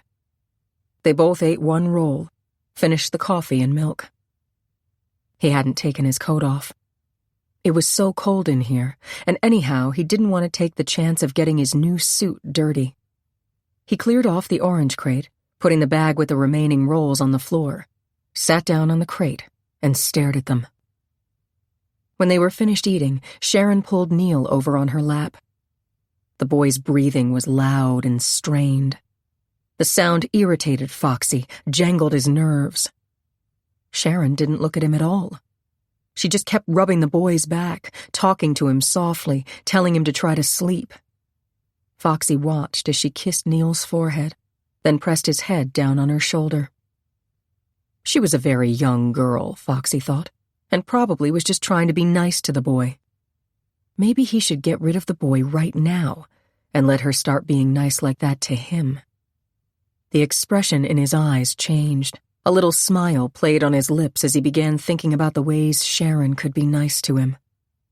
Anticipation flooded his body with warmth. He realized that Sharon was staring at him now, and he watched as her arms tightened around the boy. He wanted to have those arms around him. He started to get up to go over to the cot. His foot struck the recorder. The recorder! The cassette Peterson had demanded. It was too soon to get rid of the boy. Disappointed and angry, he sat down again. "You're going to make a recording for Peterson now," he told Sharon. A recording? Sharon's voice was quick and nervous. A second ago, she'd have sworn that he was planning to do something to them. There was something about the way he was looking at them, the expression on his face. She tried to think. Was there a chance? Was there any way? Ever since Neil had told her that this man murdered his mother, she'd been even more frantic to find a way to get out of here. Tomorrow might be too late for Ronald Thompson as well as for Neil. She didn't know what time Foxy was planning to come for her, if he came for her. He was cunning. He'd surely realize that sooner or later she'd be recognized. The memory of her quest to save Ronald tortured and mocked her. His mother had been right. By insisting on his guilt, she had helped condemn him. Nothing mattered except to save Neil's life, to save Ronald's life. Whatever happened to her, she deserved.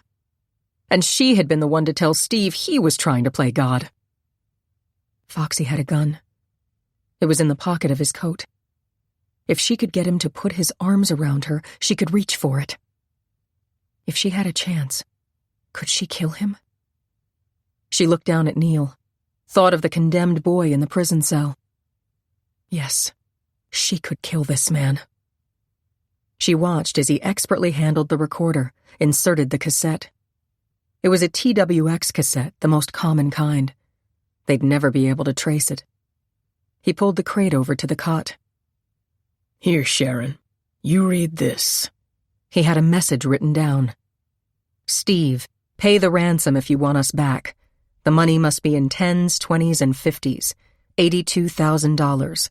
Don't fail to have it. Don't let it be marked. Go to the phone booth at 59th and Lexington at 2 a.m. in your car. Be alone. Don't call the police. She looked up at him. Can I add anything? I mean, we had a quarrel. We broke off. Maybe he wouldn't pay money for me if I don't apologize. You see, he's very stubborn. Maybe he'll only pay half the money for Neil because he knows I don't love him. But we'll need all the money, won't we? What do you want to say, Sharon? Was he toying with her? Did he believe her? Just an apology, that's all. She tried to smile. She slid Neil off her lap, reached over and stroked Foxy's hand.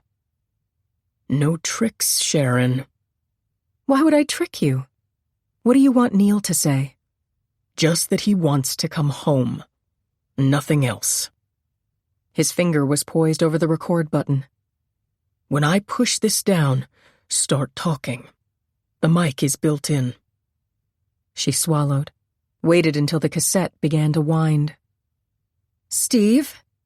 She read the message slowly, trying to buy time, trying to phrase what she would say next. She finished reading the message. Don't call the police. She paused. He was looking at her intently. Steve, she had to begin. Steve, Neil is going to talk to you now. But first, I was wrong. I hope you'll forgive me. The recorder clicked off. She was about to say, I made a terrible mistake. That's enough, Sharon. That's enough apology. He pointed at Neil. She put her arm around the child. All right, Neil. Now talk to your dad. The wheezing was accentuated by his effort to speak. Dad, I'm all right. Sharon is taking care of me. But Mommy wouldn't want me to be here, Dad. The recorder stopped. Neil had tried to give Steve a message, had tried to connect their kidnapping to his mother's death. The man rewound the cassette, played it back. He smiled at Sharon. Very nice. I'd pay to get you two back if I was Peterson. That's good. I'm glad if you're satisfied. Was he deliberately baiting her? Sharon? Neil groped for her sleeve, tugged it. I have to. You want to go to the John, kid? Foxy's voice was matter-of-fact. Guess you have to by now. He went over to Neil, picked him up and walked into the toilet with him, closing the door. Sharon froze, waiting, but almost immediately he was back, carrying Neil under his arm. She noticed that he had Neil's face turned away from him, almost as though he were afraid that Neil could see through the blindfold. He dropped Neil on the cot. The boy was trembling. Sharon? I'm here. She moved her hand against his back. Sharon, you want to? The captor nodded his head toward the toilet. Yes. He took her by the arm and half-carried her into the musty cubbyhole. The cords bit through her legs and ankles, making her wince with pain. There's a bolt up there, Sharon, he said. I'll even let you put it on if you want while you're here, 'cause otherwise the door don't stay shut. But you better come right out. His hand caressed her cheek. Because if you don't, and I get mad, the boy gets it now. He stepped out, pulling the door closed behind him. Quickly, she slid the bolt and looked around. In the darkness inside the small compartment, she ran her hands down the walls, along the tank. Maybe there was something here, some piece of piping, something sharp. She felt along the floor. Hurry up, Sharon. All right. When she started to open the door, the handle felt loose in her hand. Instantly, she tried to twist it completely around. Maybe if she could get it off, she could slip it in the deep pocket of her skirt. It might have a sharp edge. But she couldn't wrest it free. Come out of there! His voice was edgy now. Quickly, she opened the door, tried to hobble out, stumbled, grabbed the metal frame of the doorway. He came over to her. Deliberately, she put her arms around his neck. Forcing back revulsion, she kissed his cheek, his lips. His arms tightened. She felt the sudden racing of his heart. Oh, God, please. She slid her arms down around his shoulders, his back. Her fingers made soft petting motions on his neck. Her right hand moved forward, slipped into his coat pocket, felt steel. He shoved her backward. She slammed onto the concrete floor, her tightly bound legs buckling under her. Blinding, shocking pain shot through her right ankle. You're like the rest, Sharon! He screamed. He was standing over her. From the floor, through the waves of pain that were causing the food she'd just eaten to gag her, she could see him. His face seemed disembodied as he leaned over her. The pulse under his eye was throbbing. Red spots accentuated the sharp lines of his cheeks. His eyes were black, narrow pits spewing over with rage. You bitch, he said. You bitch! Yanking her up, he threw her on the cot and slapped her arms behind her. Pain made great foggy blackness close over her. My ankle! Was that her voice? Sharon, what happened? Neil's voice was terrified. With a tremendous effort, she bit back a moan. I fell. Like all the others. Pretending, but worse, trying to trick me. I could tell you were fooling, lying, I could tell. She felt hands close on her throat. Oh, God! Powerful fingers were pressing into her neck. God, help! No! The pressure vanished. Her neck fell backward. Sharon! Neil was crying, his voice agitated, choking. Gulping in air, she moved her face to his. Her eyelids felt so heavy. She forced them open. Foxy was at the rusty sink, splashing water in his face. The water must be freezing. Fearfully, she watched. He was trying to calm himself. He'd been about to kill her. What stopped him? Maybe he was afraid he'd still need her. She bit her lip against the pain. There was no way out. No way. Tomorrow, when he got the money, he'd kill her and Neil. And Ronald Thompson would die for a crime he didn't commit. She and Neil were the only ones who could prove his innocence. Her ankle was swelling, pressing out against the leather boot. The cords were biting into it. Oh, God, please. Pain made her shiver even while it brought perspiration to her face. She watched as he dried his face with a handkerchief. He came over and methodically retied Neil's hands, put tight gags on both of them. He adjusted the wire from the suitcase to the door. I'm leaving, Sharon, he said. I'll be back tomorrow. I'll be back just once more. He hadn't planned to leave this early, but he knew if he stayed any longer, he'd kill her. And he might need her again. They might demand more proof that she and the boy were alive. He had to have the money. He couldn't take the chance of killing her yet. There was a train coming in from Mount Vernon at 11 o'clock. He'd just have to wait a few minutes before it arrived. He stayed near the entrance to the tunnel. It was dark there. Footsteps. He shrank against the wall, peered out cautiously. A guard. The man looked around carefully, walked up and down the area, stared curiously at the pipes and valves, glanced up at the stairs leading to the room, and then walked slowly back onto the Mount Vernon platform. He felt the freezing sweat drip all over his body. His luck was running out. He could feel it. He had to finish all this and get away. There was a rumbling sound, the squealing of brakes. Carefully, he slipped around the ventilating shafts, the sewer pumps, to the ramp, gratefully melting in with the disembarking passengers. It was just 11 o'clock. He didn't want to sit in the hotel room. He was too restless. Walking west across 42nd Street, he went into a movie. For 4.5 hours, he stared fascinated as 3 porno films titillated his senses, satisfied his needs. At 4:05, he was on the train to Carly. He did not see Steve Peterson until he was already seated on the train.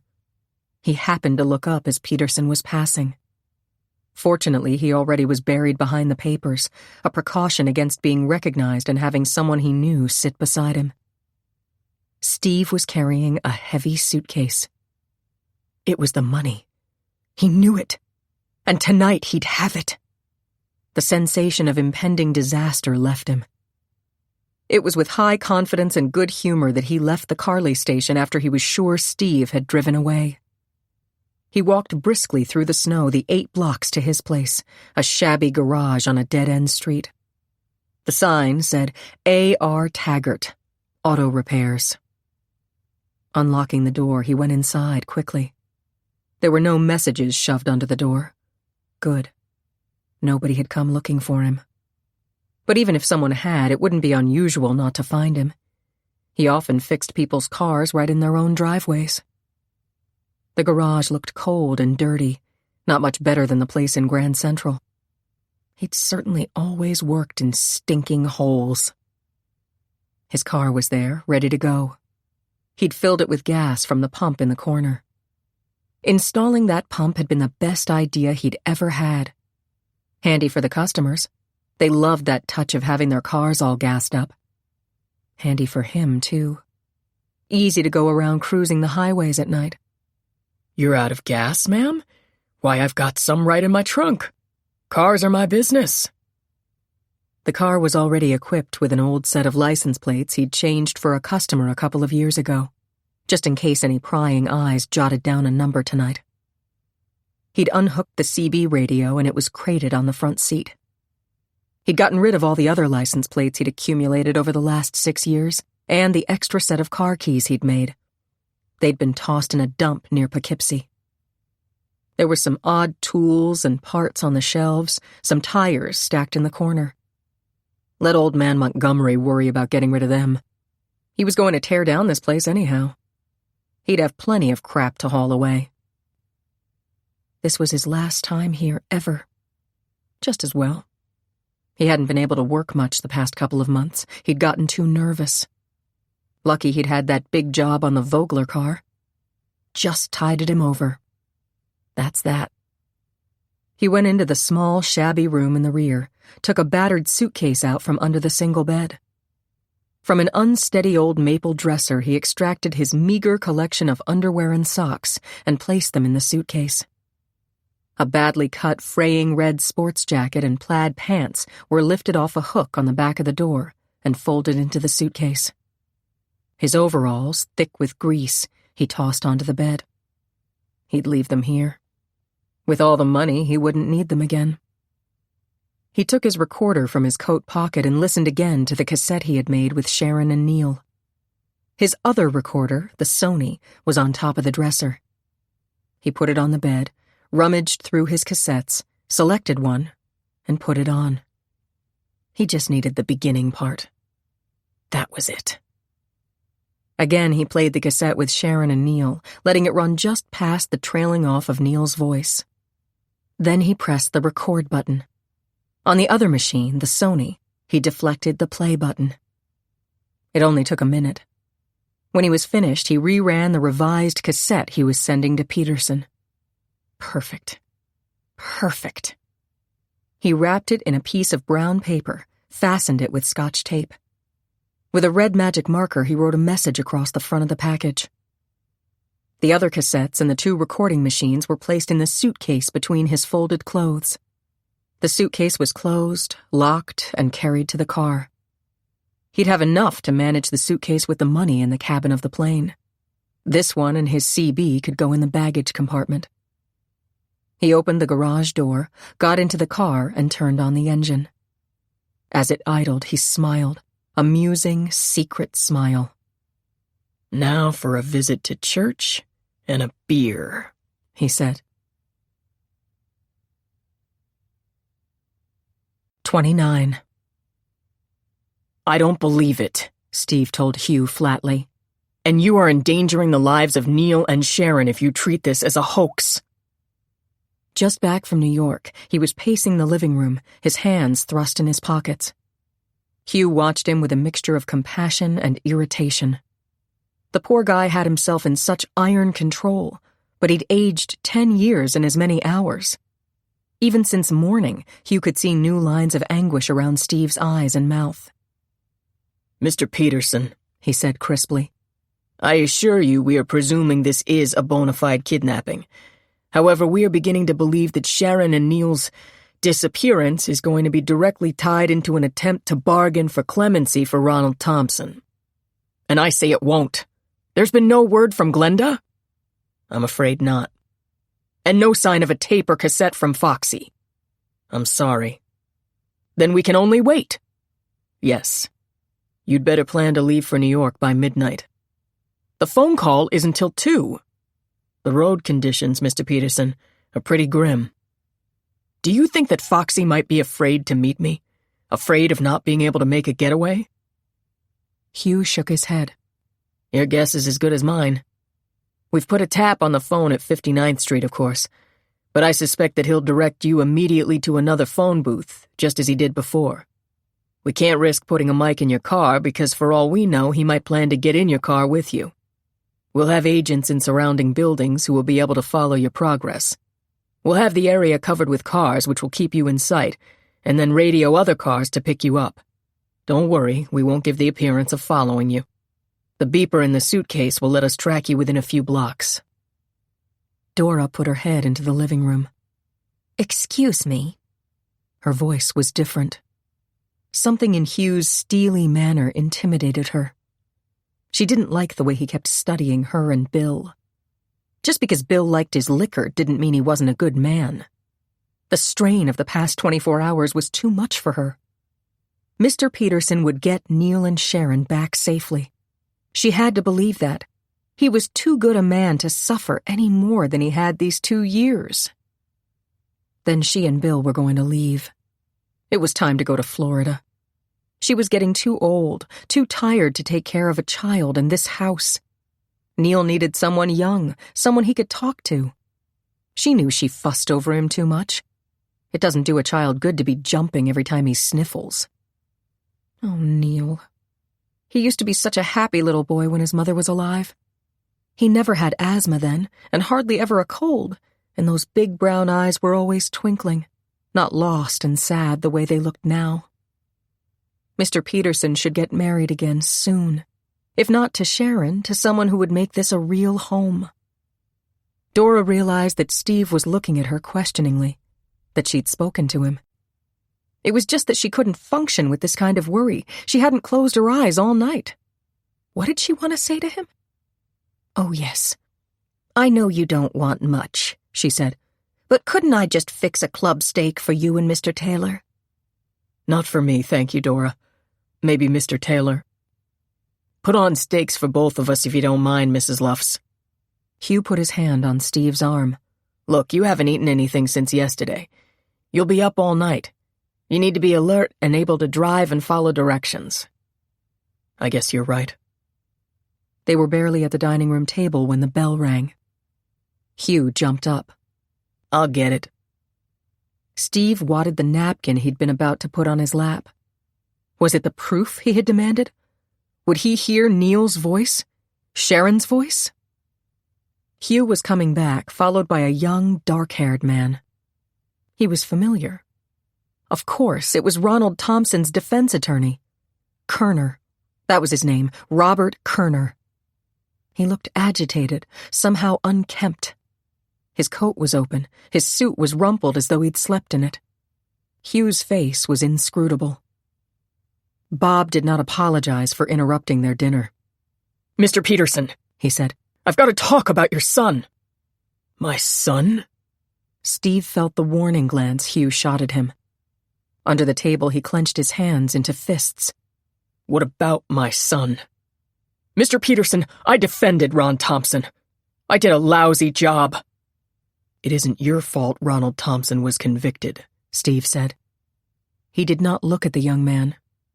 Instead, he stared down at the steak, watching the bubbling strip of fat at the edge begin to congeal. He pushed it away.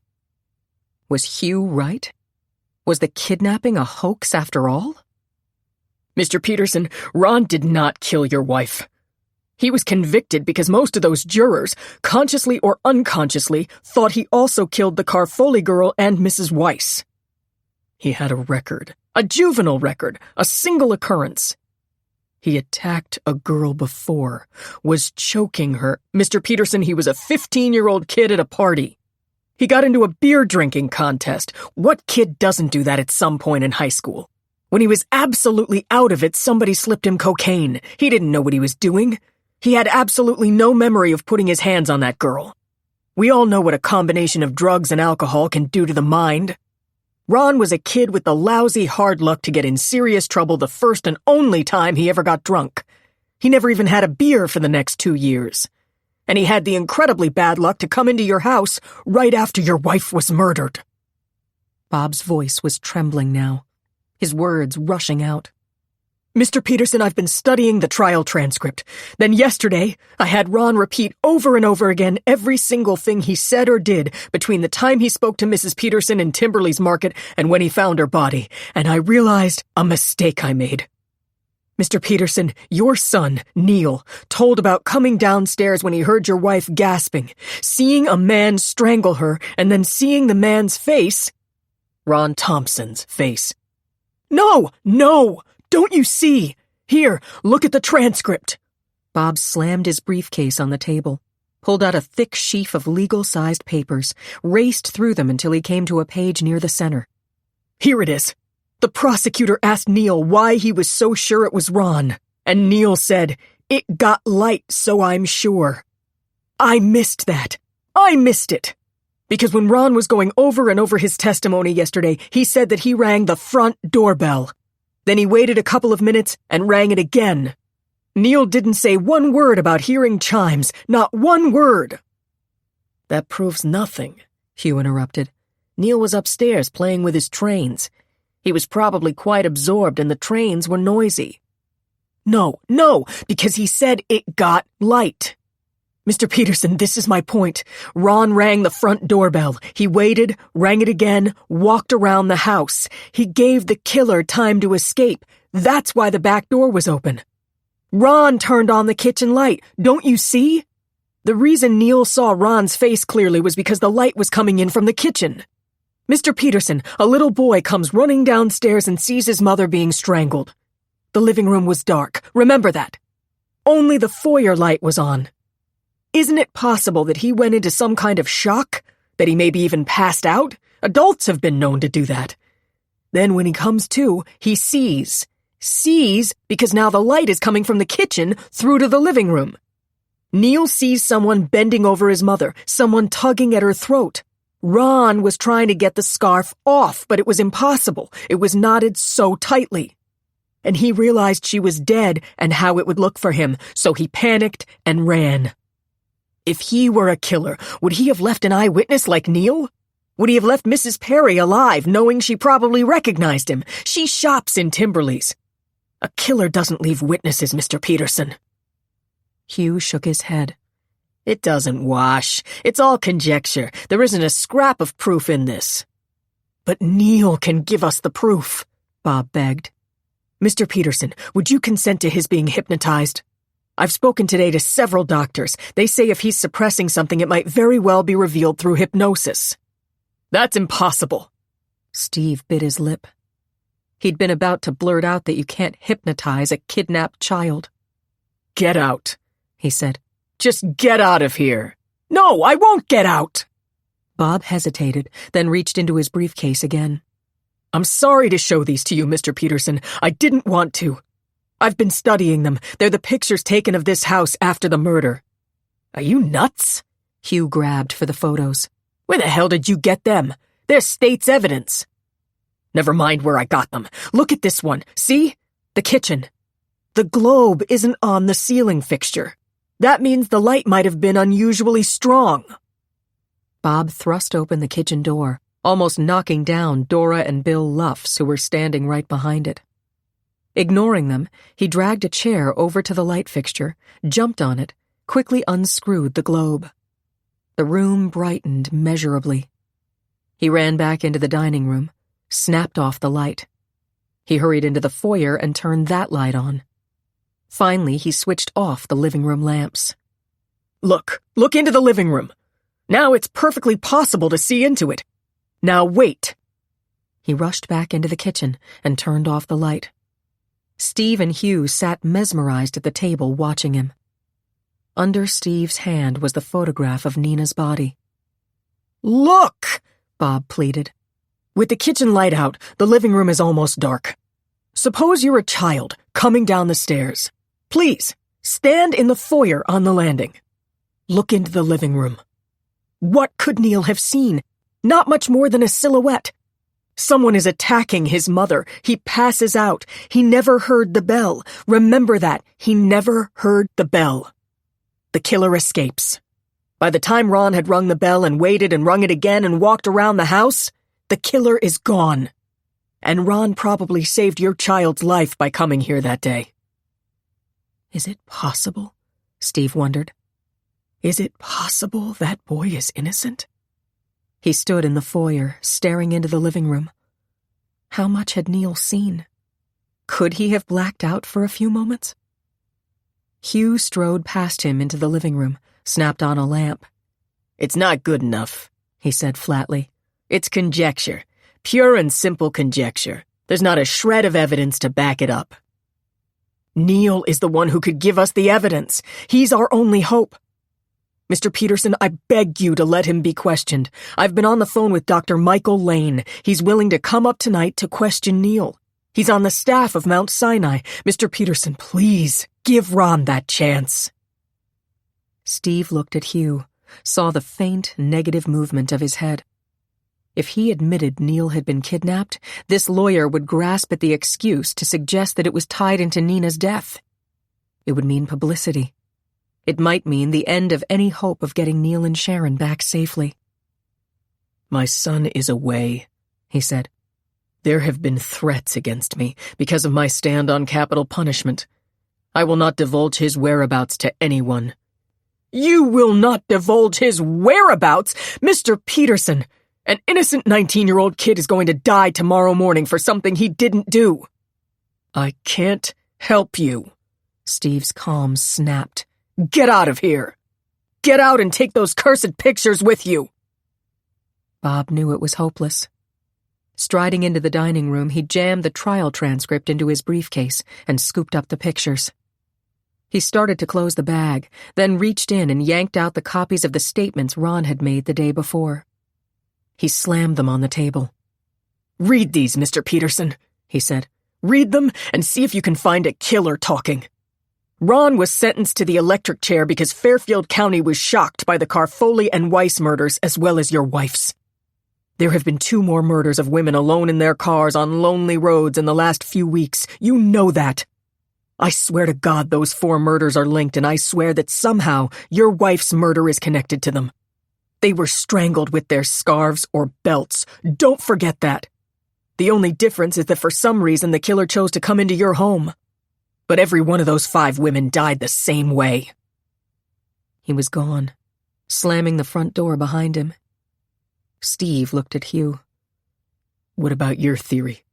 That the kidnapping is tied into the execution tomorrow? He asked accusingly. Hugh shook his head. We only know that Kerner isn't part of any conspiracy, but we never suspected that he was. Is there any chance at all, that he's right about Nina's death? He's grasping at straws. It's all maybe and conjecture. He's a lawyer trying to save his client. If Neil were here, I would have allowed that doctor to talk with him, to hypnotize him if necessary. Neil has had recurring nightmares since that night. Just last week he started talking about it again. What did he say? He said something about being scared and not being able to forget. I've actually spoken to a psychiatrist in New York who suggested that there may be some repression there. Hugh, tell me honestly, are you convinced Ronald Thompson killed my wife? Hugh shrugged. Mr. Peterson, when the evidence is as clear-cut as it is in this case, it's impossible to come to any other conclusion. You haven't answered my question. I've answered it the only way I can. Please, that steak's probably not worth eating by now, but have something. They went into the dining room. Steve crumbled a piece of roll, reached for the coffee. The transcripts of Ron's statement were at his elbow. He picked up the top sheet, started to read it. I was pretty down about losing the job, but I understood. Mr. Timberly needed someone who could work more hours. I knew that being on the varsity would help me get into college and maybe get a scholarship, so I couldn't work more. Mrs. Peterson heard Mr. Timberly. She said she was sorry and that I was always so nice about bringing her packages to the car. She asked me what kind of job I'd get. I said I'd done house painting during the summer. That was when we were walking out to the car. She told me that they'd just moved and that there was a lot of painting to do inside and out, and asked me to come over and look at the house. I was putting her groceries in the trunk. I said I guess this is my lucky day, and it's just like my mom's always saying, bad luck can turn into good luck. Then we joked because she said it's my lucky day that way too. At least there's room in the trunk for all these darn groceries. She said she really didn't like grocery shopping. That's why she always bought so much at one time. That was at 4 o'clock. Then Steve stopped reading. Nina's lucky day. Lucky day. He pushed the transcript away. The phone rang. He and Hugh both jumped. He rushed to the kitchen phone. Hugh hurried to the extension in the den. Steve Peterson. His voice was guarded. Let it be good news, please. Mr. Peterson, this is Father Kennedy from St. Monica's Church. I'm afraid something quite unusual has happened. Steve felt his throat muscles close. It was an effort to speak. What is it, Father? 20 minutes ago, when I went on the altar to offer the evening mass, I found a small package propped against the door of the sanctuary. Let me read exactly what it says. Delivered to Steve Peterson at once. Life or death. And your phone number. Could it possibly be some sort of joke? Steve heard the hoarseness in his voice, felt the clammy sweat in his hands. No, it's not a joke. It may be important. I'll be right down for it, Father, and please, don't say anything about this to anyone. Of course, Mr. Peterson. I'll wait for you in the rectory. When Steve got back to the house half an hour later, Hugh was waiting with the recorder. Grimly, they leaned over the machine as the spool began to turn. For an instant, they heard just a muted rasping sound, then Sharon's voice. Steve paled and Hugh gripped his arm. The message. She was repeating the message the kidnapper had given him. What did she mean about being wrong? What was he supposed to forgive her for? There was something so abrupt about the way she stopped, as though she'd been cut off. Neil. That was the rasping sound. Neil choked with asthma. Steve listened to his son's halting voice. Sharon was caring for him. Why did he mention his mother? Why now? He gripped his fists until his knuckles were white, held them to his lips to push back the sobs that he felt shaking his chest. That's it, Hugh said. He reached out his hand. We'll run it through again. But before he could press the stop button, it came. A warm, bubbly voice, melodic, welcoming. "Why, how nice of you," it was saying. "Do come in." Steve jumped up as an anguished cry broke from his lips. "What is it?" Hugh shouted. "Who is that?" "Oh, Christ! Oh, Christ!" Steve cried. "That's my wife! That's Nina!" 30. Hank Lamont parked his car in front of Mill Tavern on Fairfield Avenue in Carly. The snow was falling hard again, and sharp gusts of wind were slapping it against the windshield. His large, innocent-looking blue eyes narrowed as he studied the dimly lit interior of the tavern. It seemed pretty empty. Probably the weather had kept people home, but that was just as well. He'd get more chance to talk to the bartender. Let's hope he was the kind who liked to chew the rag. He stepped out of the car. God, it was cold. Lousy, lousy night. It would be hard to keep a tail on Peterson's car later on. There'd probably be so few cars on the road, the ones that were there would stick out like sore thumbs. He pushed open the door and stepped inside the bar. Warm air embraced him, and a not unpleasant beer and food smell filled his nostrils.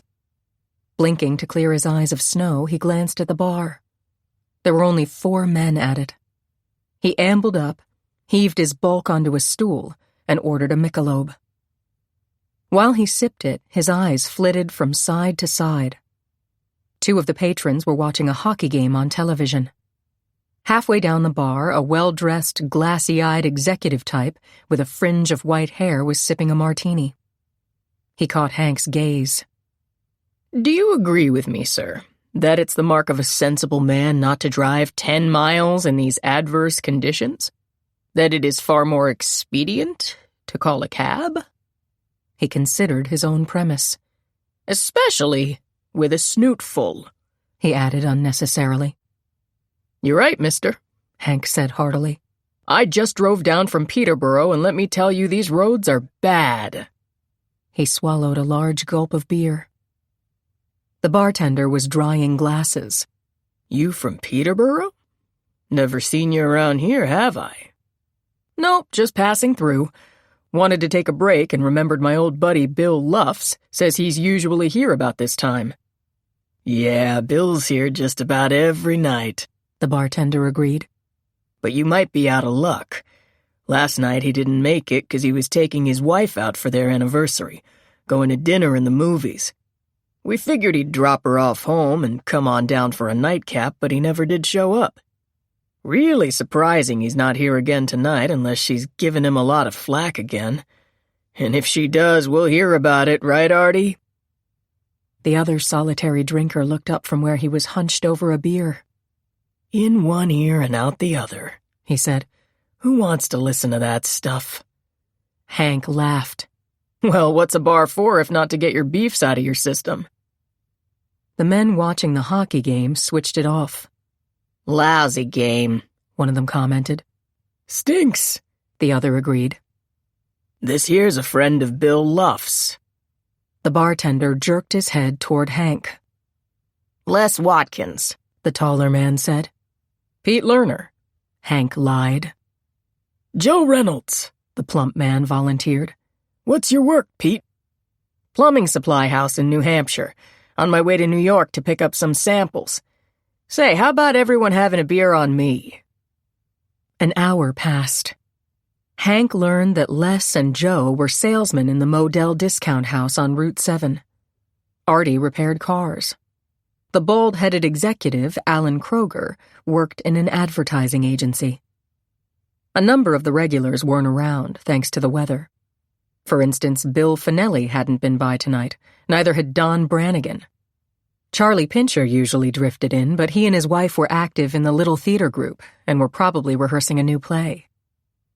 Kroger's cab arrived. Les was giving Joe a ride. They asked for their bill. Artie got up to go. The bartender waved away his money. This one's on me, he said. We'll miss you. That's right, Les said. Good luck, Artie. Let us know how you're doing. Thanks. If it don't work, I'll come back and take the job at Shaw's. He's always bugging me to go with him. Why wouldn't he? He knows a good mechanic, Les said. Where are you heading for? Hank asked. Rhode Island. Providence. Too bad you didn't get a chance to say goodbye to Bill, Joe commented. Artie laughed cynically.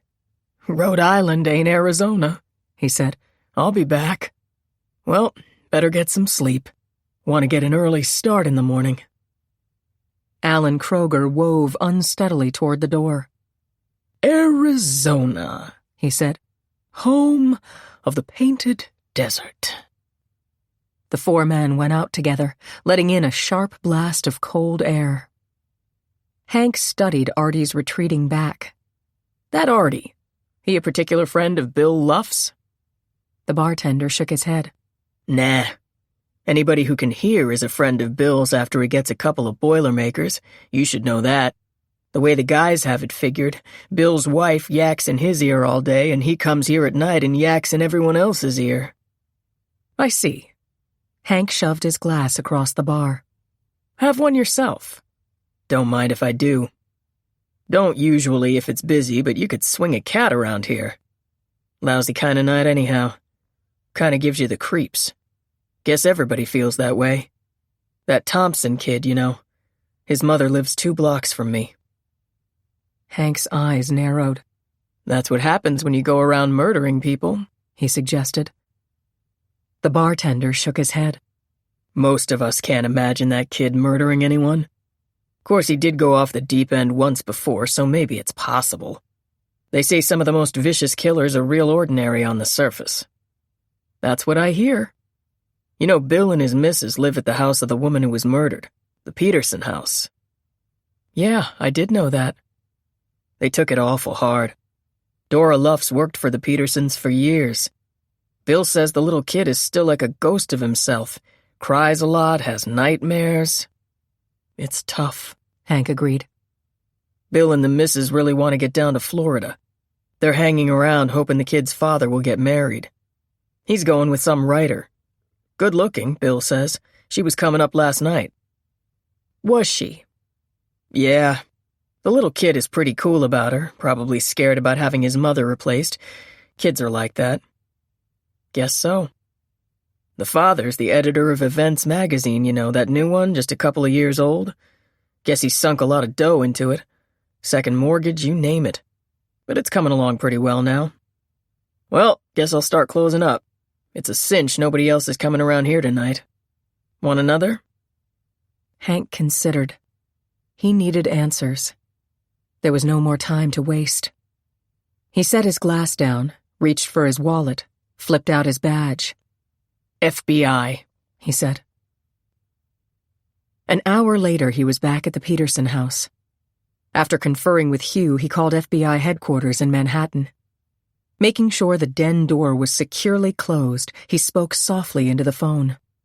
Huey was right. Bill Luff's is a big mouth. Everyone in the Mill Tavern has known for 2 weeks that he and Mrs. Luff's would be out last night, that Peterson had a late meeting, and that Sharon Martin was expected up. The bartender gave me a list of 10 regulars who are always talking to Bill. Some of them were there tonight. They all seemed okay. You might check in on a Charlie Pincher, though. He and his wife are in theatricals. Maybe one of them could mimic a voice they'd heard a couple of years ago. There's an Artie Taggart who'll be pulling out tomorrow for Rhode Island. Seems harmless. 2 salesmen, Les Watkins and Joe Reynolds. Wouldn't waste time on them. Here are the rest of the names. When he'd concluded the list, he added, "Another thing. Bill Luff's told the whole bar about Neil's trust fund less than a month ago. Overheard Peterson talking to his accountant. So everyone in the Mill Tavern and God knows where else knows about it. Okay, I'll start down with the cassette. Have you reached John Owens?" He hung up the phone, walked thoughtfully past the living room. Hugh Taylor and Steve were talking in muted tones. Steve was just putting on his coat. It was nearly midnight, and time for him to leave for the rendezvous with Foxy. 31. Lally was so upset over the intruders that when she met Rosie in the main waiting room, she blurted out the story to her and immediately was sorry. "It's kind of a special place for me," she finished lamely. Now what would she say if Rosie wanted to share it? She couldn't let her. She just couldn't. She needn't have worried. "You mean you bed down and sing-sing?" Rosie asked incredulously. "You couldn't get me near there with a 10-foot pole. You know how I hate cats." Of course. She'd never thought. Rosie was frightened of cats, would walk across the street to avoid one. "Well, you know me," Lally said. "I love them. Poor things get so hungry. There's more slithering around that tunnel than ever," she exaggerated. Rosie shuddered. "So I figure the two of them are staying there," Lally concluded, "and I'll scare off the girl when he's out." Rosie was deep in thought. "Suppose you make a mistake," she suggested. "Suppose he's there. You say he looks mean." "More than mean. Maybe you could help me keep an eye on him." Rosie loved intrigue. She smiled widely, revealing broken yellow teeth. "Sure." They finished their coffee, carefully putting leftover pieces of the donuts in their shopping bags, and headed for the lower level. "Might take a long time," Lally fretted. "It don't matter, except Ohlendorf's on today," Rosie said. He was one of the strictest guards. He didn't believe in letting the regulars hang around the station. He was always chasing them and watching to see they didn't panhandle or litter. Somewhat nervously, they took up a position near the open book display windows. Time passed. They waited patiently, almost motionlessly. Lally had a story ready if Ohlendorf came over to them. She'd say she had a friend coming to New York and had promised to meet her right here. But the guard ignored them. Lally's feet and legs began to throb. She was about to suggest to Rosie that they give up the vigil when a stream of people came up the steps of the Mount Vernon platform. One of them had dark hair, a stiff way of walking. She grabbed Rosie's arm. "That's him," she cried. "See? He's going toward the stairs. Brown coat, green pants." Rosie's eyes narrowed. "Oh, yeah, I see him." "Now I can go down," Lally exulted. Rosie looked doubtful. "Not with Ohlendorf around, I wouldn't. He just looked over here." But Lally was not to be dissuaded. She waited until she saw Ohlendorf leave for his lunch break, then slipped down to the platform. The 12:10 was starting to load. She knew she wasn't too conspicuous. She disappeared around to the other side of the track, hurried down the ramp as fast as her arthritic knees would allow. She really didn't feel well. This had been the hardest winter ever. The arthritis was in her back now and in the soles of her feet. Her whole body was hurting a lot. She couldn't wait to lie down and have a rest on her own cot. She'd have the girl out of there in the next 2 minutes. "Missy," she'd say, "the cops are wise. They're on their way to arrest you. Get out and warn your boyfriend." That would do it. She shuffled past the generator, around the sewer pipes. The tunnel loomed dark and still at the far end of the area. She looked up at the door of her room and smiled happily. 8 more shuffling movements, and she was at the base of the steps leading to it. Shifting the handles of her shopping bag over one arm, she fished her key out of her jacket. With the other hand, she gripped the railing and began to pull herself up the steep steps. "Where do you think you're going, Lally?" The voice was sharp. Lally let out a frightened cry and almost tumbled over backward. She regained her balance and, fighting for time, turned around slowly to face the menacing form of Officer Ohlendorf. So he'd been keeping an eye on her, just like Rosie warned. He'd tried to trap her by pretending to go to lunch. She let the key slide into the shopping bag. Had he seen it? "I asked, where are you going, Lally?" Near her, the generators throbbed. There was a rushing, squealing sound as a train entered a platform somewhere overhead. She was silent, helpless. A sudden, sharp spitting sound, a snarling yowl came from a shadowy corner, and inspiration struck Lally. "The cats!" With a trembling hand, she pointed to the moving skeletal forms. "They're starving. I wanted to bring them something to eat. I was just getting it out." Eagerly, she yanked the crumpled napkin with the bits of donut from her shopping bag. The guard examined the greasy napkin with distaste, but his tone was somewhat less hostile when he spoke. I'm sorry for them too, but you've no business here, Lally. Throw that stuff to them and clear out. His glance passed her, eyed the steps, moved upward, lingered thoughtfully on the door of her room. Lally's heart beat wildly.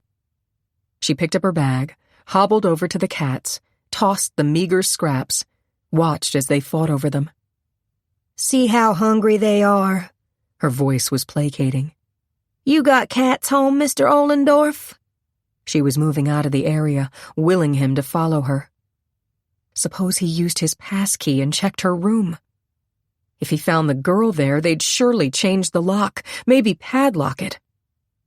He hesitated, shrugged, decided to follow her. Used to, but my wife isn't much for cats anymore. Not since we lost the one she was crazy about. Safely back in the waiting room, Lally realized her heart was still beating wildly. That was that. She wouldn't go near her place again until tonight when Ollendorf went home. Thanking her stars that the cats had staged their fights, she went over to a bin and plucked out a discarded copy of People magazine and the crumpled first section of the Village Voice.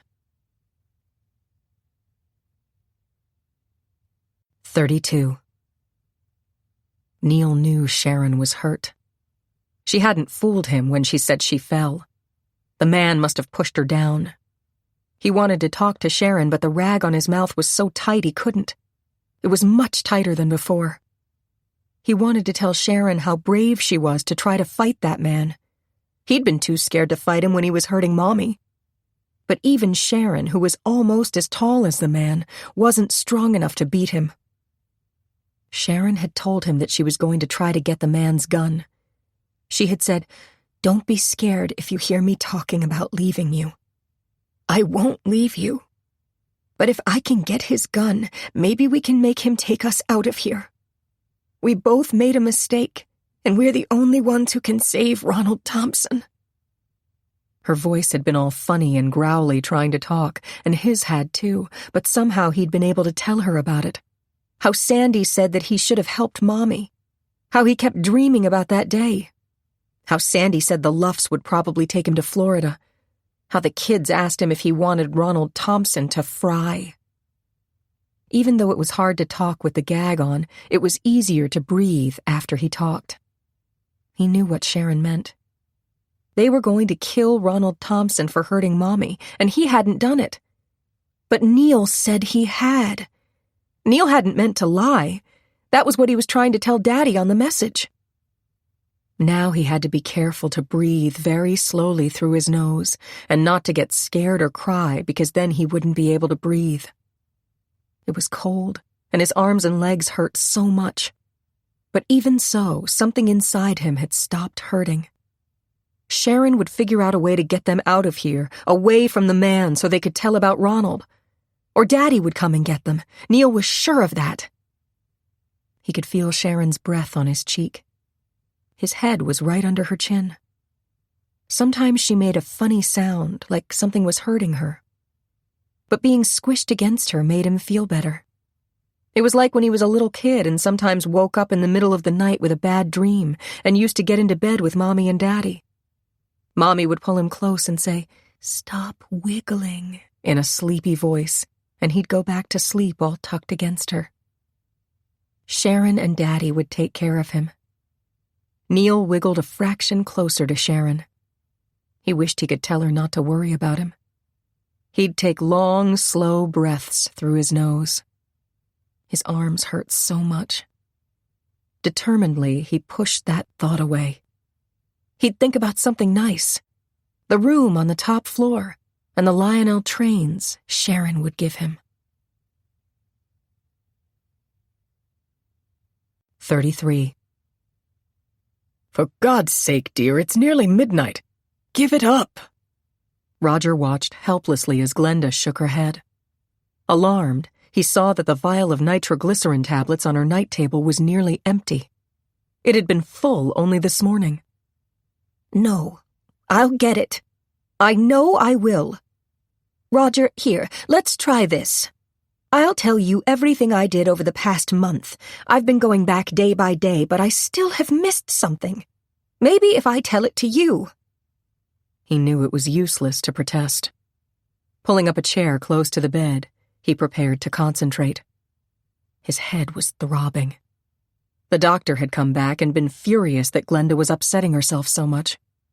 Of course, they hadn't been able to explain why she was so agitated. The doctor wanted to give her a strong shot, but Roger knew she'd never forgive him if he okayed it. Now, watching her ashen pallor and the telltale purplish-blue lips, he thought of that day when she'd had the coronary. We're doing everything we can, Mr. Perry. It's touch and go. You might be wise to send for your sons. But she'd pulled out of it. Oh, God, if she knows anything, let her remember, Roger prayed. Let me help her remember. If Neil and Sharon died and afterward Glenda felt she could have saved them, it would kill her too. What was Steve feeling right now? It would soon be time for him to leave for New York with the ransom money. Where was Ronald Thompson's mother now? What was she thinking? Did she know this same futile anguish? Of course she did. What about Sharon and Neil? Were they terrified? Had they been abused? Were they still alive, or was it already too late? And Ronald Thompson. At the trial, Roger had been able to think only of how much he resembled Chip and Doug at that age. At 19, his boys had been sophomores in college. Chip at Harvard, Doug at the University of Michigan. That's where 19-year-olds belong, in college, not in prison cells on death row. Roger. Glenda's voice was remarkably steady. Maybe if you make a diagram of each day, 9 o'clock, 10 o'clock, that kind of thing, it will help to point up whatever I'm missing. There's a pad in my desk. He walked over and got it. All right, she said. I'm sure of yesterday and Sunday, so we won't waste time on them. Let's start with last Saturday. 34. No questions, Mr. Peterson? You sure you've got it straight? Hugh and Steve were in the foyer. Steve had the heavy suitcase containing the ransom money gripped in his hand. I think so. Steve's voice was even, almost a monotone. Somewhere in the past hours, the fatigue had retreated. Overwhelming numbness had anesthetized pain and worry. He could think clearly, almost abstractly. He was standing on a high hill overlooking a drama. He was viewer as well as participant. All right. Run it down for me. Hugh recognized the symptoms in the other man. Peterson was coming to the end of his emotional tether.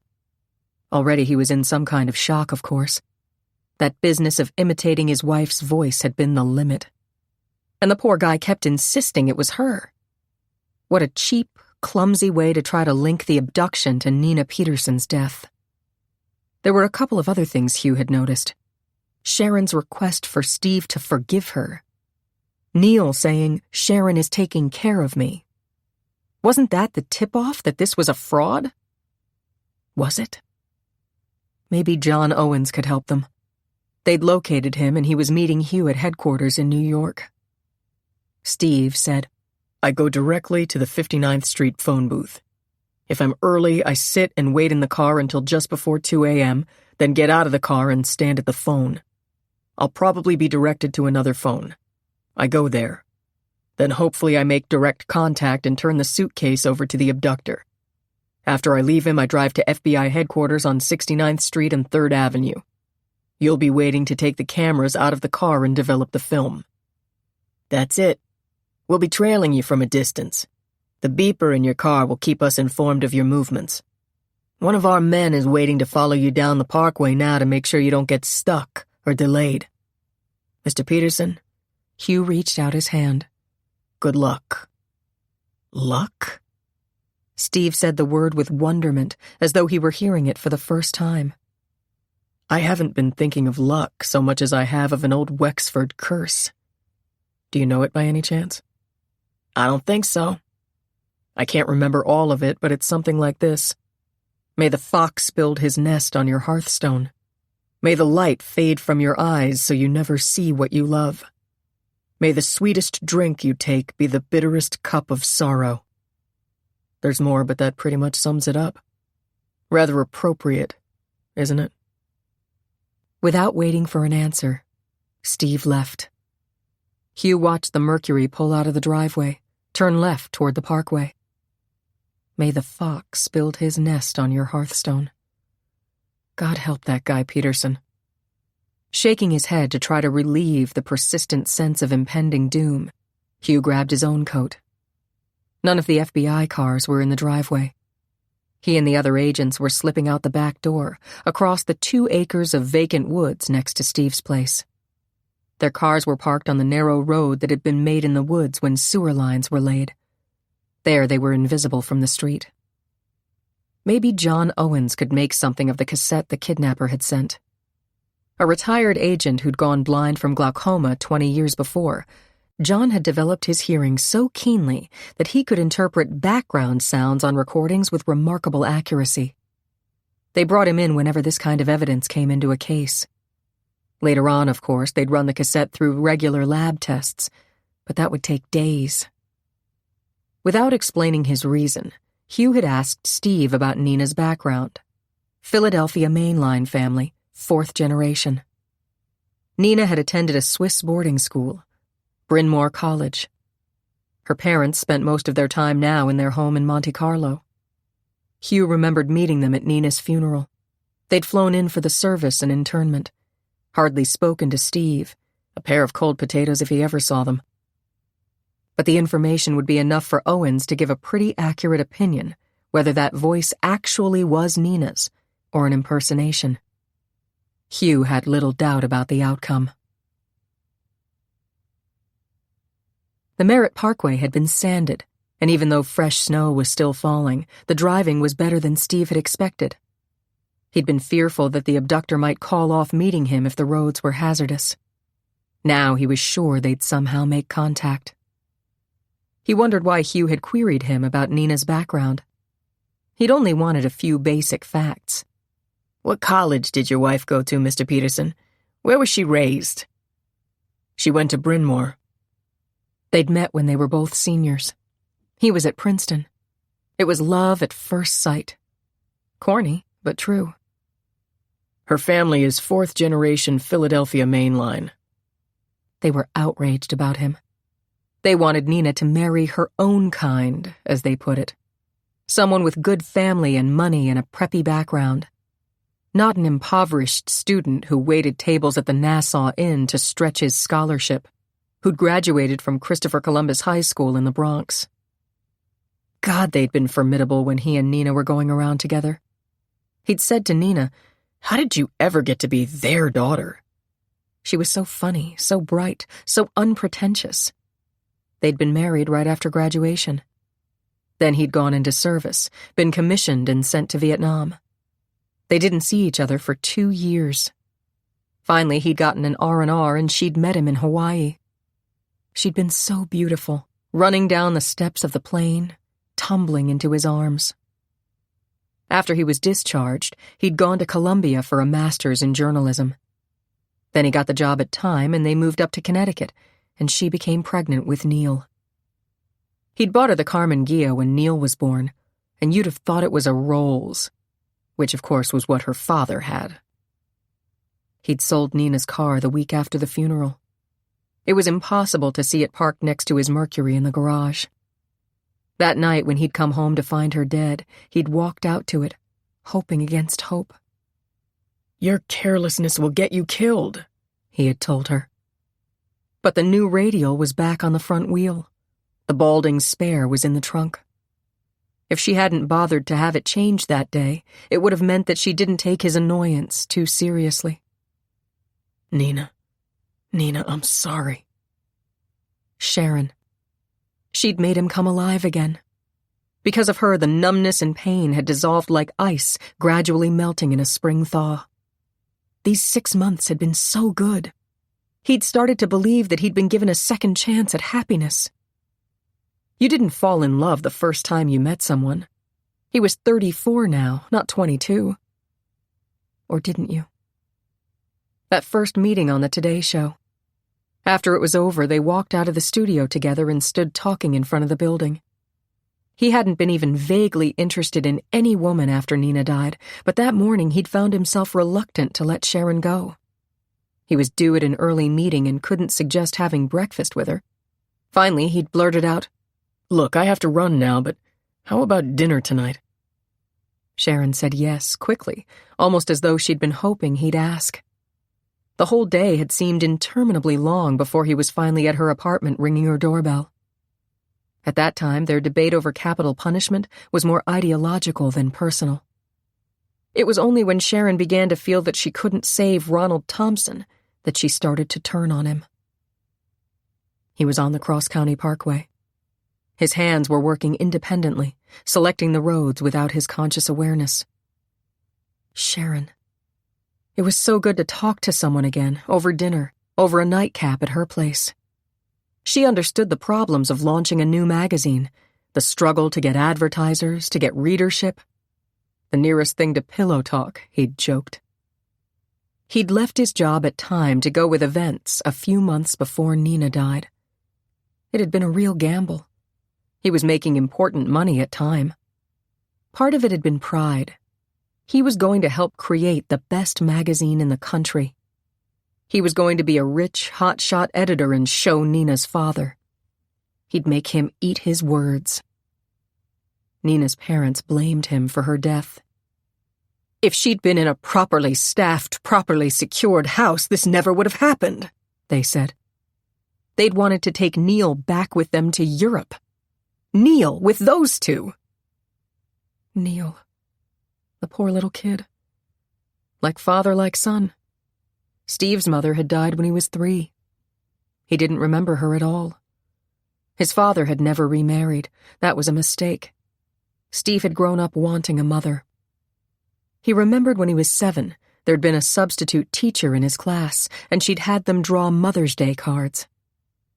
At the end of the day, she noticed that he didn't put his in his school bag. "You're not going to leave that here, are you?" she'd asked. "Your mother will be so pleased to have it Sunday." He'd torn it up and run out of the room. He didn't want that for Neil. He wanted Neil to grow up in a happy home, a home with brothers and sisters. He didn't want to live the way his father had, alone, making Steve his whole life, bragging to everybody in the post office about his son in Princeton. A lonely man in a lonely apartment. One morning he hadn't awakened. When he didn't show up for work, they'd investigated. And Steve had been called out of class. Maybe that was why over the past years he'd taken the stand on capital punishment. Because he knew how elderly, poor people lived, how little they had. Because it sickened him to think of any of them being brutally murdered by thugs. The suitcase was on the front seat next to him. Hugh had assured him the electronic device wouldn't be detected. Now he was glad that he'd let them put it in. At 1:30, Steve pulled off the 57th Street exit of the West Side Highway. At 20 of 2, he was parked in front of the payphone outside Bloomingdale's. At 10 of 2, he got out of the car and, unmindful of the wet, icy wind, stood in the booth. At precisely 2 a.m., the phone rang. The same muffled, whispering voice instructed him to go immediately to a phone on 96th Street and Lexington Avenue. At 2:15, that phone rang. Steve was told to drive over the Triborough Bridge, take the Grand Central Parkway to the Brooklyn-Queens Expressway exit. He was to drive on the BQE to Roosevelt Avenue, turn left to the end of the first block, and park immediately. He was to turn out his headlights and wait. Be sure to have the money. Be alone. Frantically, Steve scribbled, repeated the instructions. The abductor hung up. At 2:35, he turned off the BQE onto Roosevelt Avenue. A large sedan was parked halfway down the block on the other side of the street. As he passed it, he twisted the wheel a fraction, hoping the hidden cameras might be able to pick up the make and license number. Then he pulled over to the curb and waited. It was a dark street. The doors and windows of the shabby old stores were protected with chains and bars. The elevated tracks helped cut off the streetlights. The snow blocked remaining visibility. Were the FBI agents able to trace his course through the beeper? Suppose it stopped working?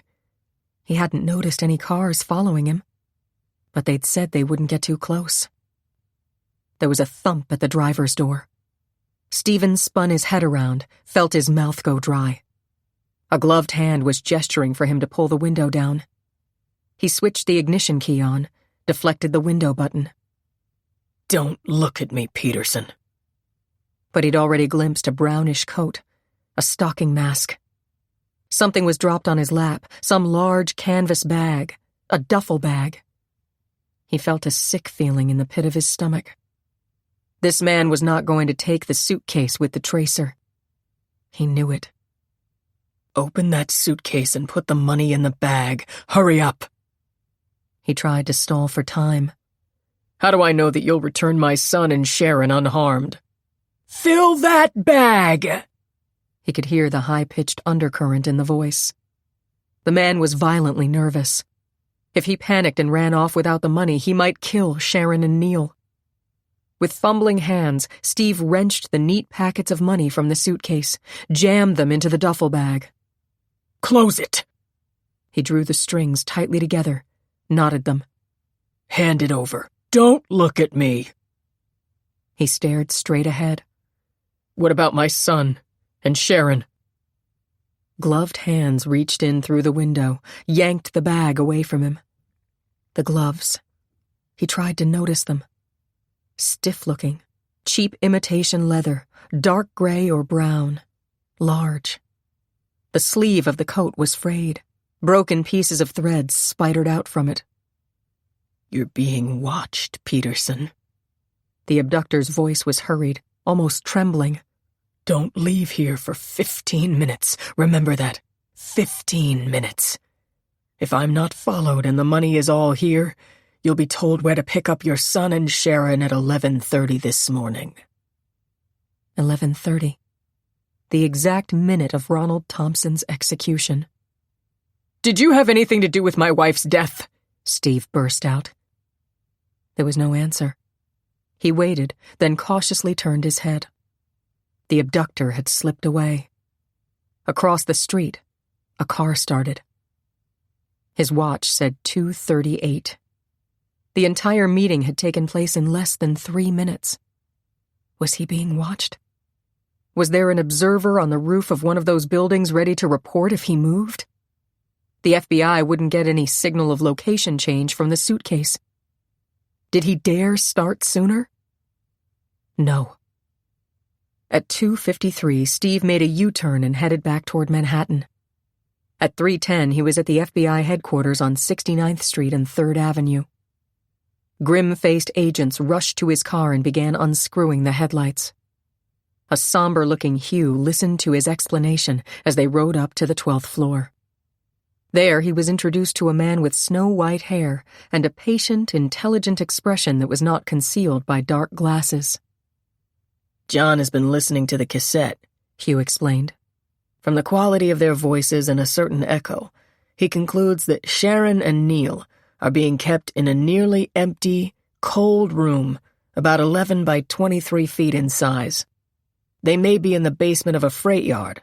There's a continuing faint sound of trains pulling in and leaving from somewhere nearby. Steve stared.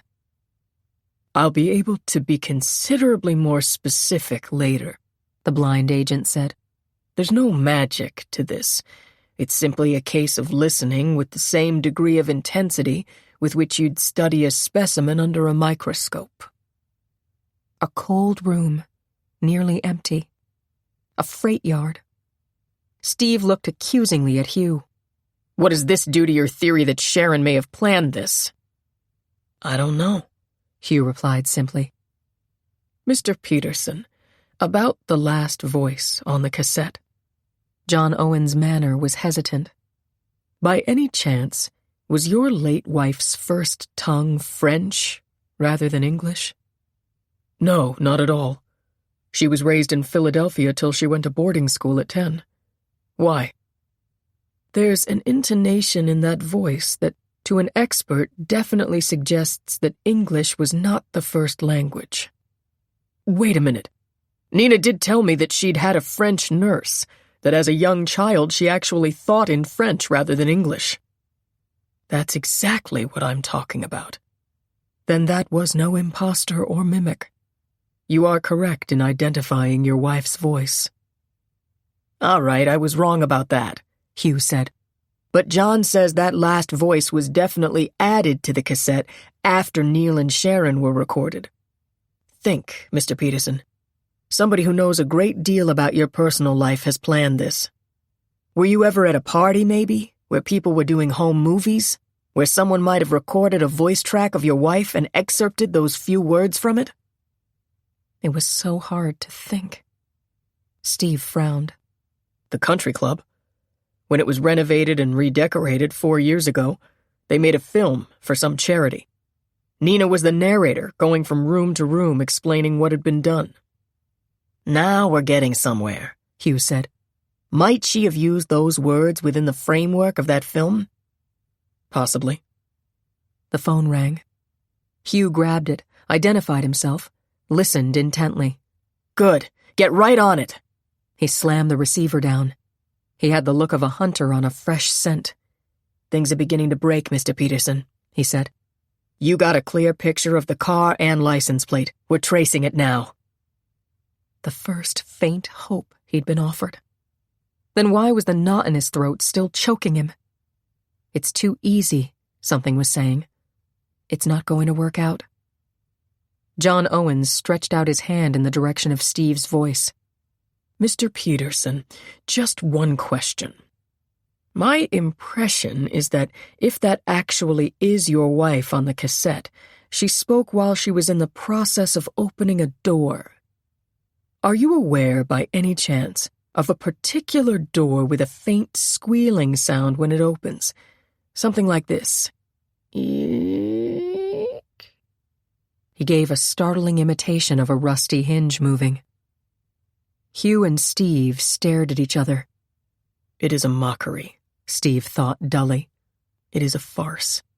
It is already too late for everybody. Hugh answered for him. Yes, John, he said. That's exactly the way Mr. Peterson's kitchen door sounds as it's being opened. 35. Artie drove away from the Mill Tavern, a nagging worry sending out alarm signals through his body, dissolving the euphoric sense of infallibility he'd been enjoying. He'd really counted on Bill Luff's being in the bar. It would have been helpful to pump Bill.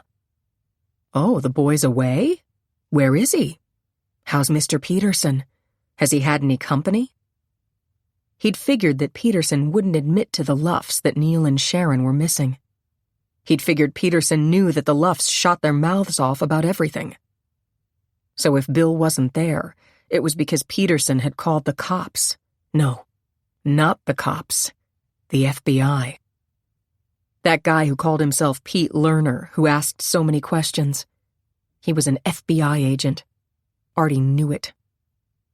He steered the dark green Beetle onto the Merritt Parkway south. Anxiety made perspiration ooze from his forehead and armpits and hands. 12 years slipped away. He was being grilled in FBI headquarters in Manhattan. Come on, Artie. The news vendor saw you leave with that kid. Where'd you take her? I put her in a cab. She said she was meeting some guy. What guy? How do I know? I carried her bag out, that's all. They couldn't prove anything. But they tried. God, they tried. How about the other girls, Artie? Take a look at these pictures. You're always hanging around the Port Authority. How many of them did you carry bags for? I don't know what you mean. They were coming too close. It was too dangerous. That was when he left New York, drifted up to Connecticut, got a job pumping gas. 6 years ago, he'd taken over the repair shop in Carly. Arizona. That had been a bad mistake. Why did he say Rhode Island ain't Arizona? Probably that guy who called himself Pete Lerner hadn't noticed, but even so, it had been a mistake. They had nothing on him unless they started checking way back, unless they came up with the time they questioned him about the kid from Texas. Come on down to my place in the village, he'd told her. I have a lot of artist friends who can use a good-looking model. But they didn't have proof then, and they didn't have it now. Nothing. There hadn't been any slip-ups. He was sure of it. Is this your place? She'd asked. This dump? The Merritt faded into the Hutchinson River Parkway. He followed the signs leading to the Throgs Neck Bridge. His plan was ingenious. Stealing a car was dangerous. There was always the chance that the owner might come back in 10 minutes, that the cops would have an alert before it had gone 5 miles. You shouldn't steal a car unless you're sure the owner is out of the way. Like sitting, watching a 30-year-old movie, or taking off on a plane. The Throgs Neck Bridge had caution signs flashing. Ice. Wind. But that was all right. He was a good driver, and tonight the chicken drivers would be staying home. That would make it easy for him to move around later. At 11:20, he drove into LaGuardia Airport into parking lot 5, the one with special rates for long-term parkers. He took a ticket from the machine. The gate lifted, and he drove slowly through the lot, taking care to get well away from the view of the cashier in the exit line next to the automatic check-in. He pulled into an empty space in Section 9 between a Chrysler and a Cadillac, behind an Oldsmobile wagon. In the midst of them, the Beetle was diminished and hidden. He leaned back in the seat and waited. 40 minutes passed. 2 cars came into the lot, one a flashy red, the other a yellow station wagon. Both too easy to spot. He was glad when they ignored the empty spaces near him and drove further down into the far left section. Another car drove slowly by. A dark blue Pontiac that pulled into a spot 3 rows ahead. The lights went off. He watched as the driver got out, walked around to the trunk and extracted a large suitcase. This guy would be away for a while. Slumped in the Volks, only the top of his head above the level of the windshield, he watched as the man slammed the trunk down, picked up the suitcase, and made his way to the nearest bus shelter from which the courtesy airport bus would take him to the departure terminal. The bus came in a few minutes. Foxy observed the silhouetted figure get on the vehicle. The bus pulled away. Slowly, quietly, he got out of the Beetle and looked around. There were no headlights approaching. In quick strides, he was at the side of the Pontiac. The second key he tried opened the door. He was in the car. It was still comfortably warm. He put the key he was holding in the ignition. The engine turned over almost noiselessly. The tank was 3/4 full. Perfect. He'd have to wait. The guard would be suspicious if he collected on a ticket with less than a couple hours parking in this lot. But he had plenty of time, and he wanted to think. He leaned back, closed his eyes, and Nina's image floated across his mind, the way she'd looked that first night.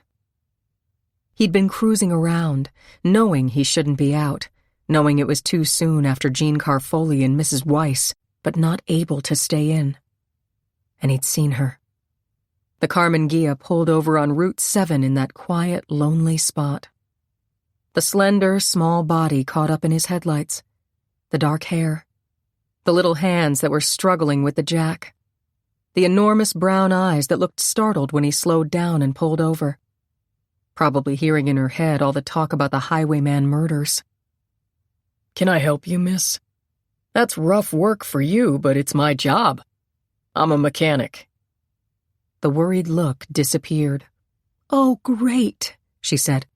"I don't mind telling you that I'm a bit nervous of all the crazy places to get a flat." He never glanced at her, just at the tire, like she didn't exist, like she was 900 years old. You've picked up some glass, no big deal. Quickly, effortlessly, he changed it. Less than 3 minutes. No cars coming in either direction. He stood up. "How much do I owe you?" Her purse open, her neck bent, her breast rising and falling under the suede coat. Class. Something about her that showed it. Not a scared kid like Jean Carfoley, Not an outraged old bitch like Weiss, just a beautiful young woman who was very grateful to him. He reached out his hand to touch her breast.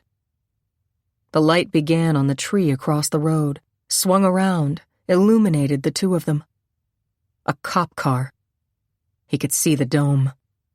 "It's $3 to change the tire," he said briskly, "and I can fix your flat if you want." He had his hand in his pocket now. "I'm Artie Taggart. I have a repair shop in Carley on Monroe Street, about half a mile from Mill Tavern." The police car was coming up, pulling toward them. The trooper got out. "You all right, ma'am?" His look at Artie was very funny, very suspicious. "Oh, fine, officer. I certainly was in luck.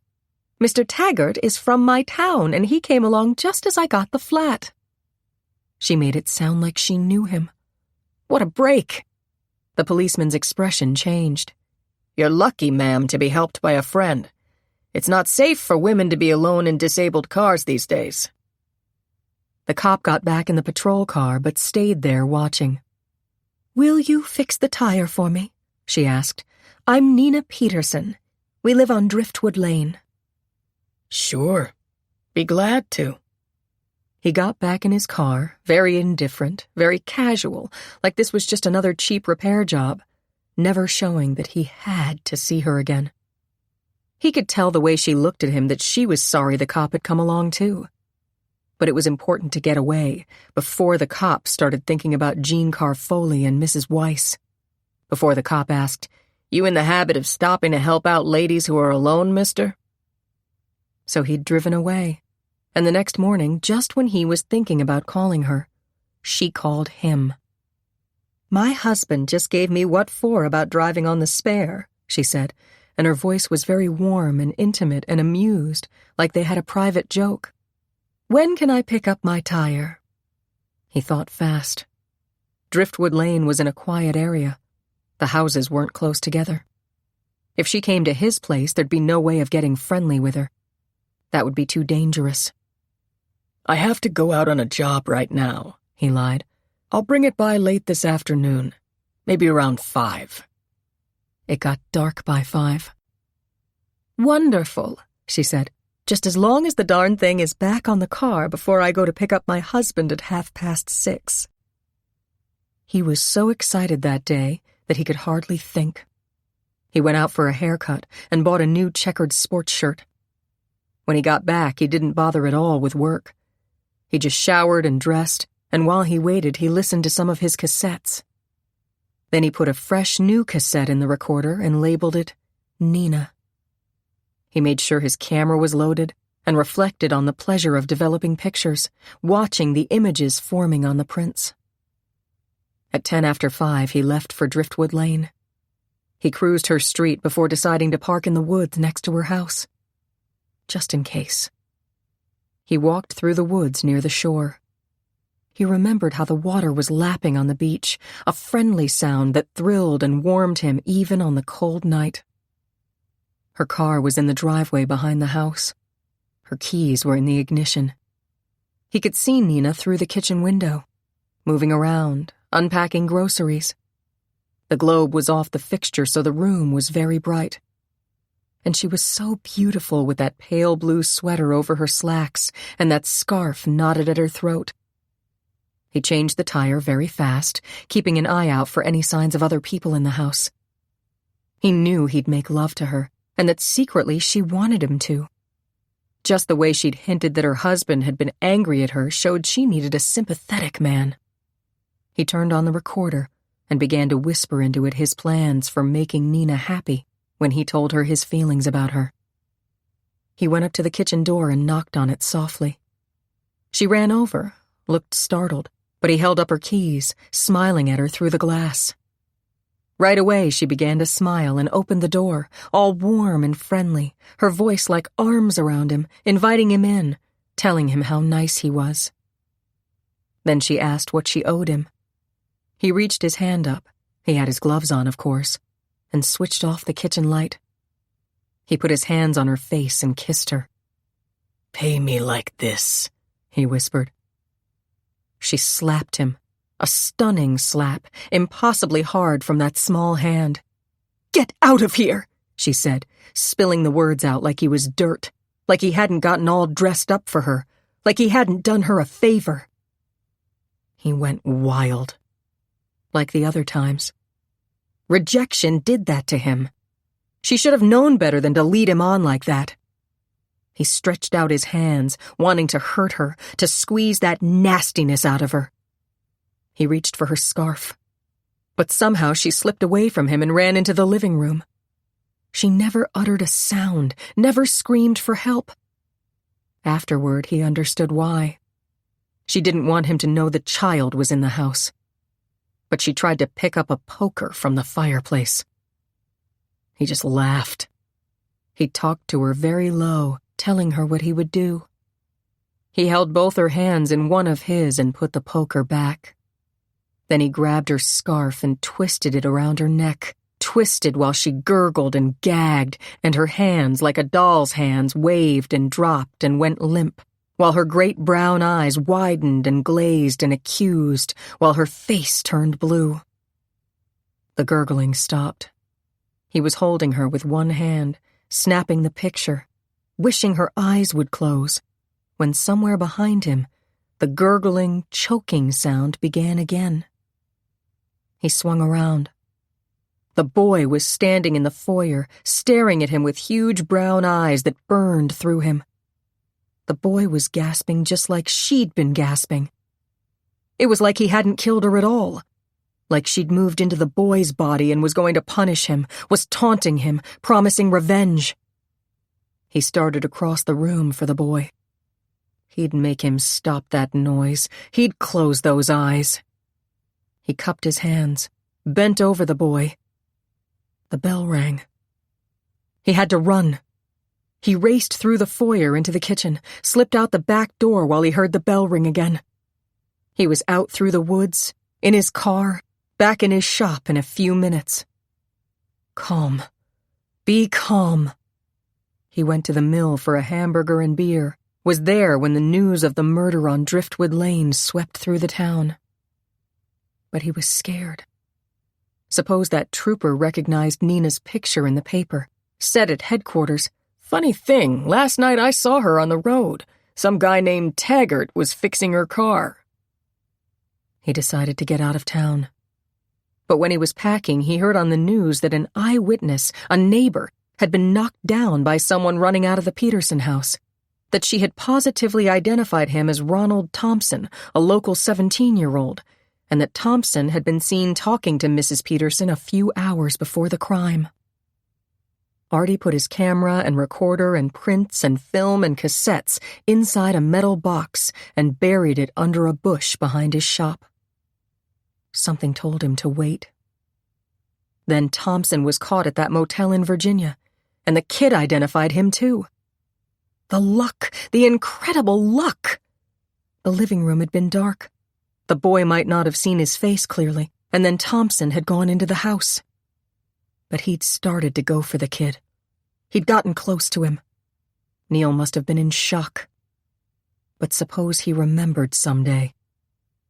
The thought haunted Artie's dreams. The eyes followed him all through his restive nights. Sometimes he woke up in the middle of the night sweating, trembling, thinking the eyes were looking in his bedroom window, or the wind would be making that same gurgling sound. He never went looking for girls after that. Never. He just went to the Mill Tavern most nights and got friendly with the guys there, and especially with Bill Lufts. Bill talked a lot about Neil. Until last month. Until he knew he had to dig out his cassettes from where he'd buried them and listen to them again. That night on his CB, he heard the Callahan girl saying she had a blowout, and he went looking for her. 2 weeks later, he went out when Mrs. Ambrose got on the CB looking for directions, saying she was almost out of gas. Now Fairfield County was in an uproar again, looking for a guy they called the CB killer. "You didn't leave any trace," he told himself. But after these last two, the dreams of Nina came every single night. Accusing. Then a couple of weeks ago, Bill Lufts drove up to his place with the boy Neil beside him in the wagon. Neil stared at Artie. That was when he knew he had to kill Neil before he left Carly. And when Luffs bragged about the trust fund in Neil's name, his wife had seen the bank statement on Peterson's desk. He'd known how to get the money he needed. Whenever he thought about Nina, he hated Steve Peterson more. Peterson had been able to touch her without getting slapped. Peterson was a big-shot editor. Peterson had people to wait on him. Peterson had a good-looking new girlfriend. He'd show him. The room in Grand Central had always been there in his consciousness.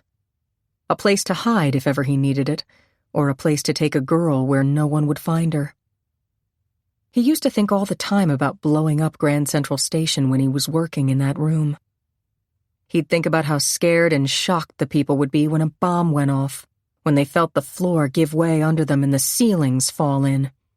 All those people who ignored him when he was trying to be friendly, who never smiled at him, who rushed past him, who looked through him, who ate off the dishes he had to wash and left them greasy with shells and salad dressing and smears of butter. Then everything came together. The plan. The August Rommel Taggart plan. A fox's plan. If only Sharon didn't have to die. If only she'd loved him. But in Arizona, many girls would be friendly. He'd have so much money. It was a good idea to have Sharon and Neil die just at the minute the Thompson kid was executed. Because he was executing them too, and Thompson deserved to die for having interfered that night. And all those people in Grand Central, tons of rubble falling on them. They'd know how it felt to be trapped. And he'd be free. Soon it would be over. Artie narrowed his eyes, realizing that much time had passed. It was always like that when he began to think of Nina. It was time to go. He turned the ignition key in the Pontiac. At 1:45, he drove to the toll booth and handed over the ticket he'd taken at the automatic gate for his Volks. The collector looked sleepy. 2 hours and 25 minutes. That'll be $2, mister. He drove out of the airport to a phone on Queens Boulevard. Promptly at 2, he called the payphone outside Bloomingdale's. As soon as Peterson answered, he directed him to the public phone at 96th Street. He was getting hungry, and he had 15 minutes. In an all-night diner, he gulped down coffee and some toast as he watched the clock. At 2:15, he dialed the 96th Street public phone and tersely directed Steve to the meeting place he'd selected. Now for the really dangerous part. At 2:25, he began driving toward Roosevelt Avenue. The streets were nearly deserted. There was no sign of unmarked cop cars. He'd be able to pick them out. He was the master of cruising around on roads without looking suspicious. Last week, he'd selected Roosevelt Avenue for the meeting place. He'd timed how long it would take to get back to LaGuardia Airport from there. Exactly 6 minutes. Just in case the cops came along with Peterson, he'd have a good chance of getting away from them. Because of the elevated train, Roosevelt was filled with pillars that obstructed the view, that made it hard to see what was happening across the street or down the block. It was the best place to make contact. At exactly 2:35, he parked on Roosevelt Avenue, facing the Brooklyn-Queens Expressway, less than half a block to the access road. At 2:36, he saw the lights of a car coming off the BQE from the opposite direction. Instantly, he slipped the stocking mask over his face. It was Peterson's Mercury. For a second, he thought Peterson was going to pull up to him. The car swerved right at him. Or was he trying to take a picture of the Pontiac? A lot of good that would do. Peterson's car stopped almost directly across the street. He swallowed nervously. But there were no other headlights coming off the expressway. He had to move fast. He reached for the duffel bag. In his electronics magazine, he'd read that in payments of ransom, suitcases were usually bugged. He wasn't taking any chances. The feel of the duffel bag, light, empty, ready to be filled, was reassuring. He opened the car door and crossed the street noiselessly. He needed just 60 seconds and then he'd be safe. He tapped on the window of Peterson's car, motioned him to open it. As the window slid down, he looked quickly into the car. Peterson was alone. He shoved in the duffel bag. The dim streetlights threw shadows of the pillars against the car. In the soft, whispery voice he'd practiced, he told Peterson not to look at him, to put the money in the duffel bag. Peterson didn't argue. Behind the stocking mask, Foxy's eyes roamed the area. His ears strained, but there was no sound of anyone coming. The cops had to be tailing Peterson, but probably wanted to be sure he made contact. He watched Peterson drop the last packet of bills in the duffel bag and told him to close it and hand it over. Greedily, he felt its weight. Remembering to speak very low, he warned Peterson to wait 15 minutes and told him that Sharon and Neil could be picked up at 11:30. "Did you have anything to do with my wife's death?" The question startled Foxy. How much were they beginning to suspect? He had to get away. He was sweating now, heavy beads of perspiration that soaked his suit under the brown coat, that warmed the soles of his feet even while the sharp wind bit at his ankles. He crossed the street, got back in the Pontiac. Would Peterson dare to follow him? No. He was still parked in the dark, silent car. Foxy floored the accelerator of the Pontiac, shot onto the access road to the Brooklyn-Queens Expressway, drove on that 2 minutes to the Grand Central Parkway, slipped into the light eastbound traffic, and 3 minutes later exited at LaGuardia Airport. At 2:46, he was reaching for a parking ticket at the automatic entry to parking lot 5. 90 seconds later, the Pontiac was parked exactly where he'd found it, the only perceptible difference a fraction less gas and 6 more miles registered on the odometer. He got out of the Pontiac, carefully locked it, and carried the duffel bag to the dark green Beetle. His first easy breath came when he was inside the Volks and clawing at the cord of the duffel bag. Finally, he had it loose. He switched the beam of his flashlight inside the bag. A smile, humorless as a jack-o'-lantern's, played on his lips. He reached for the first packet of money and began to count. It was all there. $82,000. He reached for the empty suitcase in the back seat and neatly began to pile the packets inside it. This bag he'd carry on the plane. At 7 a.m., he pulled out of the parking lot, blended with the early morning commuter traffic into Manhattan, parked the car in the Biltmore garage, and hurried upstairs to his room for a shave and shower and room service. 36. By 4 a.m., it was clear that the one lead they had, the license number of the car the abductor had used, was going sour. The first blow was to find that the car was registered to Henry A. White, a vice president of the International Food Company of White Plains. Agents rushed to White's home in Scarsdale and put it under surveillance. But the Pontiac was not in the garage, and the house had a closed-up look. Not one window in the sprawling house was open even a fraction, and the single light shining through the drawn drapes was probably on a timer. The security guard at International Food was contacted. He called the head of the personnel department. In turn, a product manager from White's department was reached. In a sleepy voice, he told investigators that White had just returned from a 3-week stay at their world headquarters in Switzerland, that he'd had dinner with 2 of his staff in Pastor's restaurant in White Plains, and was leaving directly from there to join his wife for a brief skiing vacation. She was staying either in Aspen or Sun Valley with friends. At 5 o'clock, Hugh and Steve started for Carly. Hugh drove. Steve watched the road thread through Westchester, approach Connecticut. There were so few cars out. Most people were in bed, able to reach for their wives, able to make sure their children were covered, that open windows weren't too drafty. Were Neil and Sharon in a drafty, cold place now? Why am I thinking that? He wondered. Vaguely, he remembered reading that when people couldn't control overwhelming events, they became concerned about small problems.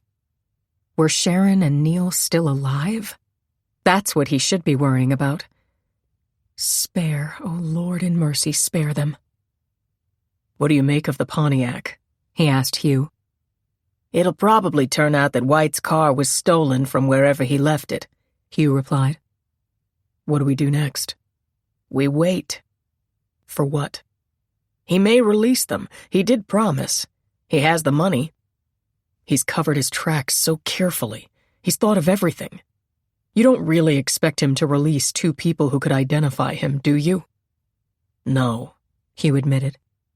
Is there nothing else we can do? If he doesn't keep his word and let them go, we have to consider blowing this open, releasing it to the media. Maybe somebody saw or heard something. What about Ronald Thompson? What about him? Suppose he's been telling the truth. Suppose we find that out after 11:30. What is your point? My point is, do we have the right not to admit that Neil and Sharon have been kidnapped? I doubt that it would affect the governor's decision about Thompson. There's absolutely no proof that this is a hostage situation, but if she thinks it is, it might only make her anxious to get the execution over with. She's already been criticized for granting Thompson 2 stays. Those kids in Georgia had the switch pulled on them right on the dot. And there still may be a simple explanation of how Foxy managed to get a tape or cassette with your wife's voice on it. An explanation that has nothing to do with her death. Steve stared ahead. They were passing Greenwich. He and Sharon had been at a party in Brad Robertson's house in Greenwich during the holidays. Sharon wore a black velvet skirt, a brocaded jacket. She looked lovely. Brad said to him, Steve, if you have any sense, you'll latch onto that girl. Could publicity panic the kidnapper? He knew the answer. Even so, he had to ask. I would say so. Hugh's inflection was different, crisper. What's on your mind, Mr. Peterson? The question. Flat. Direct. Steve felt his mouth go dry. It's only a hunch, he told himself. It's probably irrelevant. If I begin this, I can't stop it. It may cost Neil and Sharon their lives. Bleakly, miserably, he waited, poised like a diver for a leap that would throw him into an uncontrollable current. He thought of Ronald Thompson at the trial, the young face, scared but adamant. I didn't do it. She was dead when I got there. Ask the kid. How would you feel if it were your only child? How would you feel? It is my only child, Mrs. Thompson, he thought. He began to speak. Hugh, do you remember what Bob Kerner said? That he thought the murders of those 4 women and Nina's murder were tied together? I heard him, and I told you what I think. He's grasping at straws. Suppose I told you that Kerner may be right, that there may be a link between Nina's death and the others. What are you talking about? Remember Kerner said that the only thing he couldn't understand is that the others had car trouble and Nina didn't, that she'd been strangled at home, not somewhere on the road? Go on. The night before she was murdered, Nina got a flat. I was at a late meeting in New York and didn't get home till well after midnight. She was asleep. But the next morning when she drove me to the train, I noticed the spare was on her car. Go on. Remember that transcript Kerner left? The Thompson boy said something about joking with Nina about bad luck turning into good luck, and she said something about the groceries all fitting in the trunk. What are you saying? Her trunk was small. If she had extra room in it, it can only mean that the spare tire hadn't been put back. That was after 4 o'clock, and she must have gone directly home. Dora was at the house cleaning that day, and she said Nina drove her home shortly before 5. Then she and Neil went straight back to your house? Yes, and he went up to play with his trains. Nina unloaded the car. Remember all those bundles were on the table? We know she died in the next few minutes. I looked at her car that night. The spare tire was in the trunk. The new radial was back on her front wheel. You're saying that someone brought the tire back, changed it, then killed her? When else could the tire have been changed except right at that time? And if that happened, that Thompson boy may be innocent. He may even have frightened off the killer by ringing the bell. For God's sake, find out if he remembers whether the spare was in the trunk when he loaded those groceries. I should have realized that tire might be important when I checked it that night, but I hated remembering that I'd blown up at Nina the very last minute I was with her. Hugh pressed his foot on the accelerator. The speedometer climbed from 60 to 70 to 80. The car screeched into the driveway as the first hint of dawn cut across the somber sky. Hugh rushed to the phone. Before he took off his coat, he dialed the prison at Summers and demanded to speak to the warden. No, I'll hold on. He turned to Steve. The warden's been in his office all night just in case the governor decided to call. They're shaving the kid now. Good God. Even if he claims that the trunk was empty, it's not proof. Everything is still supposition. Somebody could have dropped off that tire, changed it for her, been gone. It still doesn't let Thompson off the hook. We both believe Thompson is innocent, Steve said. Dully, he thought. I have always believed it. Dear God, in my heart I have always believed it, and never faced it. Yes, I'm here. Hugh listened. Thank you very much. He slammed down the phone. Thompson swears the spare was missing when he loaded the groceries. Call the governor, Steve pleaded. Tell her, beg her to at least delay the execution. Put me on if it will help. Hugh was dialing the State House. It's not evidence, he said. It's a string of coincidences. I doubt she'll postpone it on this. When she hears that Sharon and Neil are missing, and you have to tell her that now, she may be convinced this is some kind of last-ditch trick. The governor absolutely could not be reached. She had referred all requests for further postponements of the execution to the Attorney General to appraise. He would be in his office at 8 o'clock. No, his private phone number would not be given out. There was nothing to do except wait. Steve and Hugh sat silently in the den as faint, watery light began to filter through the window. Stephen tried to pray, could only think, Dear God, they are so young, all three so young. Please. At 6 o'clock, Dora came down the stairs, her footsteps heavy and unsteady. Looking aged and infinitely weary, she silently began to make coffee. At 6:30, Hugh spoke to FBI headquarters in New York. There were no new leads. Henry White had taken a 1 a.m. flight to Sun Valley. They'd been too late to catch him at the airport there. He'd been driven away in a private car. They were checking motel registrations and condominium rentals. The APB for the Pontiac hadn't produced any results. They were still checking the regulars from the Mill Tavern. At 7:35, Bob Kerner's car plummeted down the road and pulled into the driveway. He rang the bell furiously, stalked past Dora, and demanded to know why Ronald had been asked about the spare tire. Hugh glanced at Steve. Steve nodded. Tersely, Hugh explained. Bob paled. Do you mean to say that your son and Sharon Martin were kidnapped, Mr. Peterson, and you've been covering it up? He demanded. When the governor knows this, she'll have to postpone the execution. She has no choice. Don't count on it, Hugh warned. Mr. Peterson, I'm sorry for you, but you had no right not to tell me about this last night, Bob said bitterly. My God, can't we reach the Attorney General before 8? That's only 20 minutes. 20 minutes is a lot when you've got only 3 hours and 50 minutes left to live, Mr. Taylor. At exactly 8 o'clock, Hugh reached the Attorney General. He spoke for 35 minutes, his voice forceful, arguing, pleading. Yes, sir, I realize the governor has already granted 2 stays. I understand that the Connecticut Supreme Court unanimously confirmed the verdict.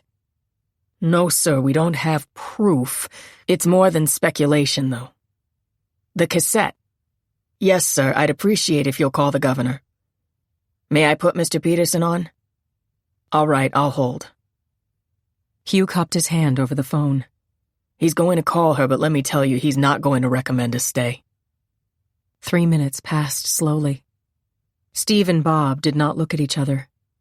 Then Hugh said, Yes, I'm here. But... He was still protesting when Steve heard the unmistakable sound of the dial tone. Hugh let the phone drop. "The execution's on," he told them flatly. 37. The pain. It was so hard to think with the pain shooting up through her body. If she could only unzip her boot. Her ankle was a mass of burning concrete, swelling against the boot, against the biting twine. She should have taken a chance and screamed when they were going through the terminal. Better to have risked it then. What time was it? Time didn't exist. Monday night. Tuesday. Was it still Tuesday? Was it Wednesday yet? How could they get out of here? Neil. She could hear the rasping breath close to hers.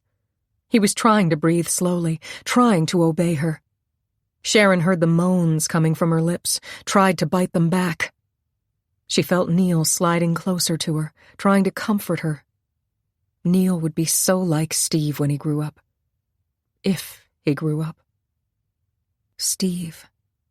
What would it be like to live with Steve, to make a life with him and Neil?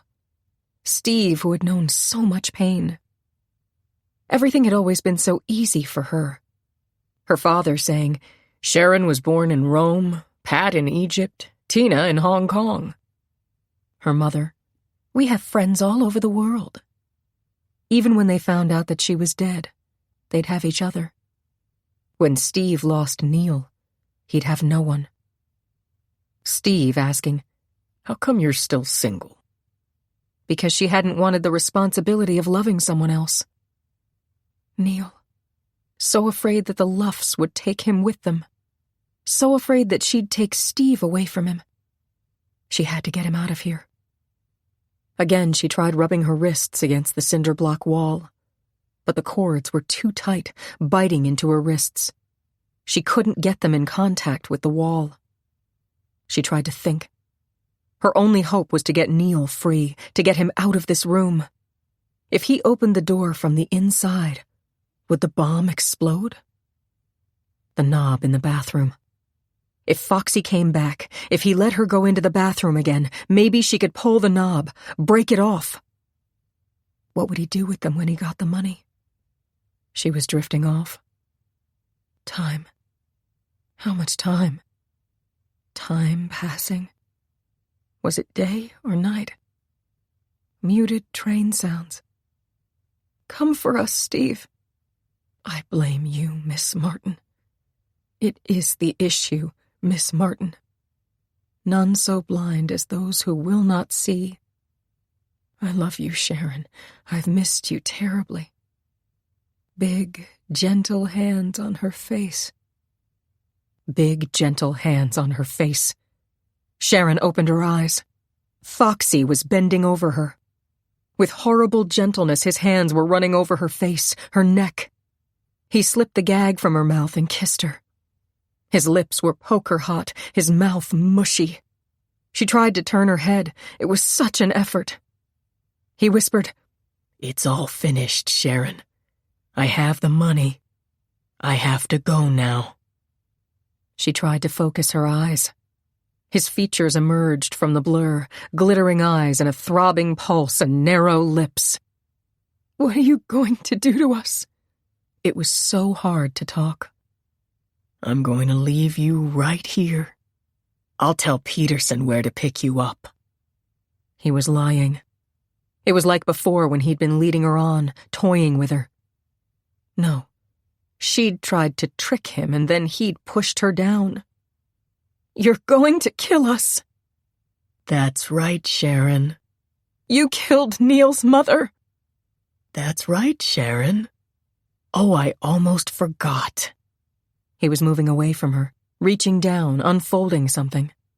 "I'll put this picture up with the others." Something was floating over her head.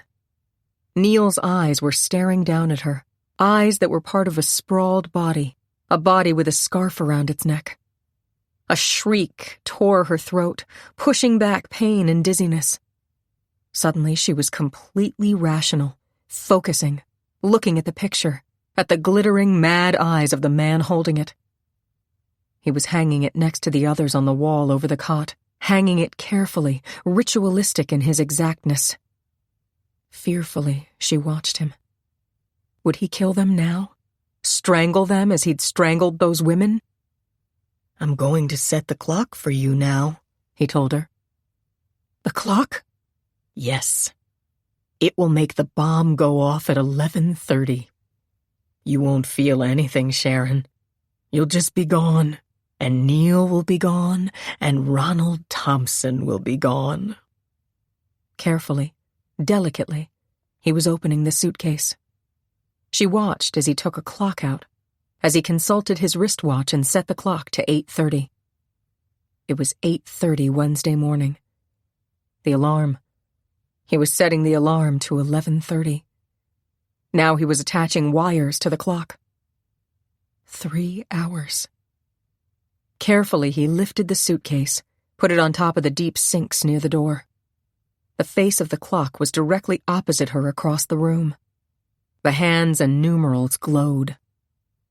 "Do you want to have anything before I go, Sharon?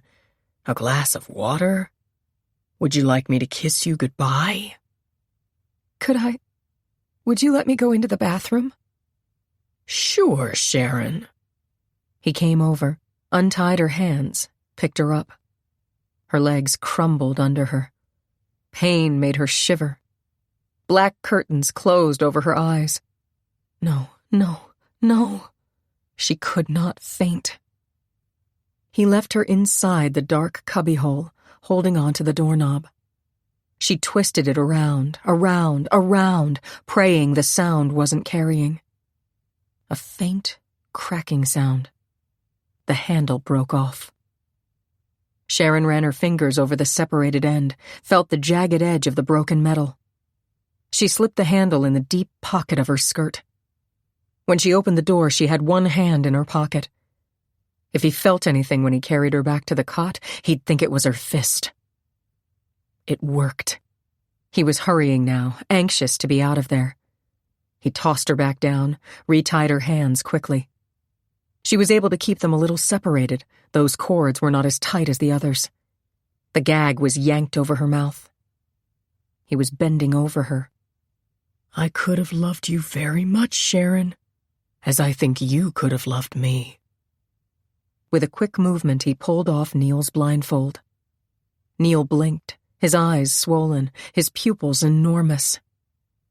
The man looked directly into the eyes. His gaze slid to the picture on the wall, then back to Neil's face. Abruptly, he dropped the child's head, turned and clicked off the lights as for the last time he slipped out of the room. Sharon stared at the glowing face of the clock. It was 8:36.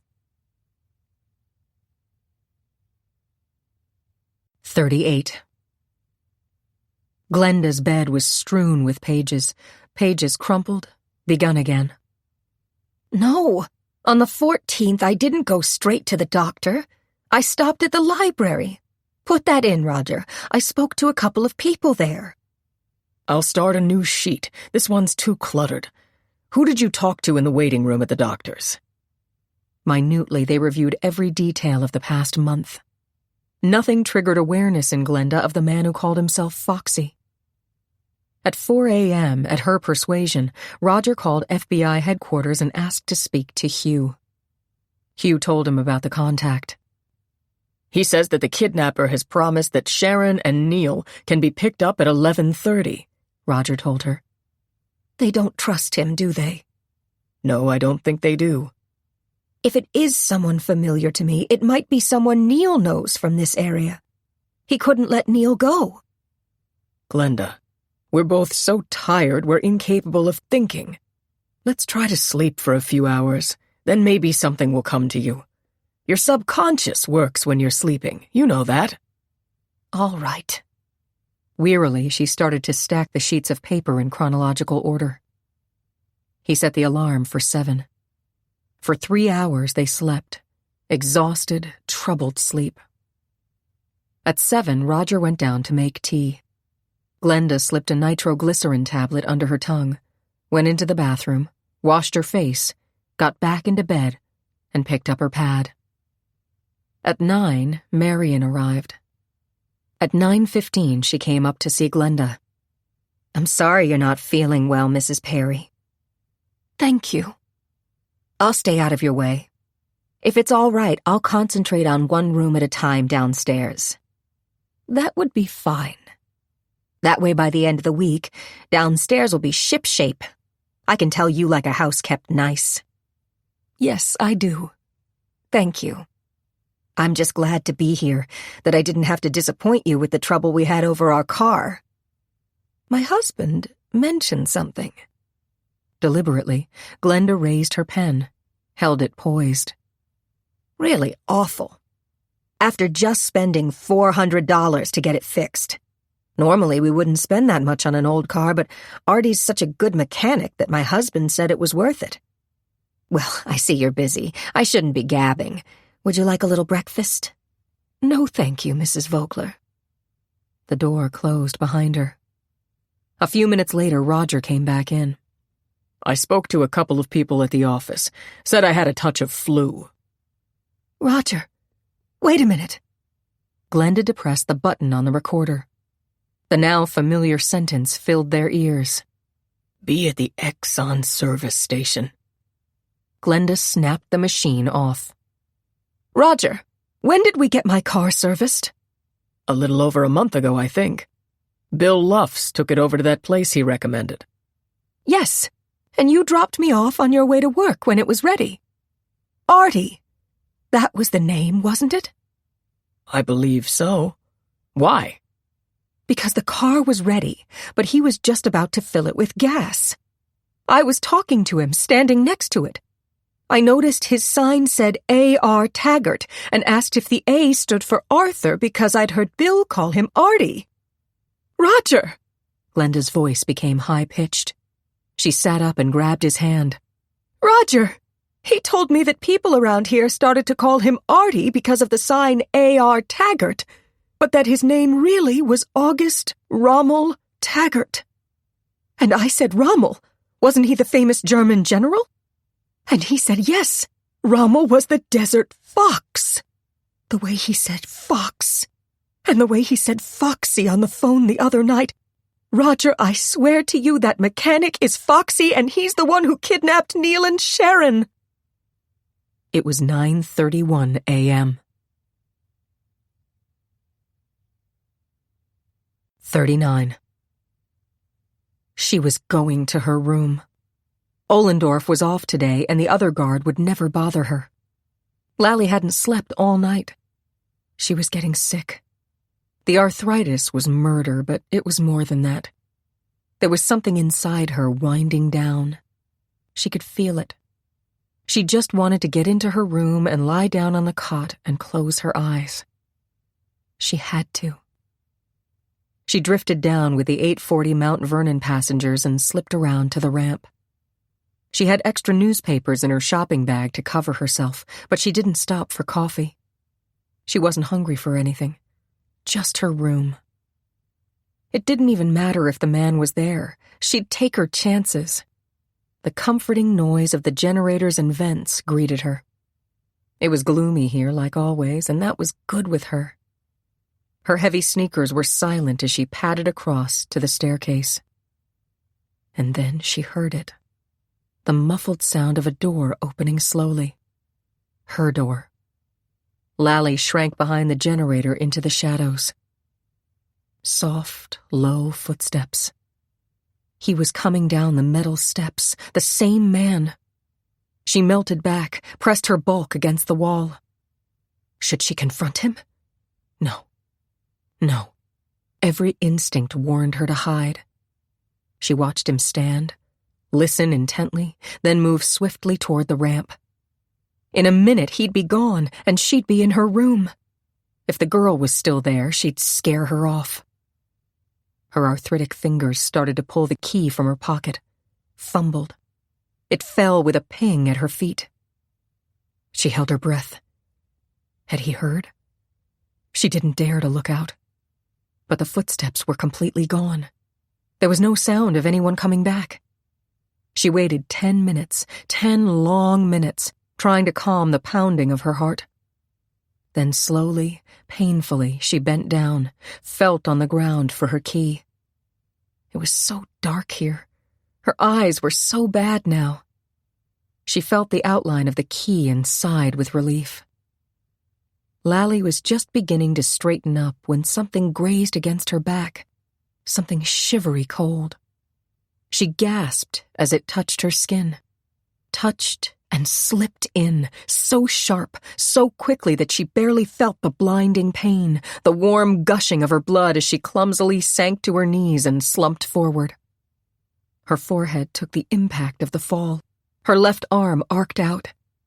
As she slipped into unconsciousness, her right fist closed around the key to her room. 40.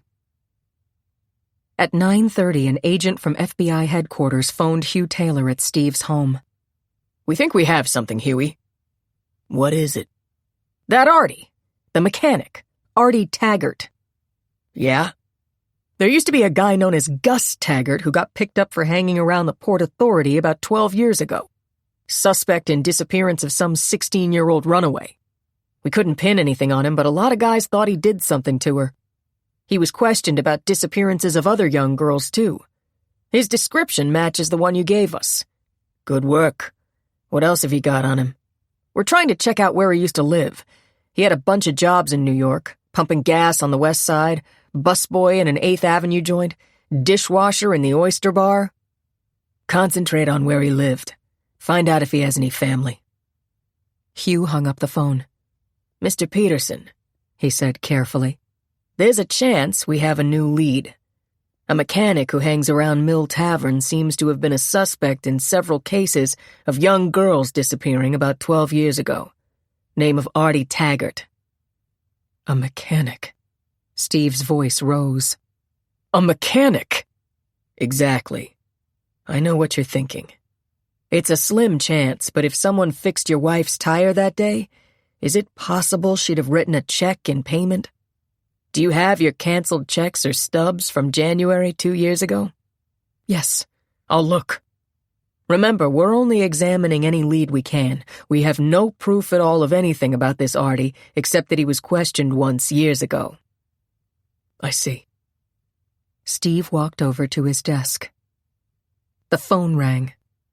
It was Roger Perry shouting the news that Glenda was positive a mechanic called A.R. Taggart was foxy. Hugh slammed the phone down, was about to pick it up to dial New York when it rang again. Impatiently, he barked, "Yes!" His expression changed, became inscrutable. "What? Hold it, start again." Steve watched as Hugh's eyes hardened into slits of concentration. When Hugh whipped out a pen, he held the memo pad for him.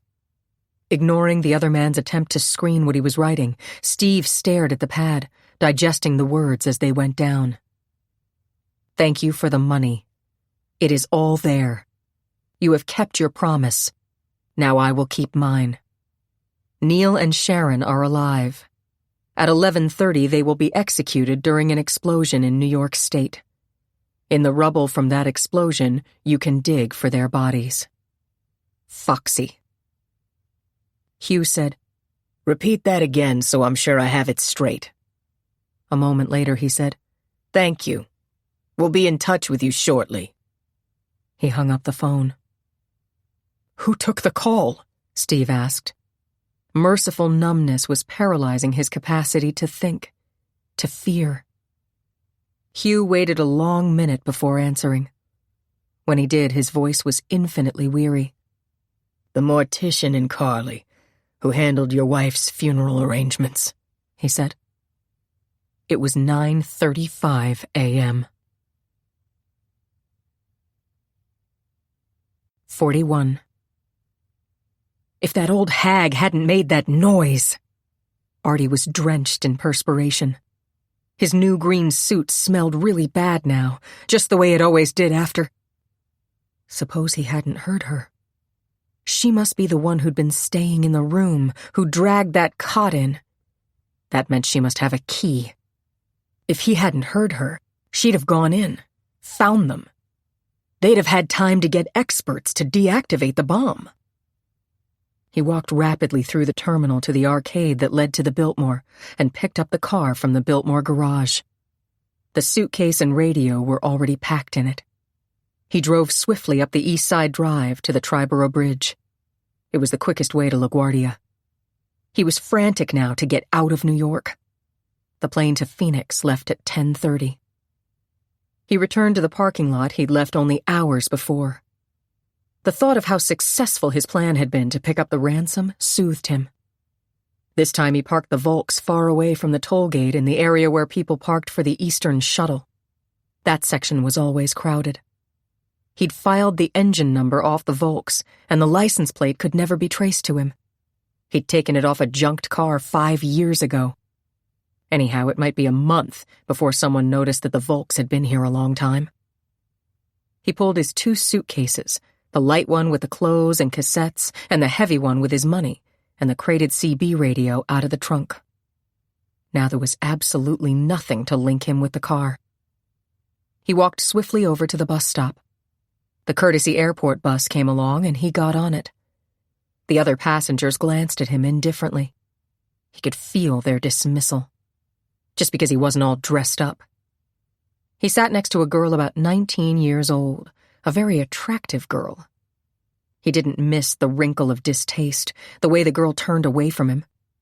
Bitch. Little did she know that he was a clever, wealthy man. The bus stopped at the domestic terminal. He walked 200 feet to the American Airlines special entrance.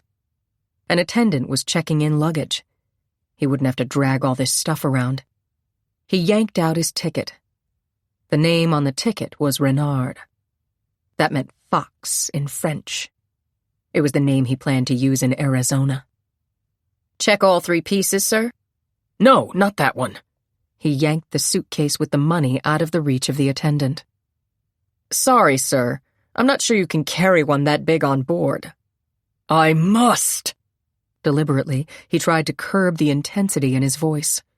I have papers I have to work on. The attendant shrugged.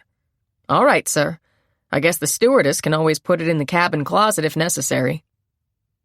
It was 9:28, and he was hungry again. But first, he had the call to make. He selected a phone booth in a far corner of the terminal and wrote down what he wanted to say so there'd be no mistake. He pictured what Steve Peterson would think when he got the message. The funeral home phone was picked up promptly. His voice low, Foxy said, "You will be needed to pick up remains." "Of course, sir. Who is calling?" The other voice was subdued. "Are you ready to write this down?" "Certainly." Foxy's voice changed, became harsh. "Write it down, then read it right back to me and make sure you have it straight." He began to dictate, enjoying the shocked gasp he heard on the other end of the phone. "Now read it back," he demanded. A trembling voice obeyed, then said, "My God, please." Smiling, Foxy hung up. He went into a cafeteria in the terminal and selected bacon, rolls, orange juice, and coffee. He ate slowly, watching the people hurrying past. Now he was beginning to relax. The thought of the phone call to the funeral home made him chuckle deep in the pit of his stomach. At first, he was going to warn them of an explosion in New York City. At the very last minute, he'd changed it to New York State. He could just imagine the cops going nuts now. A lot of good it would do them. Arizona, land of the painted desert. Looking into the boy's eyes had been necessary. He wouldn't have to run away from them ever again. He imagined what it would be like at 11:30 in Grand Central. The explosion would go upward. The whole ceiling would come crashing down on Neil and Sharon, tons and tons and tons of cement. It was easy to make a bomb, just like it was easy to fix an engine. All you did was read everything about it. Now the whole world would want to know who Foxy was. They'd probably write about him the way they did about Rommel. He finished his coffee, wiped the back of his hand over his mouth. From the window, he watched as people carrying bags hurried across the terminal to departure gates. He remembered the bombing of LaGuardia at Christmas time a couple of years before. That had caused panic, closed the airport. He'd seen it on television. He was already looking forward to being in a bar tonight in Phoenix, watching the news reports of the explosion in Grand Central. It would be on television all over the world. But it would be even better if the cops had someplace to start looking. The people who put those bombs in the office buildings did it that way. They called up and gave a big list of where they'd put bombs, and the cops didn't know where to go first. They'd had to make people leave every building they talked about. He could still do something like that. What should he tell them? He stared out. This was a busy airport. People running back and forth all over the place, and it wasn't even as big as Kennedy. Just like Grand Central. Or the bus terminal.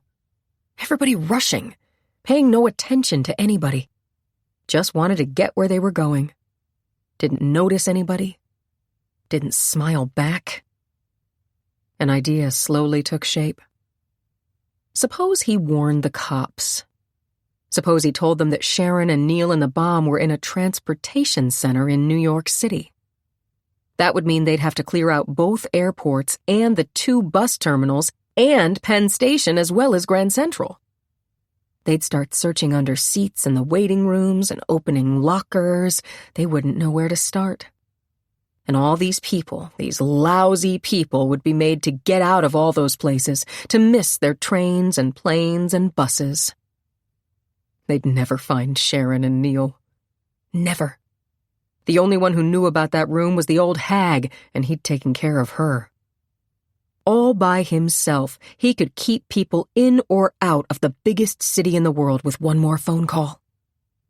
Peterson thought he was a big shot with his magazine and his trust fund and his girlfriend. Foxy laughed aloud.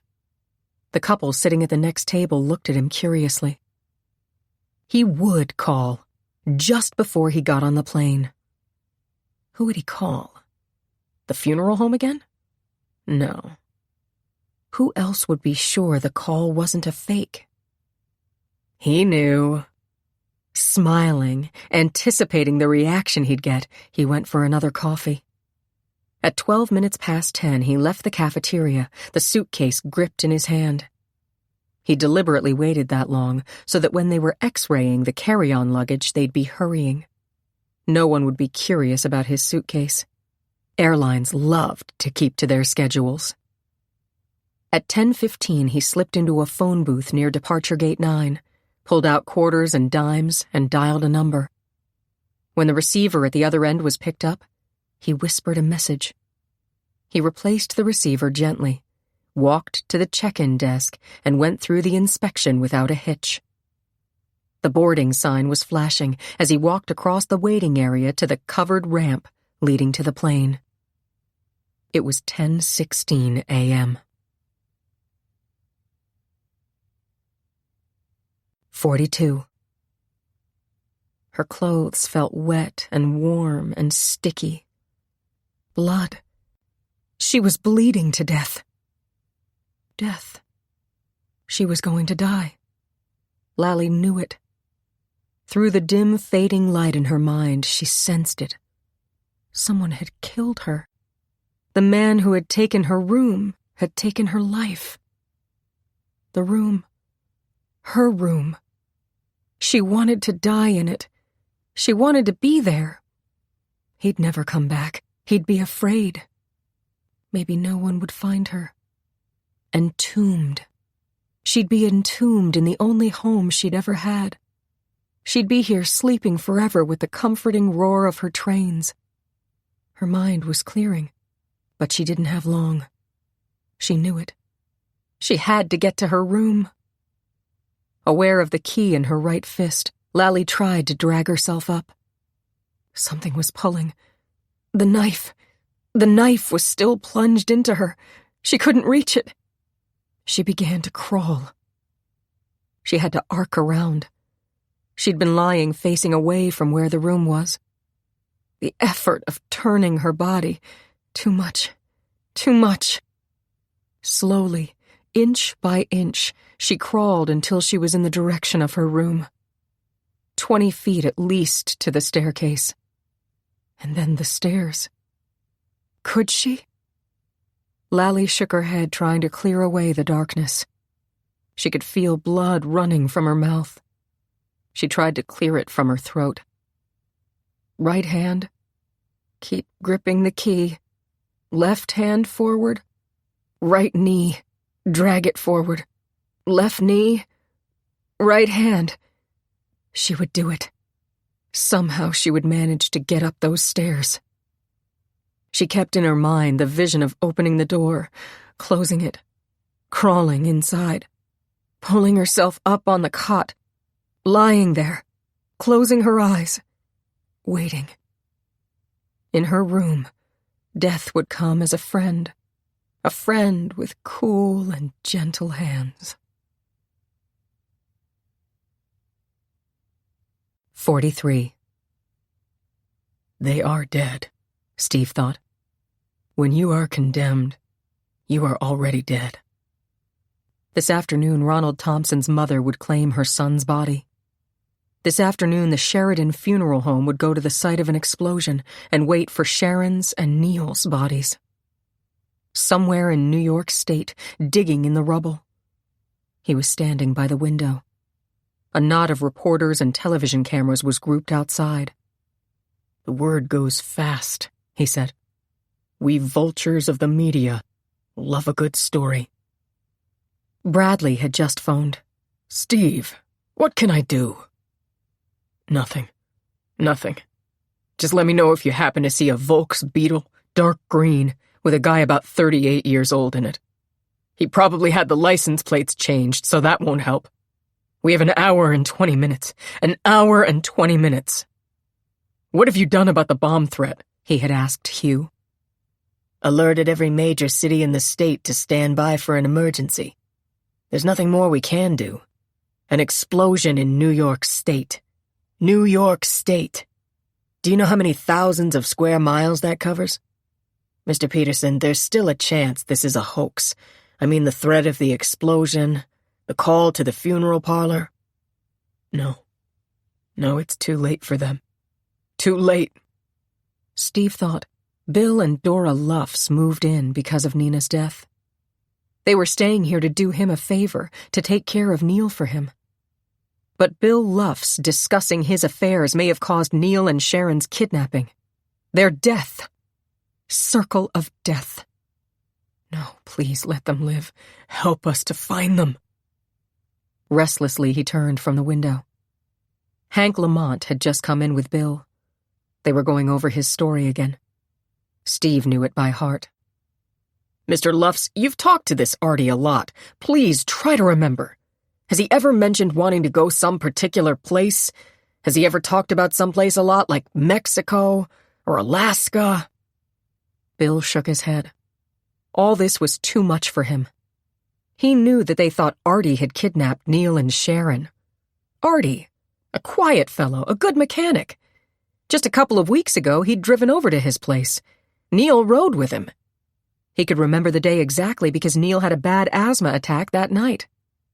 Desperately, he tried to remember what Artie talked about, but it seemed as though he never said much, just seemed real interested in Bill's stories. Hank was furious at himself. He'd been sitting in the Mill Tavern buying that guy beers. He'd even told the office not to bother much about checking him. Luffs had to remember something. Like Huey said, everything a man does leaves traces. He could see that guy walking out of the mill, and he, Hank, not suspecting. Hank frowned. There had been some kind of crack Artie made when he said goodbye. What was it? Bill was saying, "And a nice, quiet fellow, like I tell you. Mind's his business. Maybe he did ask questions, just seemed friendly and interested like." "Hold on," Hank interrupted. "What is it?" Hugh turned quietly to the younger agent. "You've got something?" "Maybe. When Artie left with the others, and they said something about not having the chance to see Bill before he left for Rhode Island." "Yeah, and in a pig's eye, Artie's heading for Rhode Island."